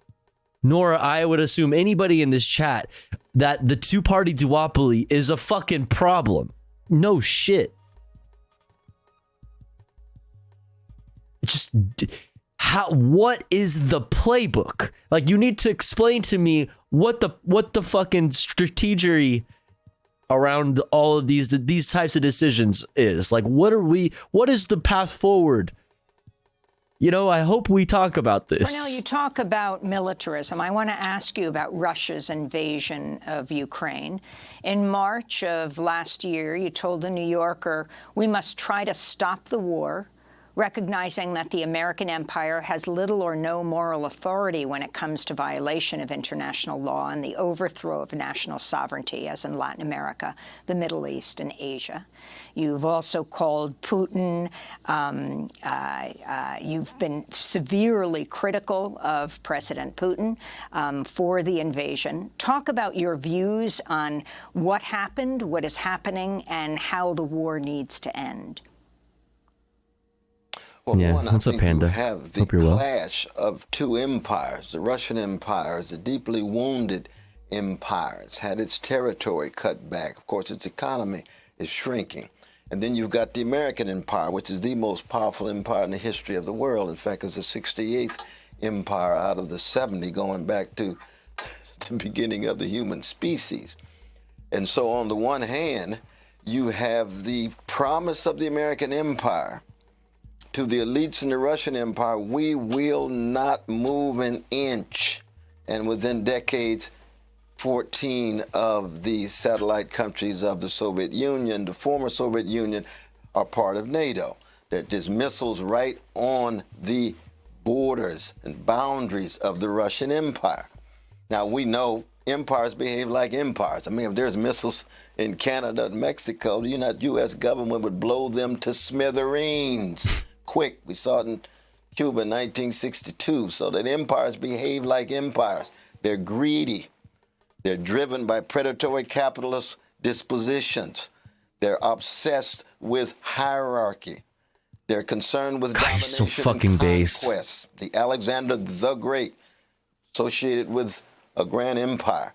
So that in that regard, there's no doubt in my mind that the expansion of NATO has played a crucial role in the wounded Russian Empire, with all of its repression, all of its regimentation. Let us never forget about the thousands of Russian brothers and sisters who are going to jail in opposition to gangster Putin's criminal invasion. He's nailing the fucking talking points, dude. He's fucking nailing it.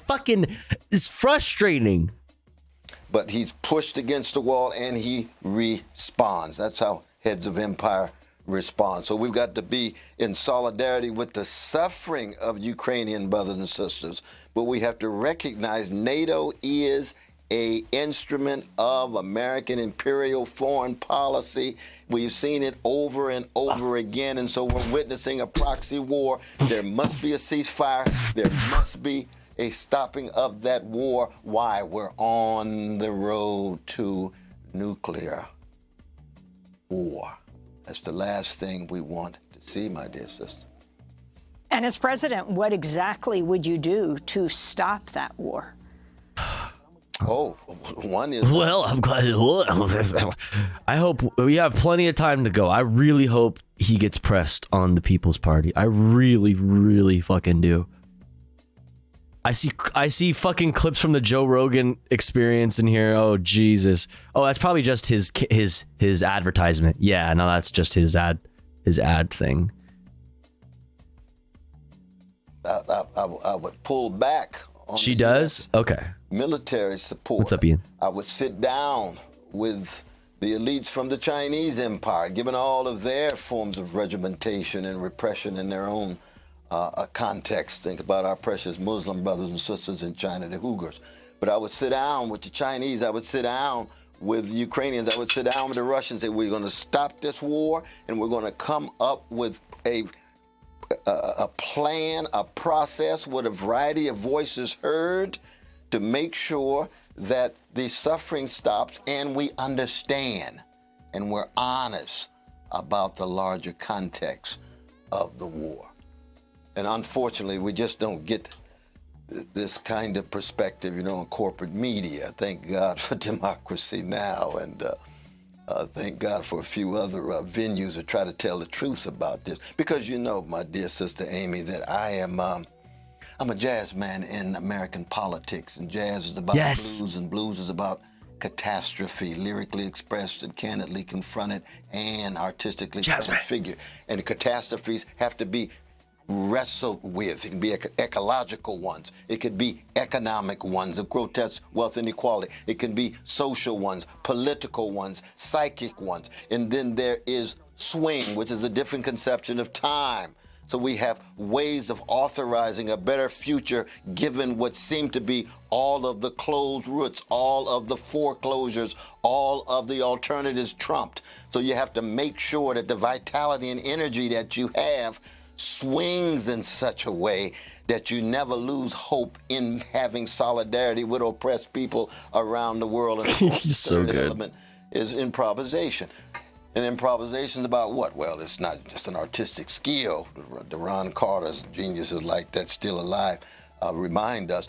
It's also a form of practical wisdom. As freedom fighters, we got to be improvisational. We got to be flexible. We got to be fluid. We got to be protean. We got to learn how to listen. We can't be dogmatic. We can't be ossified. We can't be petrified in how we look at the world. And right now, we have to have presidential debates and politics in which people who look at the world through the lens of what the great Frantz Fanon called the wretched of the earth. Cornel Poor West. people and working people, no matter what color, He gender, rambles sexual too much. orientation, national identity, or region.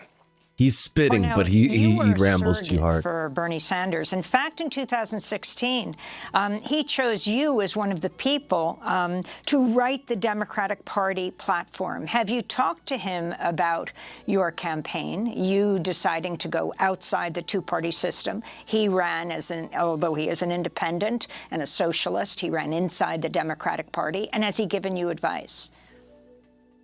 No, I haven't talked to Bernie recently. We just did a wonderful event based on his wonderful book with Brother John Nichols there in Brooklyn Academy of Music. We had a wonderful time, Sister Jane and my beloved wife, Anahita. We had a wonderful time with him. And Bernie will always be my brother. I've got a forever love for that brother. We just have disagreements. I don't think he would be surprised, though, because I, of course, supported the Greens. Sister Jill Stein, after I supported him, just like I go back to the great Ralph Nader. And a lot of people... Ralph Nader, he's old school. Those two are spoilers. They're not spoilers at all. You had mediocre neoliberal candidates who could not galvanize the public, so you don't blame it on the weaker parties. He's right. You will never actually be able to deal with the escalating fascism in America with milquetoast neoliberalism. You just end up with caretaker government. You end up with postponing the collapse of democracy, as my dear brother Jeff Stout says. He's spitting so hard. You have to get at the roots of fascism, which means I'm going to Trump country, Sister Amy. I'm going to talk to I'm going to Trump country, Sister Amy.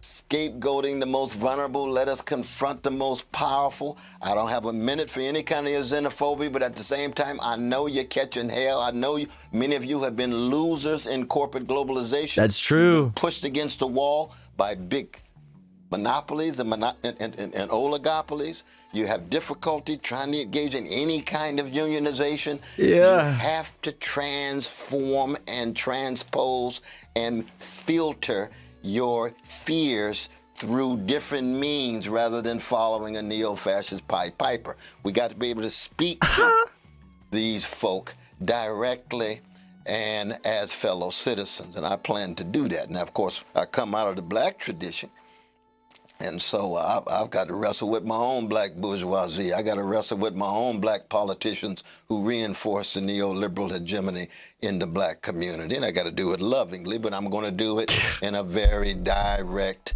way that they in many ways have given up on the legacy of Martin Luther King Jr. They've become intoxicated too often with the felicities of bourgeois existence, intoxicated with the wine of the world, as the great Negro national anthem, Lift Every Voice, says. You got black poor, black working people catching hell, mass incarceration, crime against humanity. Who's the major architect of mass incarceration? Joe Biden. Invasion and occupation of Iraq. How many precious Iraqis killed? Untold amounts. We don't actually know. At least 500,000. Iraqi life has exactly the same value as a life anywhere else in the world, as a Palestinian life, a Jewish life, a Lithuanian life, an Ethiopian life, Mormon life, whatever. Professor West, I wanted to go to one of your first campaign videos, which features a clip of an interview you did with podcaster Joe Rogan. Last year, Spotify faced a wave of calls to remove Rogan from its platform for promoting misinformation about COVID-19, but also after this video resurfaced showing Rogan using the N-word on his show 24 times. I just want to play a clip. Don't do it. Don't do it. You know, the thing. Saying the word. You've already said is just like saying she's calling you a like this boy that he's a but starts calling them.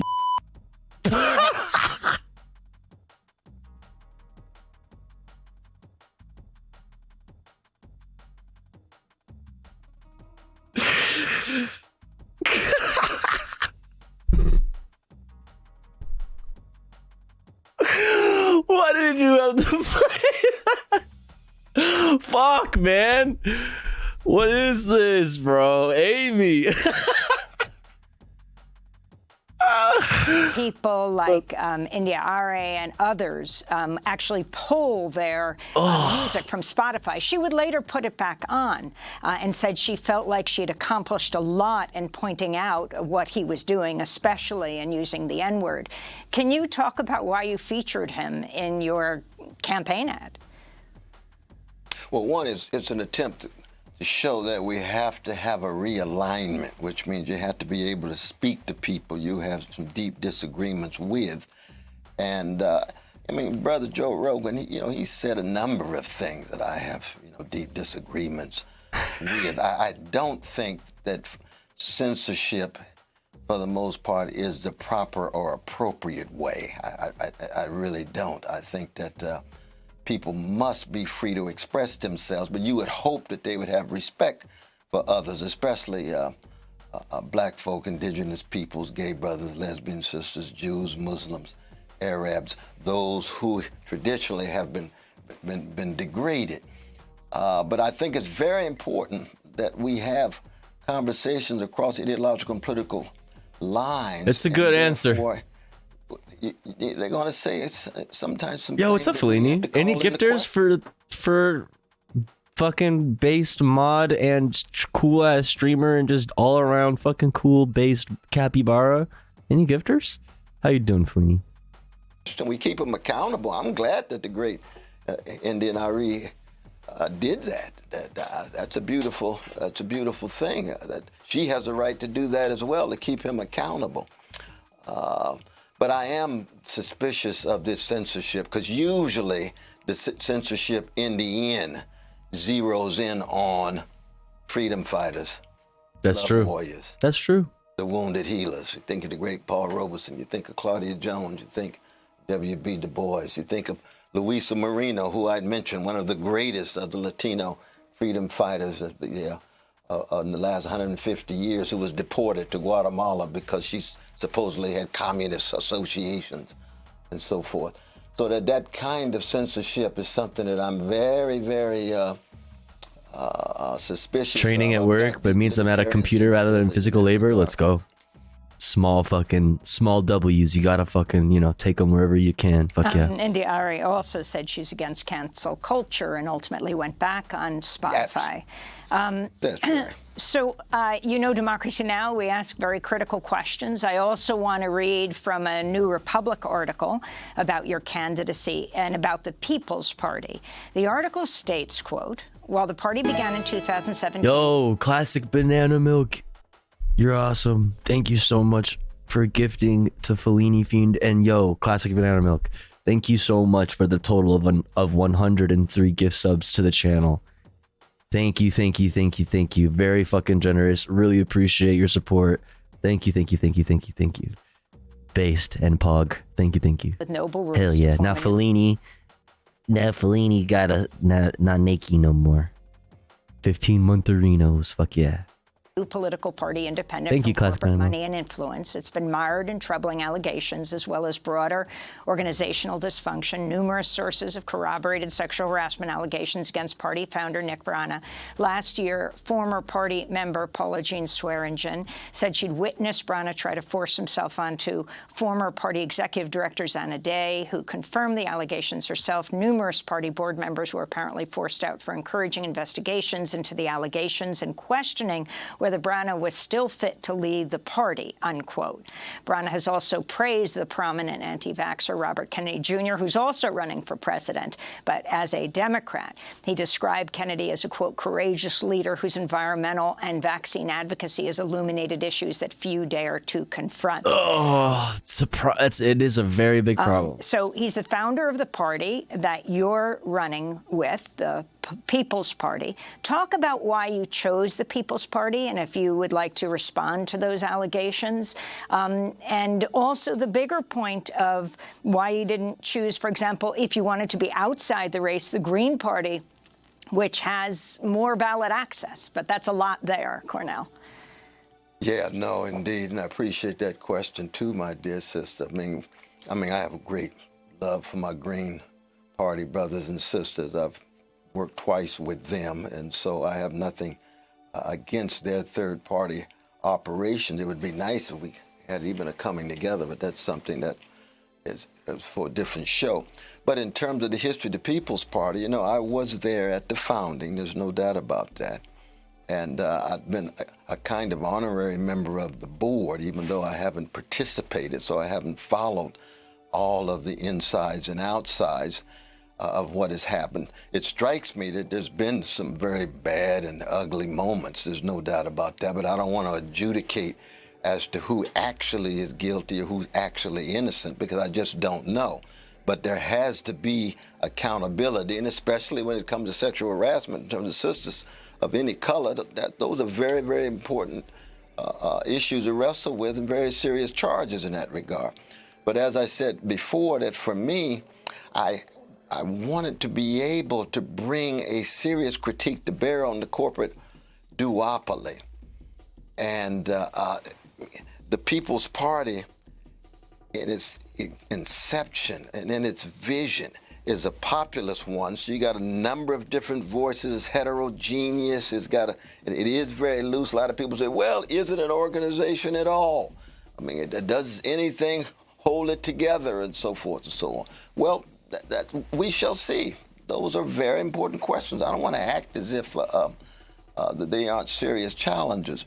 But I think that if we can deliver in such a way that we are treating each and every working person and poor people of any color with great respect in this campaign, if we can raise voices to shape the discourse and dialogue in this campaign, if we can not just bring pressure to bear, but begin to point out that the choice between the neo-fascist brother Trump,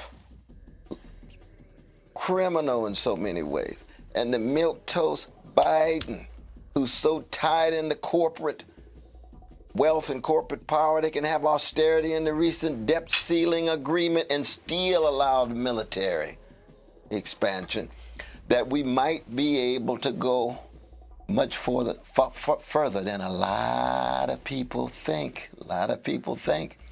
But that history, you know, has to be wrestled with. I don't want to downplay that at all. I just hope that we really do keep the focus, though, on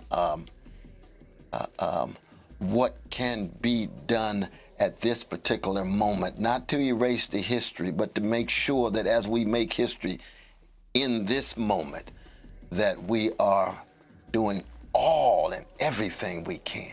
So, Cornel West, what would you do? Poor people and working people are at the center. And what would you do about immigration rights right now in this? Okay. I mean, she only kind of touched on a couple things. I mean, I don't know. On one hand, I want to be like, it's kind of fucking like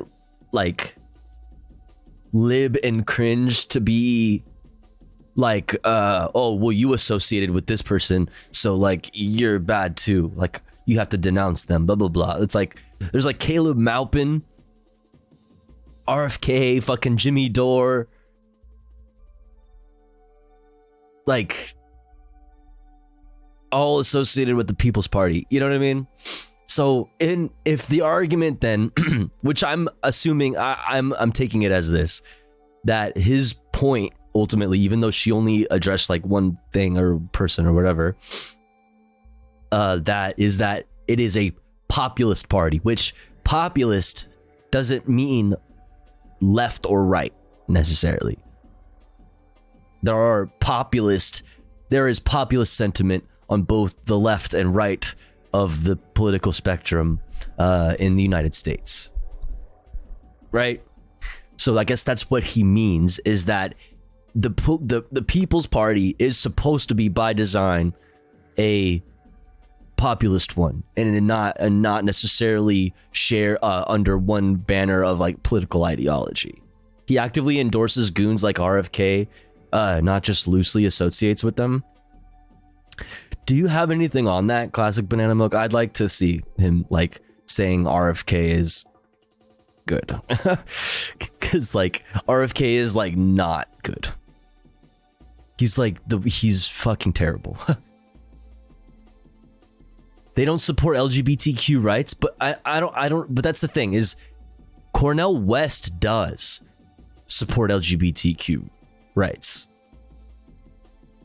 Cornel West does.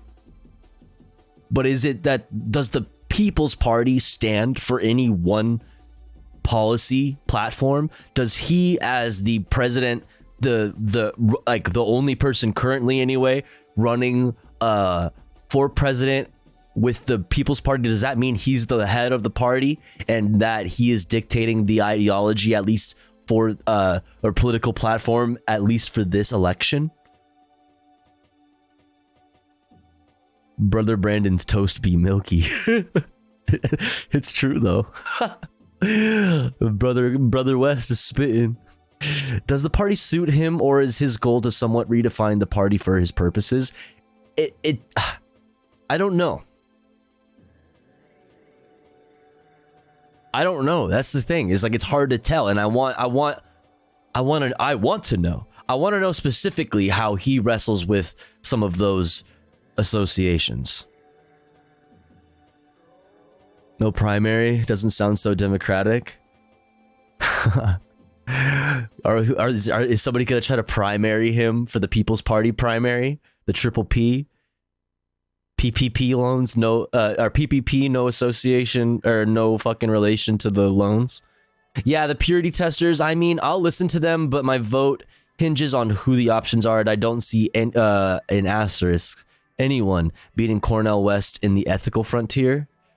Yeah, the purity testers, I mean, I'll listen to them, but my vote hinges on who the options are, and I don't see anyone beating Cornel West in the ethical frontier. You're also going to see all of these motherfuckers try to use that fact, the fact that CW, Cornel West calls virtually everyone brother and sister against him, so I'm already in their walls on that smear campaign strat.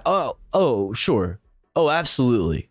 Absolutely. I'm also asking these questions myself with it in mind that those are the things that are going to be used as smears against him, right? Like, people like would use the Caleb Maupin and the fucking Jimmy Dore and shit like that against him, which is like why I want to hear his thoughts on it. But also, if this is any indicator to what his thoughts more specifically on those things would be, it seems to me that it would be, he views the People's Party as just a populist party that is supposed to stand as the as purely as opposition to the, you know, the mainstream options, mainstream parties. And I guess even so in this case with the Green Party, which he didn't really give an answer to. When she kind of asked more specifically, why not just run with like the Green Party? Which is a good question. Why not just run with the Green Party? It's like, what is it specifically that is better about the People's Party? Is it the fact that it is a like a I don't know what the word is, not nebulous, but like not like a just a general populist fucking party, no specific like political platform as far as left versus right goes. As long as you aren't backing those people and supporting those people, I think you're fine. That's what I'm saying. Is like if, for example, like somebody said the People's Party is anti-LGBTQ, which I don't think is necessarily true, but like I know for a fact that Cornel West is not anti-LGBTQ. I know that for a fact. Like I know that. So much so that he even makes a point to fucking recognize like queer siblings, my gay brothers, my lesbian sisters, and my queer siblings, which is so cute and based. But you know, it's like which is ultimately just like words, right? But like I know he's fucking been around for a long time. We all know Cornel West. He's fucking been very consistent for a very long fucking time. Queer sibling sounds, yeah. Green is better to me on the fact that they actually have ballot access throughout the country, right? And I think you were saying earlier, Fellini, which you're correct, that they only have like a handful of states where they have ballot access. So it's like strategically is it just to inject some propaganda, some talking points into the mainstream like debate, into the fucking into the mainstream media, whatever the fuck, into the conversation nationally, inject some progressive fucking rhetoric into that? Or is it to actually win the presidency? Does he actually want to win the presidency, or does he just want to get some fucking, some airtime to good ideas? Posture check, chat. Posture check time. You know what I'm saying? Oh. I think he wanted to get away from Green because people think Green is just environmentally focused. He didn't really give an answer there. He says, like, I have nothing but love and respect for my Green fucking party brothers and sisters. You know what I'm saying? My spine looks like a shrimp. Like, try to correct that right now. Sit up straight. Big stretch. Yeah, so I don't know. I still have questions. But I don't know. Like, that's what I assume he would mean. That it's just kind of it's just something different, and it's populist, it's general. There's no real organization behind it. It's just a label for a general populist movement. Yo, Ferret King.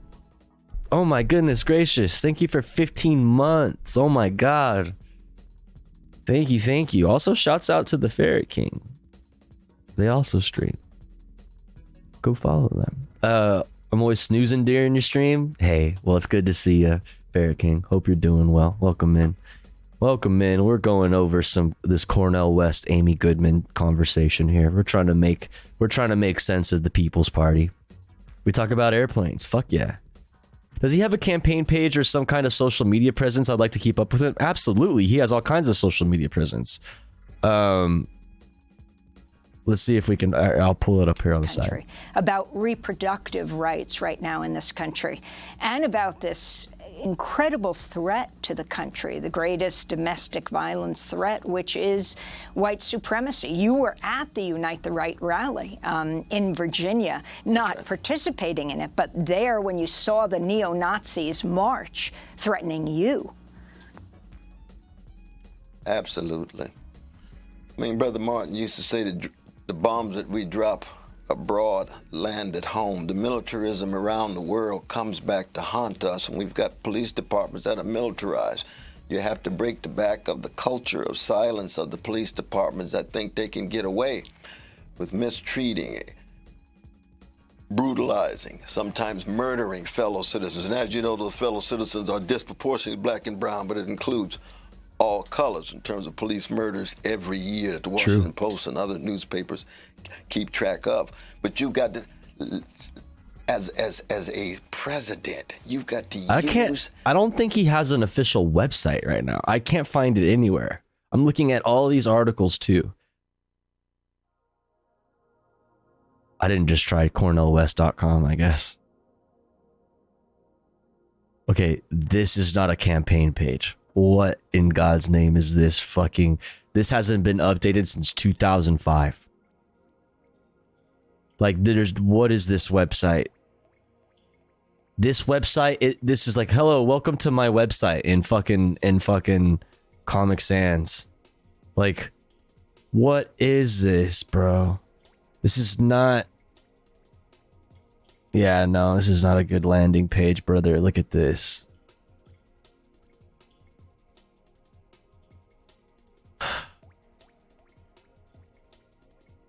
He's jazz and blues era.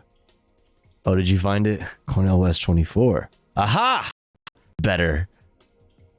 Now that... Oh, wait, I've seen this. Okay, we've been here before. Duh. Dumbass. I'm so stupid. We've seen this website. We've been here. Justice is what love looks like in public. He's a jazz man.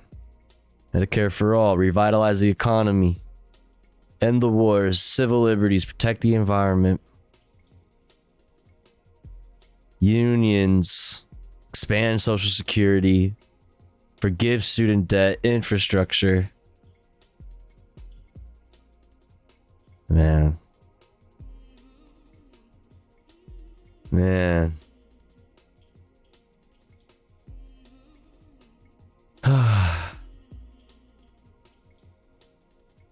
Let's hear the rest of this. Whatever charisma, whatever language, whatever eloquence you can to try to ensure that you set an atmosphere such that mechanisms of accountability. Dude, can you imagine the speeches that we would get from a West Williamson or Williamson West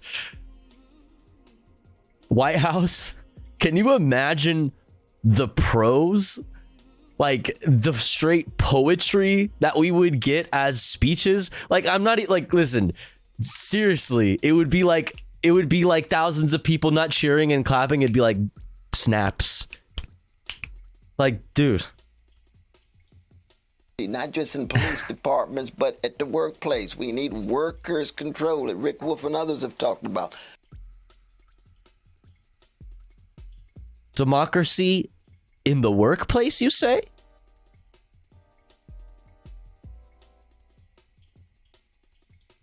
Do go on. Not just at the workplace, but in our cultural life. The organized greed has been on steroids. Commodify everything for sale, everybody's for sale. That must be radically called into question. And as a leader, you call for spiritual awakening, moral reckoning, and try to, in some sense, exemplify that. You see awakening? Not just in your policies, you see, but in your tone. Cornell, we temper, have 10 seconds. In your vision. Well, I want to thank you so much. But immigration, though, you got to treat each immigrant with dignity. True. Oh, that's the beginning part, but I know we got a longer discussion on that. Dr. Cornell West has just announced he's running for president with the People's Party. Philosopher, author, critic, actor. I need like a sit down, long form, hour and a half conversation between Amy and Cornell West, issue by issue. Maybe even a section, 30 minutes at the end, hour conversation in a regular interview, 30 minutes at the end for viewer questions. I need him in the debates. Well, that's the thing about not running on the Democratic ticket, right? But hey, maybe there will be a triple P, a People's Party primary. Rights activist and professor. He rambles a bit, but like, it's beautiful. He's an amazing speaker. The thing is, for these types of conversations where you need to get like the specific points out, you know what I mean? Like in 30-second little snippets on the news, or whatever, like this is like this is a 26-minute segment here. You know what I mean? You gotta cut it short at the most effective, communication possible. Philosophy and Christian Practice at Union Theological Seminary, author of many books. I'm Amy Goodman. Thanks for joining us. Hey, Amy. Thank you for that. Appreciate you. Appreciate you, Amy, you queen. Queen Amy. All right, chat. You guys want to do comfy shit now? I think we should do comfy shit now. Thanks for making a cozy spot, Tofu Ghost in chat. Yo, Zilt, thanks for hanging. Thanks for being here. Thanks for participating and being a part of the community. And being a part of what makes this a comfy place to hang out. Because it takes, I can't do it on my own. I need comfy chatters in order for this to be a comfy chat. That's how that works. That's how that works. You can't get any more cozy and hopeful than a Cornell speech. Damn. But we should get into some chill stuff, some maybe not non-political, because some of the fun stuff that I have here is actually technically political, like communism, 1952 educational Cold War film for children, and stuff like that. I also have an audit the audit, but that might be a little too much for my brain at this time. Also, freight train hopping in Turkey, that could be pretty cool. What is the music command? ! Listening for the music that we've been listening to all night, and ! Watching in the chat for the videos we have lined up. But before we get into comfy content, chat, we're going to run an ad break because it's been an hour since our last one. And here at the Tofu Ghost broadcast, we run ads about every hour or so while the streamer's away from the stream. That way, even if you're unsubscribed to the channel, you don't miss out on any of the content.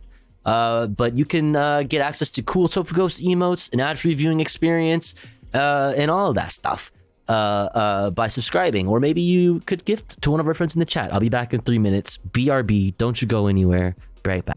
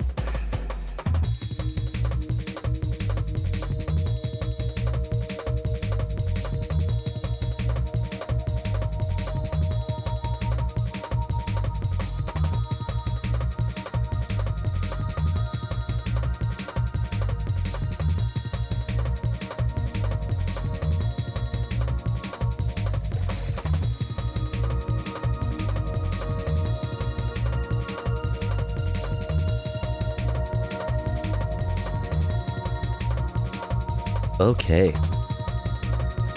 We're back.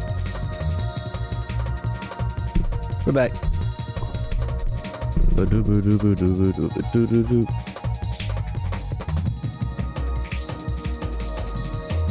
Let's watch some stuff. You guys want to watch some stuff? I'm trying to watch some stuff.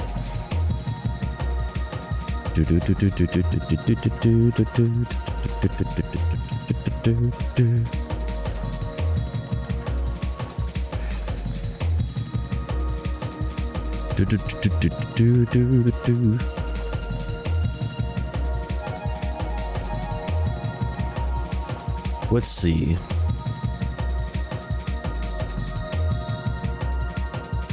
Does anybody want to play me chess while we watch some comfy content?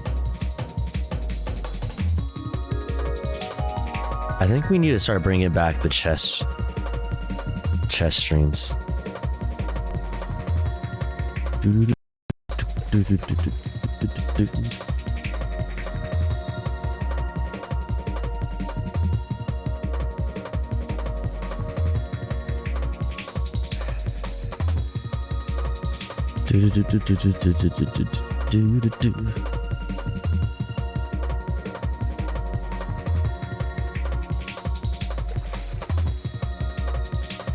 Let's see if I can make a good setup here.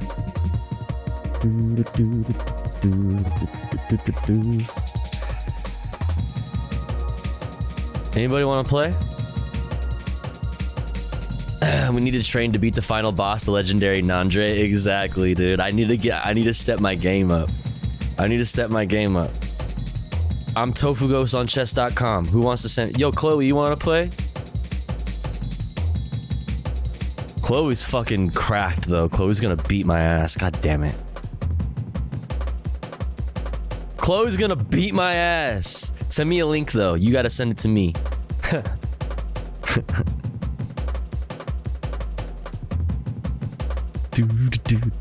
And while we do that, let's watch this Communism 1952 educational Cold War film for children. You know?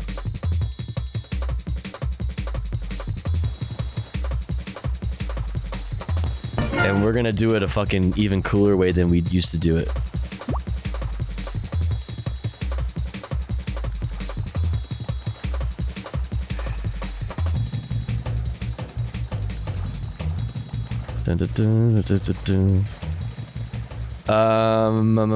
Okay.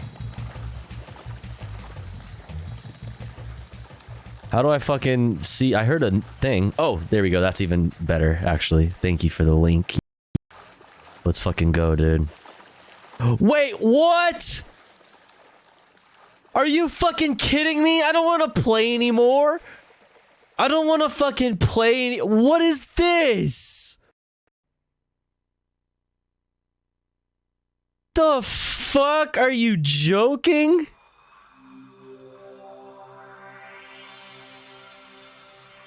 Oh my god, bro. Okay, fuck, fine.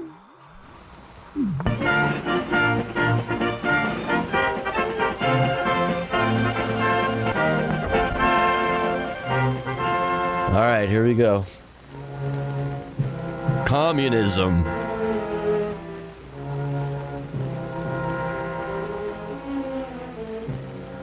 This is the Kremlin, citadel of Russian communism. Looking at Russia, we might see it as a country to be studied, as we study other nations of the world. Yet we know that Russia today is regarded as a grave threat to our nation, to our freedom, to the peace of the world. Why so? What makes it a threat? Now, looking closer, we see a clue. A clue. Public display of giant portraits of communist leaders. These leaders, by their actions, have caused the world to stand guard.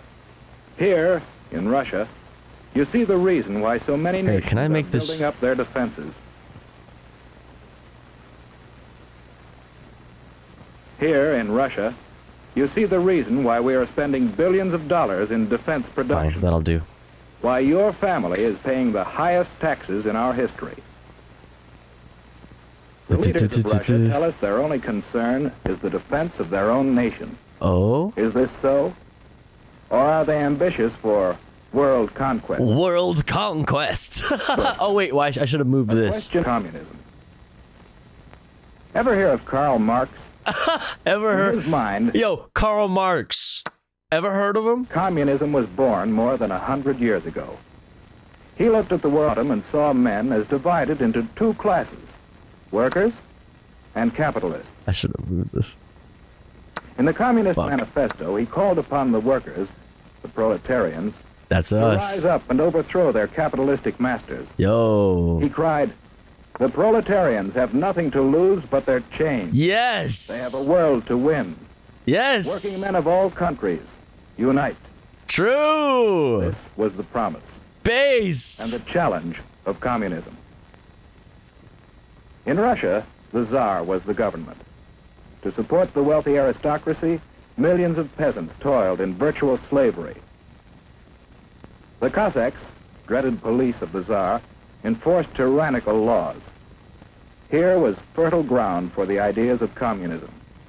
For here, indeed, the people had nothing to lose but their chains. You know, this needs to be chains bigger. of the imperial government. In 1914, the Tsar sent his troops into the war that swept Europe. For more than 2 years they fought. While at home, people suffered from shortages, brought about the despotism and corruption of the imperial government. The people grew rebellious. Only a strong army could sustain the Tsar in power. But revolution was preached on the battlefield, too, to an army broken with corruption. Inevitably, the Russian army surrendered. And with the defeated army returning under the banners of revolution, the imperial government fell and revolution reigned. The chains were broken, and in violence was born the Is this government of the pro-communist? Nah. But a government needs leaders. Ever heard of Nikolai Lenin? Ever? You guys ever heard of him? First leader of communist Russia. Leon Trotsky was another. Lenin lived but a few years, and out of the vicious struggle for power that followed his death, Joseph Stalin emerged as undisputed leader. Here was a new face, but in the background was an old one, Karl Marx. He established the ultimate aim of communism as world revolution. Based. Da da da da da da da da da da da da da da. Okay. And the rulers of communist Russia, while firmly establishing their authority at home, created an international organization to stir up revolution throughout the world. Communism was on the march. Stalin was in the Kremlin. But what of the people? The proletarians who had fought to win a new world. Their new world might look promising. But although the land had been taken away from the capitalists, the workers didn't get it. Under communism, virtually everything belongs to the state. The individual has Based little and right to red own pills. property, or to plan his own life. He's told where to work with his employer. Little freedom to leave his job or seek a better one.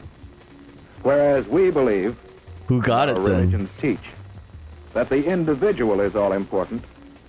Communism denies religion and debases the individual to a part of the vast machine that powers the state.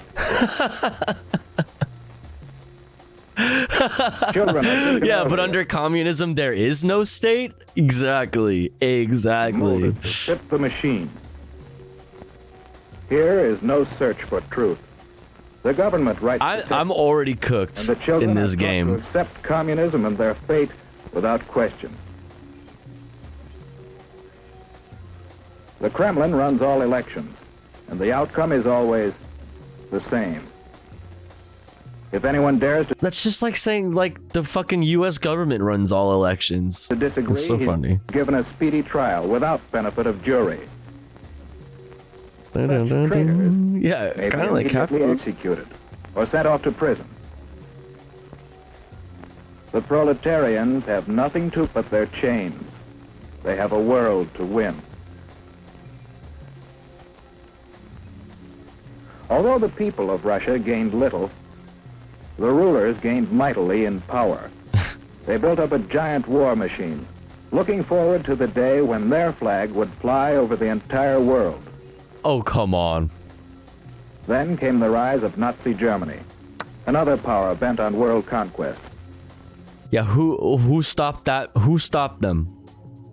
Who do you think for stopping these guys, Mr. Narrator, sir? The two nations joined forces, and Russia, believing itself safe from aggression, launched an invasion of Finland and other neighboring nations. For the first time, the world learned that the communists were no longer waiting for world revolution, but were now resorting to outright military aggression to extend their power. I don't know why I did that. I don't know why I did that. I don't know why. After the Nazis turned on their former allies, we supplied Russia with immense quantities of military equipment to wage war against our common foe. And how did Russia come out of the war? In 1917, at the time of the revolution, Russia was already USSR was famously all about world domination. At the end of World War II, Russia had occupied many new territories, bringing additional millions of people. Is this on YouTube? Yeah, this is on YouTube. Exclamation point watching in the chat. Control, and serving notice that Soviet Russia was now a world power to be reckoned with. United with Russia in war, we strove to preserve that unity in peace. We helped organize the United Nations, in which the nations of the world have mutually pledged to cooperate in fostering world peace and progress. Andrei Gromyko signed for Russia. This is But in the first post-war Italian election, the communists created disorder in an attempt to gain control of the government. Once more, the world was reminded that basic in the idea of communism is the plan of world revolution, and that Russian communism has stepped beyond that plan to achieve world domination through aggression. In Indochina and Malaya, communist aggression has incited rebellion against established government. In France, communist aggression has fomented strikes against essential industries and attempts to why did I do discredit the that? government. Why did I do that? In Iran, the communists have incited rioting and have preached hatred and distrust of the Western nations. In Eastern Wonder why they have that distrust of the Western nations. Pepe Law. So much to come. So much to come. Germany, they have openly opposed the West. In China, the communists have established their own puppet government. In Korea, communist aggression has come into actual combat with forces of the United Nations. Actual combat. And with the most deadly of all weapons available to the Russians, no peoples in the world can feel secure against this aggression.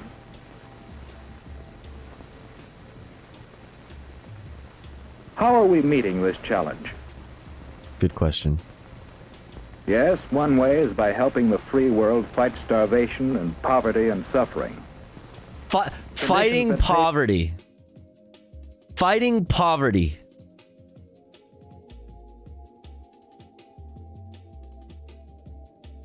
That's how you hold back the communist menace, by fighting poverty. Okay, bud. This is so fucking funny. This is great. I love this. I love this. We are also supplying equipment for the free nations to develop their own resources and raise their living standards. Another way we are meeting the challenge is by military alliance with some of the other free nations for mutual aid in opposing direct communist mutual aid. And we are building up our own military defense. But do these preparations mean that we have abandoned hope? This is from 1952, chat. No. In the United Nations, we are continually seeking a workable plan for living in peace with communist Russia. Because we want peace. But we do not want this. We believe in you. freedom. Freedom. Fuck you. Born of the conviction that every person is a child of God and is therefore of supreme Every worth. person is a child of For these God. people, for ourselves. Every person is a everyone. child of God. We want freedom, not tyranny. Right. That's right. That's right.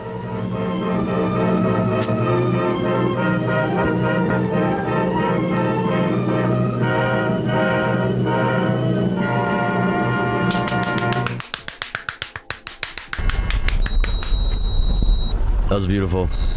That was beautiful. What do we watch next? Shooting for Survival, A Day in the Life of Police in Los Angeles, 1991. U.S. Army evasive driving training video. Vehicle ambush, counterattacks. You just want to watch a fucking hardcore show? Our Enemy, the Japanese, 1943 anti-Japan propaganda. Yo. Perversion for Profit, Part 1, 1965 anti-porn pornography. Let's stay in the era. Let's stay in the era. The Troublemaker, 1959. So this is 7 years later. The Troublemaker, 1959, juvenile delinquency short.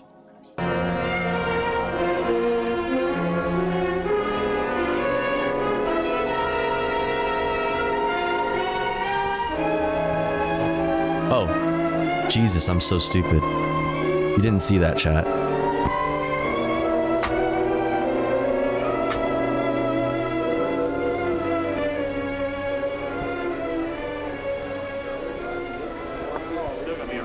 Yeah, but still, we can take them. They got a bigger line than we do, too. I don't think we have to worry about it, though. If Dean can hit Andy with a couple passes, we'll be in.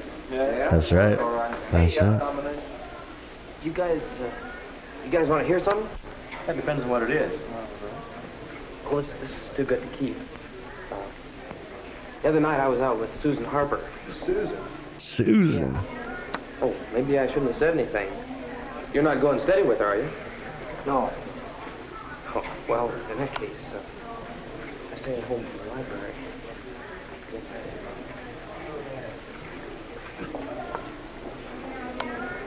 Susan said that? Yeah. Susan said that? Yeah.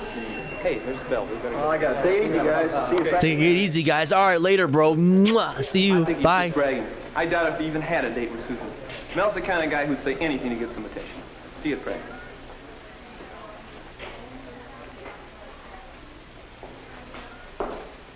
This looks pretty good. Why don't we stay right here, Susan? Fine. Oh, stupid.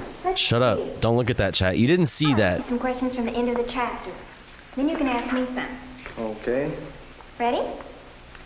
Why is force a vector quantity?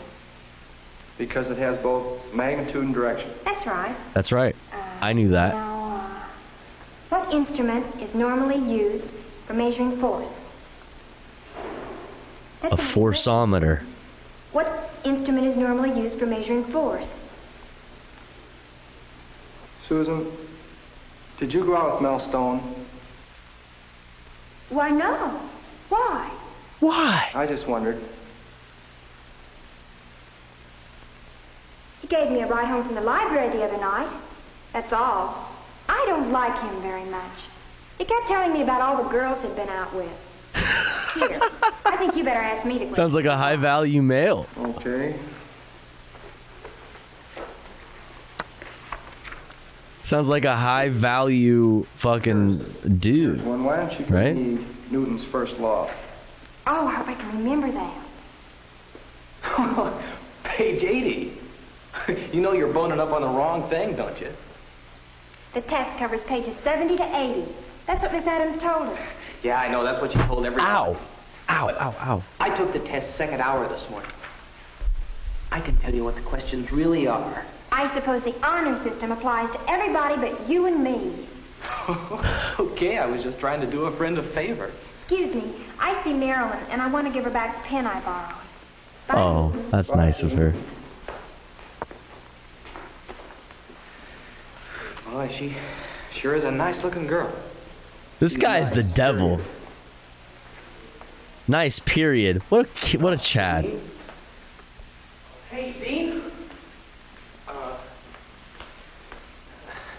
How's football practice coming? We keep at it. Yeah, I was watching scrimmage the other day. You look real good. What's up with this guy? That long pass you threw? How long was that? 35 yards? Something's wrong with this dude. I don't know. It might have been. Yeah, it might have been if Andy caught us. You know, I'm crazy about football. I always have been. I used to play it all the time when I was little. Only thing I stayed little. But, you know, I never got over liking it. I'll bet I know those plays as well as you guys do. I mean, I watch them that close. It's very interesting.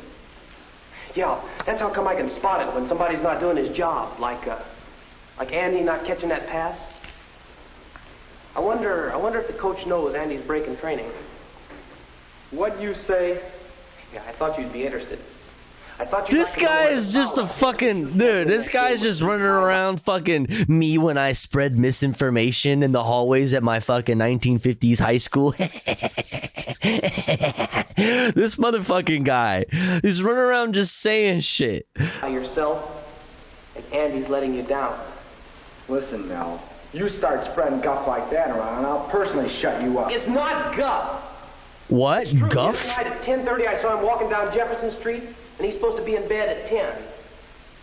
Yeah, as a matter of fact, that was the night I took Susan home from the library. Ask her if you don't believe me. How I was coming back from taking her home when I saw it. I think somebody ought to tell the coach, don't you? What the fuck is this dude's problem? I told you. Kick his ass. You start spreading anything against Andy. Well, why should I tell the coach anything? It's your team. Oh, forget it. Beat his ass. Suit yourself. It's 4:20. Oh, we still have 4 minutes. Thanks for letting me know, Resite. Okay, we're playing a game. Can't keep. I'm sorry, Chloe. Dude, I'm cooked. I'm cooked anyway, dude. Okay. Hut one. Hut, hut two, hut three. Blue 42. Take it easy, Andy. We'll get it next time. Okay. Okay. Wait, what? Next time? Okay. Take it easy, Andy. We'll get it next time. Okay. Take it easy, Andy. Okay. We'll get it next time. Okay.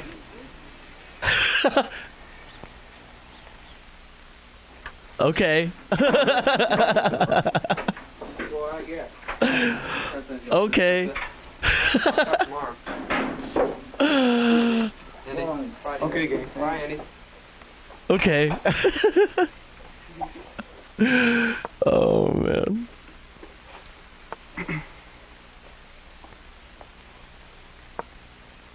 Say, Andy? Yeah? Fuck out of here, bro. Have you been staying up late at night or something? Who told you? Nobody has to tell me your timing's all off. You act like you're all tired out or something. I get plenty of sleep.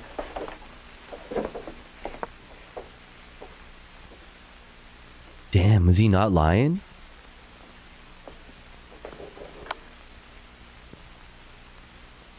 Can you give me a link to that? Exclamation point watching in the chat. It's the, and then you can get all the links. It's the Troublemaker 1959 Juvenile Delinquency Educational Short.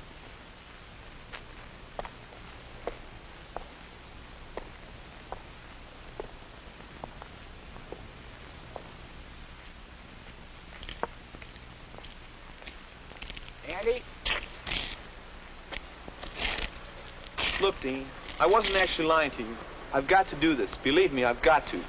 There's like a squealing. There's a fucking a really high pitched ring. I gotta fucking EQ it I out. don't get it. You know how important that game is, and you know what the training rules are. You bet I know how important that game is.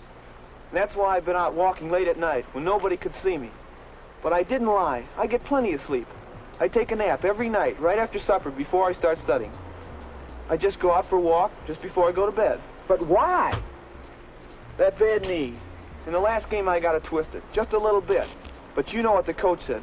If it ever bothered me again, I was through. I just What a couldn't twist. let him or anybody see me exercising it. I've had to do the work on my own. Andy, You might be hurting yourself. I think you better tell the team doctor. And get sidelined? No, sir. I know what I'm doing. Tomorrow's my last game, and I intend to play in it. The walking I've been doing is working. That knee's a lot better than it was 3 days ago. I still don't SMH. I wish Victims of the patriarchy. SMH. So sad. you should tell the coach or the doctor. I'll be all right, Dean. Don't worry about me. You'd better worry about getting home and getting some sleep yourself. You didn't have a nap after supper. You didn't have your nap after supper. Wouldn't you know it? It's the fucking rat. Stone. Do you think he saw us? I think he saw us. Oh, so now he's gonna go rat on them. Together. Man, fuck that dude. Beat his ass. What the fuck? I thought this was the 50s, man. The fuck? First down on the 27-yard line. Go, go.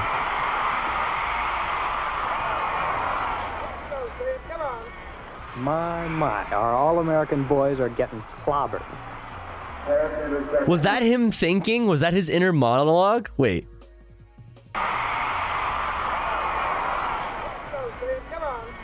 My, our All-American boys are getting clobbered. Pass interception and touchdown for East High by 6. The kick was no. Fuck! Damn it, Chloe! First and 10 on the 35-yard line.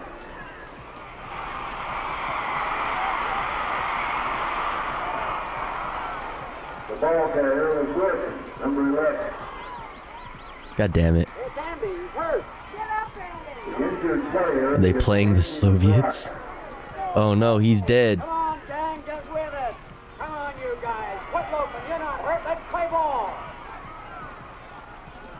Is he hurt? Yo, look at this. I may have Tofu Ghost added Fudge Packer as a permitted term.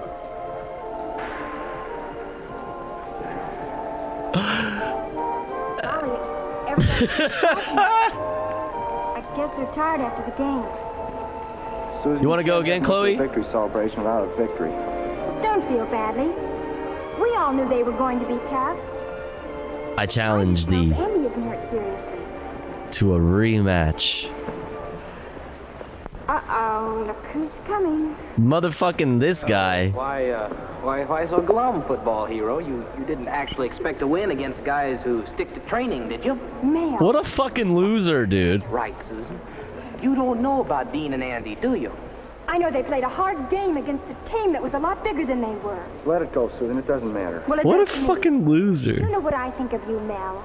I think you're just plain jealous of Dean and Andy. Yeah. Athletes, and they get along well in class. Yeah. Everybody likes them, and you just can't stand that. Yeah. Boy, she's really sold on you, isn't she? I guess you didn't tell her where you were late last night.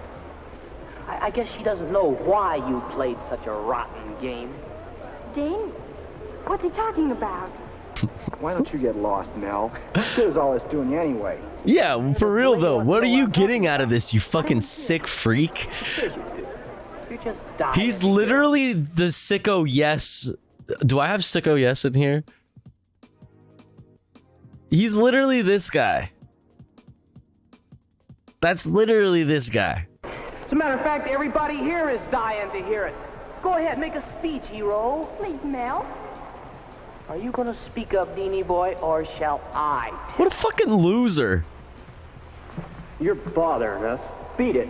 You're bothering us. Beat it. That's assault. That's assault. You assaulted me. In almost every group, you find him. The troublemaker. He's the troublemaker. He's the troublemaker. Wait, are we learning about why it's bad to be a juvenile delinquent? Because, like, the delinquency was, like, them being out late at night, maybe? Or is he the delinquent? He's, like, trying to call out their delinquency, but he's a troublemaker. So it's like, what are we learning, actually, here? Who hurts himself and the others around him. What makes a person like Mel act the way he does? Is the group ever at fault? How would you cope with someone like Mel in your group? Beat his ass in a video game. Take it to the fucking. Let's settle this in Minecraft, motherfucker. What do you think? What do you think?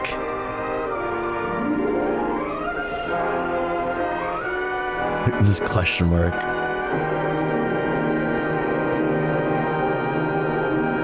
The end. The end.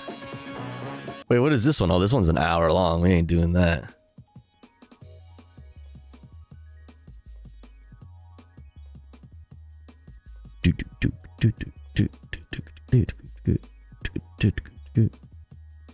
Wait, should we watch this video? How to make soy-free tofu? Who suggested this at the beginning of stream? Who was it that said we should look at this? I think it was Celtic.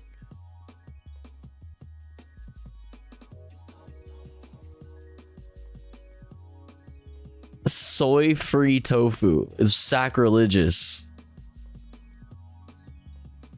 Let's do it.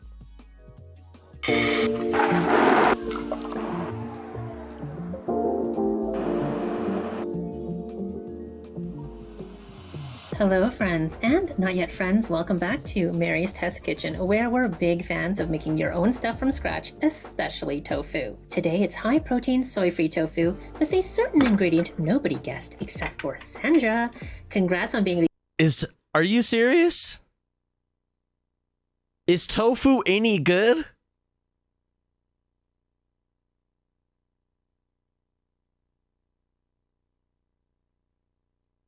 What? I'm literally right here. Why are you talking? Of course I am. Of course I am. the only person who guessed this ingredient in the comments of my previous vegan fish tofu video. Fava beans, aka broad beans, are high in protein, and we're going to extract that out for our soy-free tofu. The process is similar but a little different to making regular tofu. It's tofu-free tofu, so it's just meat. It's soy-free tofu. It's fofu. It's fake tofu, so it's just made of meat. Fake, yeah. Yep. And it is a bit of work though, so if you want soy-free tofu and you'd rather just buy it, I'll share a solution later on. But first, I actually had a bit of trouble finding the dried beans, so I'm going to leave info in the description box in case they are not super easy for you to find as well. The ones I finally got are split fava beans.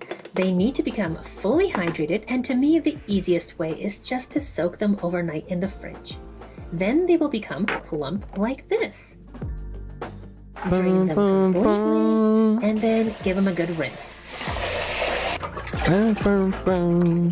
I started with 450 grams, or about 1 pound, of dried fava beans, and now we have about 850 grams soaked and drained. Soaked and drained. Scoop about half into your high-speed blender. Don't worry about being exact. Add 3 cups of water to that and blend on high for 15 seconds. Using a soy milk making bag or nut milk bag, over a large pot or bowl, pour the puree in. You can see that it's Just like me, for real. Yeah, that's what they, that's what they call me. Nut milk bag. That's right. quite liquefied, but this bag is so fine it can catch all the fiber from the beans. Do it up and twist so nothing can come out the top, and squeeze to strain the milk from the pulp. If you've made soy milk before, you'll notice the milk is much less creamy, and the residue isn't as sticky either. To be honest, this is the most annoying part. So it's nice to know that after this whole operation is done, it's really a lot easier to clean up than soy tofu. Afterwards, That's true. I do be making a mess. That's true. Kind of Play-Doh in texture. Yeah. And see how fine the particles are. If your pulp is chunkier than this, you'll probably need to put it back in the blender with the milk and blend a bit longer. But assuming you blended correctly, Fuck, well, I have to do this, and then you're gonna fucking... make sure it's not too wet, otherwise it means you didn't squeeze enough. You can use this fiber stuff in recipes like my Okara Sea Burgers or add it to bread recipes for extra fiber, but I make so much pulp that I can never use it all. So anyways, let's repeat the process with the other half of the beans. So far, the steps have been identical to making regular tofu from soybeans, but now we stray. Actually, I should have strained the milk into this glass bowl in the first place because, well, you'll see in a bit.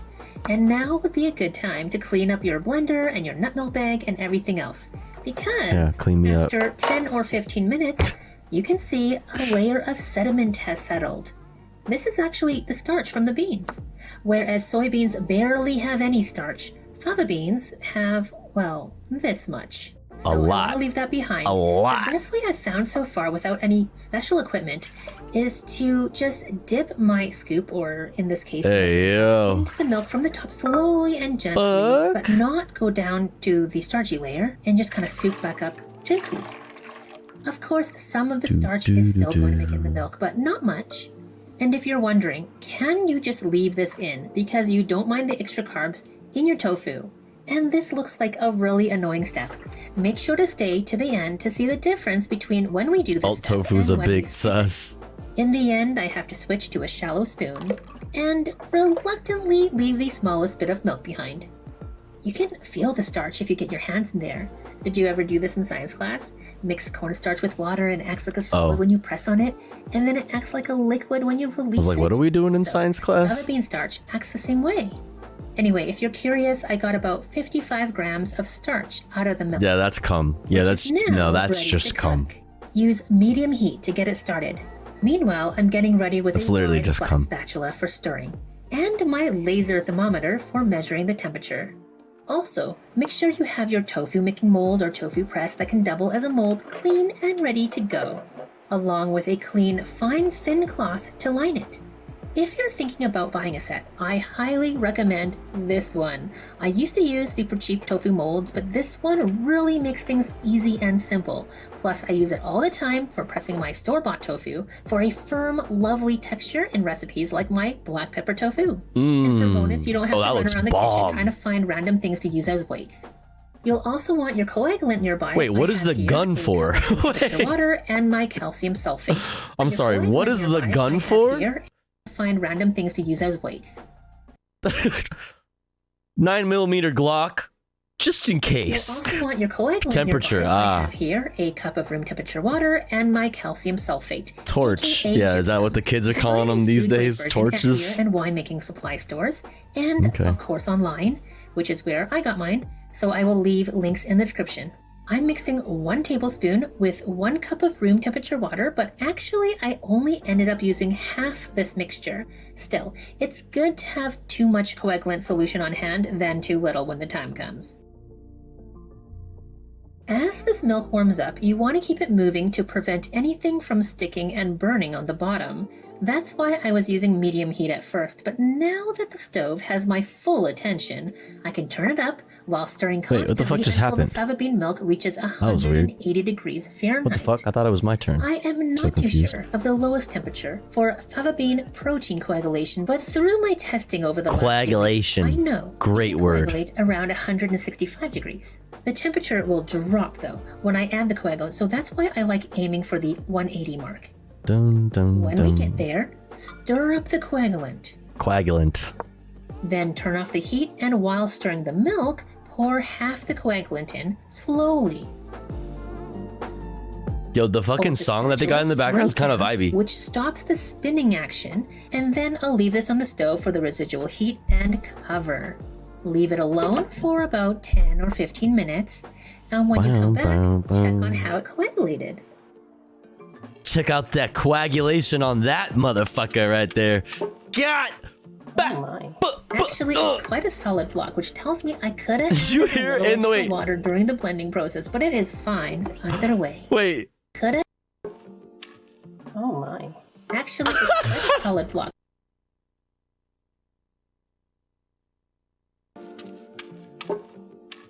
Oh my.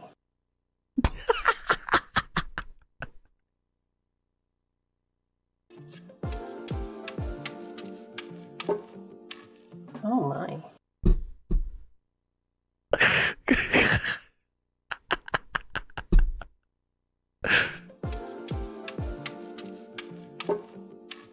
Oh my. Oh, fuck. One more time. Oh. block. Oh my god.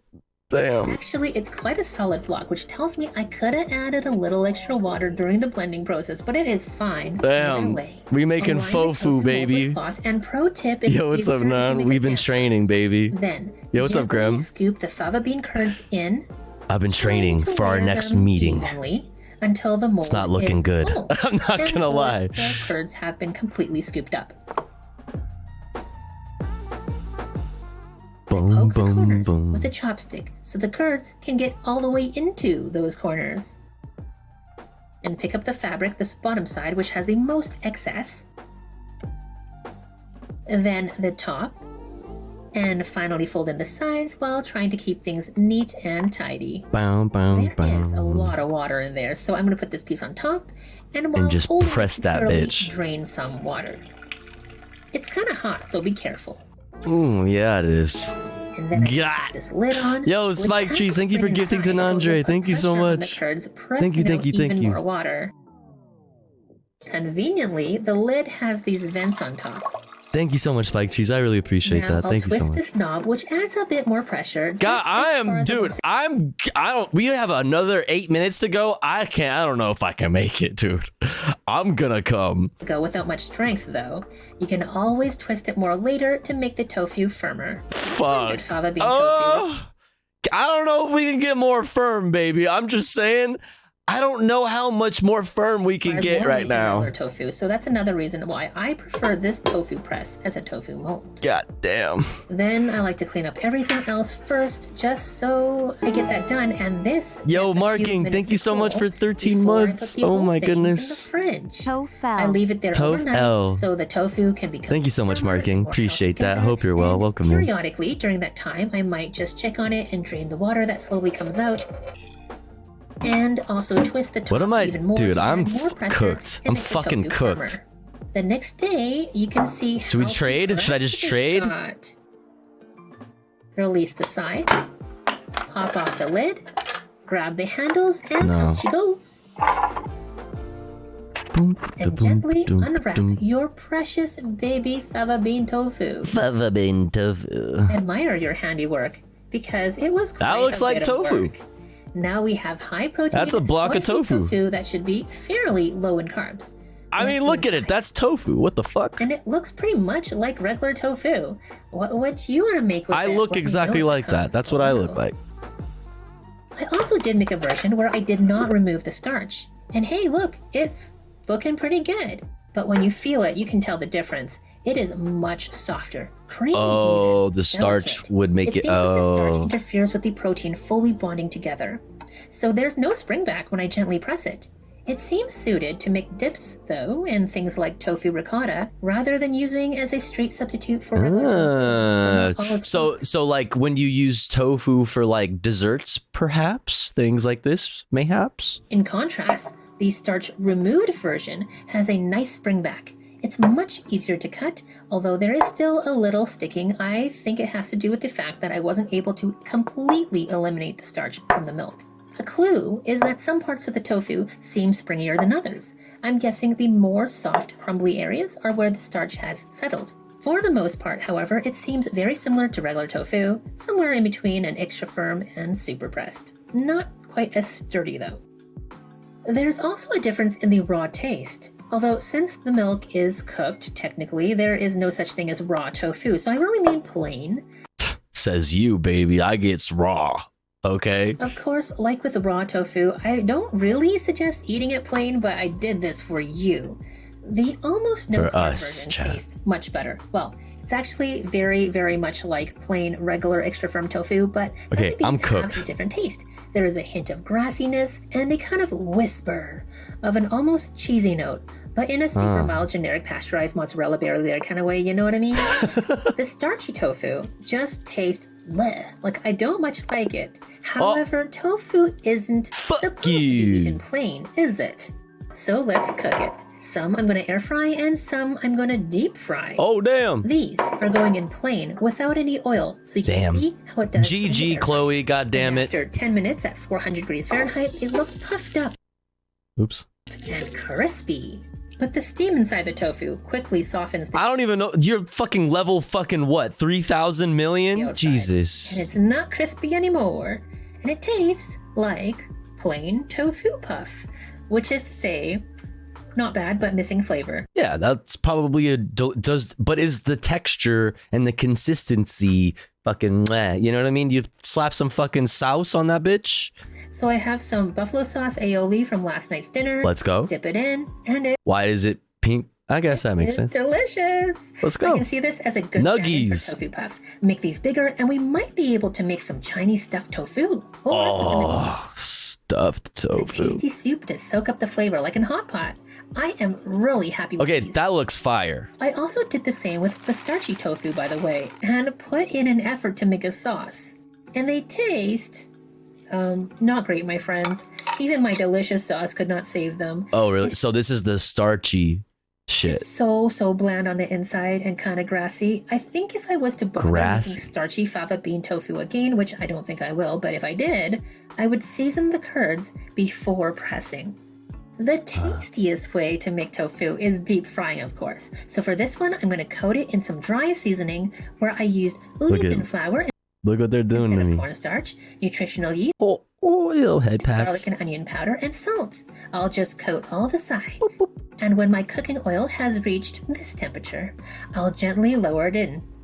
Deep frying for about 2 minutes or so. Looking lovely. Damn, that looks But good. I also want to see how I mean, it will be looks good. fried. I'm imagining that it just tastes like tofu, but like, I don't know. It was plain, so let's put this one in. The oil reacts much more strongly as there's no dry barrier. And in no time, it's golden and beautiful as well. That looks crazy. I mean, they look basically the same. And after I cut it, I would put that in my I mouth. can't tell which is which, so I picked one first, and this turns out to be the plain one, which is very good and crispy on the outside. For plain tofu, it is really good. And the seasoned one, well, of course it's better. You can feel the crispy layer is a little bit thicker. It has more of a crunch to it, even though it's not super obvious from looking. And of course, delicious. Just how deep fried Fuck, tofu I'm was always meant hungry. to be. Now for the catch. Is fava bean tofu a total dupe for soybean tofu? I studied chess with this queer Slavic chess team from like 2019 to 2021. The head of their club turned into this reactionary, so I left. Oh dang. A queer Slavic chess team. Goddamn. Okay, so you were studying the blade. Cooking, it seems that it This can is be, vegan agitprop. especially if I can solve the issue of the remaining starch. It was, however, more effort to make. If you do not want to make the effort, my friends, my original inspiration for this recipe was actually from Big Mountain Foods' new soy-free tofu. Soy-free tofu. Soy-free tofu. No affiliate. Is it made with fava beans? Oh yeah, it says made with fava beans. Naturally smoked, just like me for real. No sponsorship, just they are my true inspiration. I have previously made soy-free tofu that is not That looks exactly high gross. protein and is not at all low carb. So I have been trying to make one that is soy-free, low carb, and high protein for a while. And fava beans were on the list to test based on my research of their protein. Are fava beans hard? Like that? I mean, well, I guess yeah, they're not like naturally soft. You gotta like steam them, I guess. But aren't they normally eaten like soft and steamed? But when I saw this on Instagram, seeing I only know fava beans from the fucking what's the movie? that they have used fava beans. And Silence of the they Lambs. managed to make it zero carb, I stepped up my efforts and came up with this process. But when you work Those out are the dried cost ones. of the beans plus the time it takes to make this, the store. Why would you want a soy-free tofu? That's what I was asking, but then I realized, like, I guess if you have a soy allergy, I don't know. comes out looking like a deal. Personally, Like when I first was someone suggested this video earlier, when we first started stream tonight. I was like, fake tofu. So what? It's just faux tofu, fofu. It's just meat. It's just made of meat. What? I don't really think it's worth it to make fava bean tofu regularly if you have access to buy this one by Big Mountain Foods. Plus, they managed to solve the starch problem. I mean, you could say they have the starch solution. And look how springy the tofu is. I think it is perfect for subbing extra firm or pressed tofu. And the fact that it comes smoked. Extra pressed, like extra pressed tofu is like when fucking tofu is getting his ass kicked in chess. Expensive or anything. Nice and firm like the other smoked tofus you've seen on this channel. Sprinkle a bit of salt and it would be amazing simply to eat plain or in a sandwich. But if you don't have access in your area, I do think it's worth making your own fava bean tofu. If only to learn how and have that skill up your sleeve.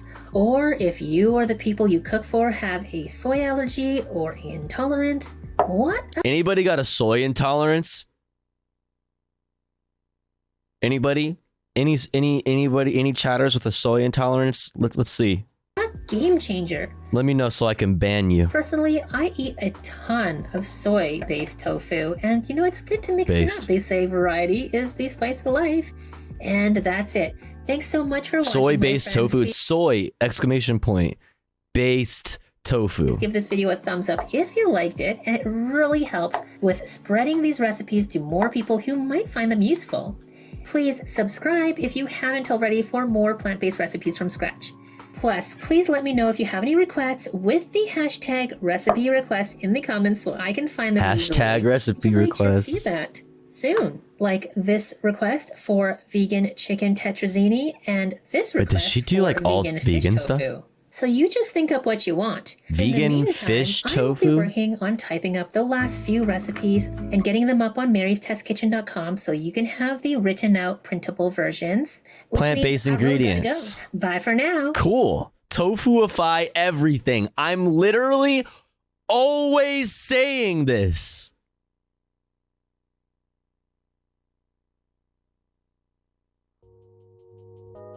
I'm literally always saying this. What the fuck? Thank you. Yes. Yeah. Tofuify everything. I'm stealing this from them. This is mine now. Yoink. Yoink. Oh, man. Well, chat. Yo, shouts out to the people who stuck around for chess and comfy reacts.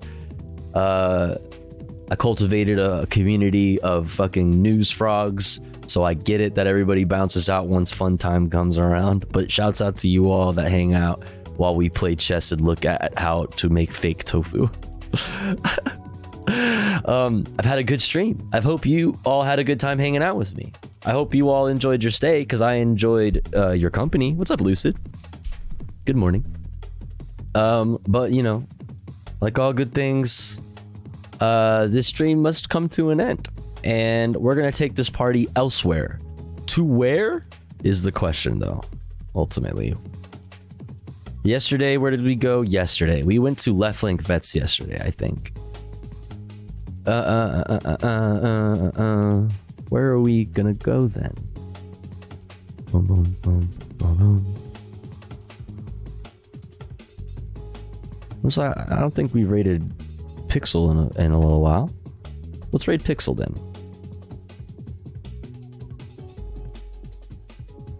Pixel Smixel. Yo, Grim. Good morning. How you doing? It's been awful. So waking up to tofu in chat is Pog. Oh, I'm so glad you're still streaming when I get up for the morning shift this and next week. Yo, always good to see you, James. I hope work doesn't suck too much. I hope you're able to get through that nice and easy. But yo, take some of those good vibes, or maybe all of those good vibes that you spam in this chat all fucking day and night, and spam those in Pixels. Spam those good vibes and these emotes in Pixels chat. We're gonna go hang out over there. Yeah. Thanks for hanging out with me. Thanks for helping me destroy the sub goal today. Appreciate it, chat. You're the best. Thanks for all the support. You're the fucking coolest. This community is seriously the greatest thing ever. Yeah. I'll be back again tomorrow. More news, more politics, more comfy reacts, more gaming? Question mark. Yeah. I'll see you guys later. Bye, everyone. Take your meds. Remember to hydrate. Be kind to yourself and others. Don't be a dick. Also, don't be a pussy. See you guys tomorrow. Bye-bye.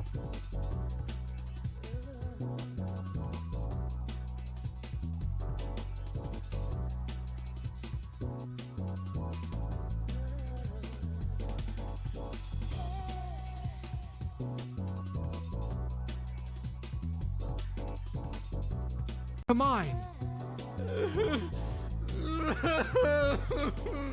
Here you Tofu!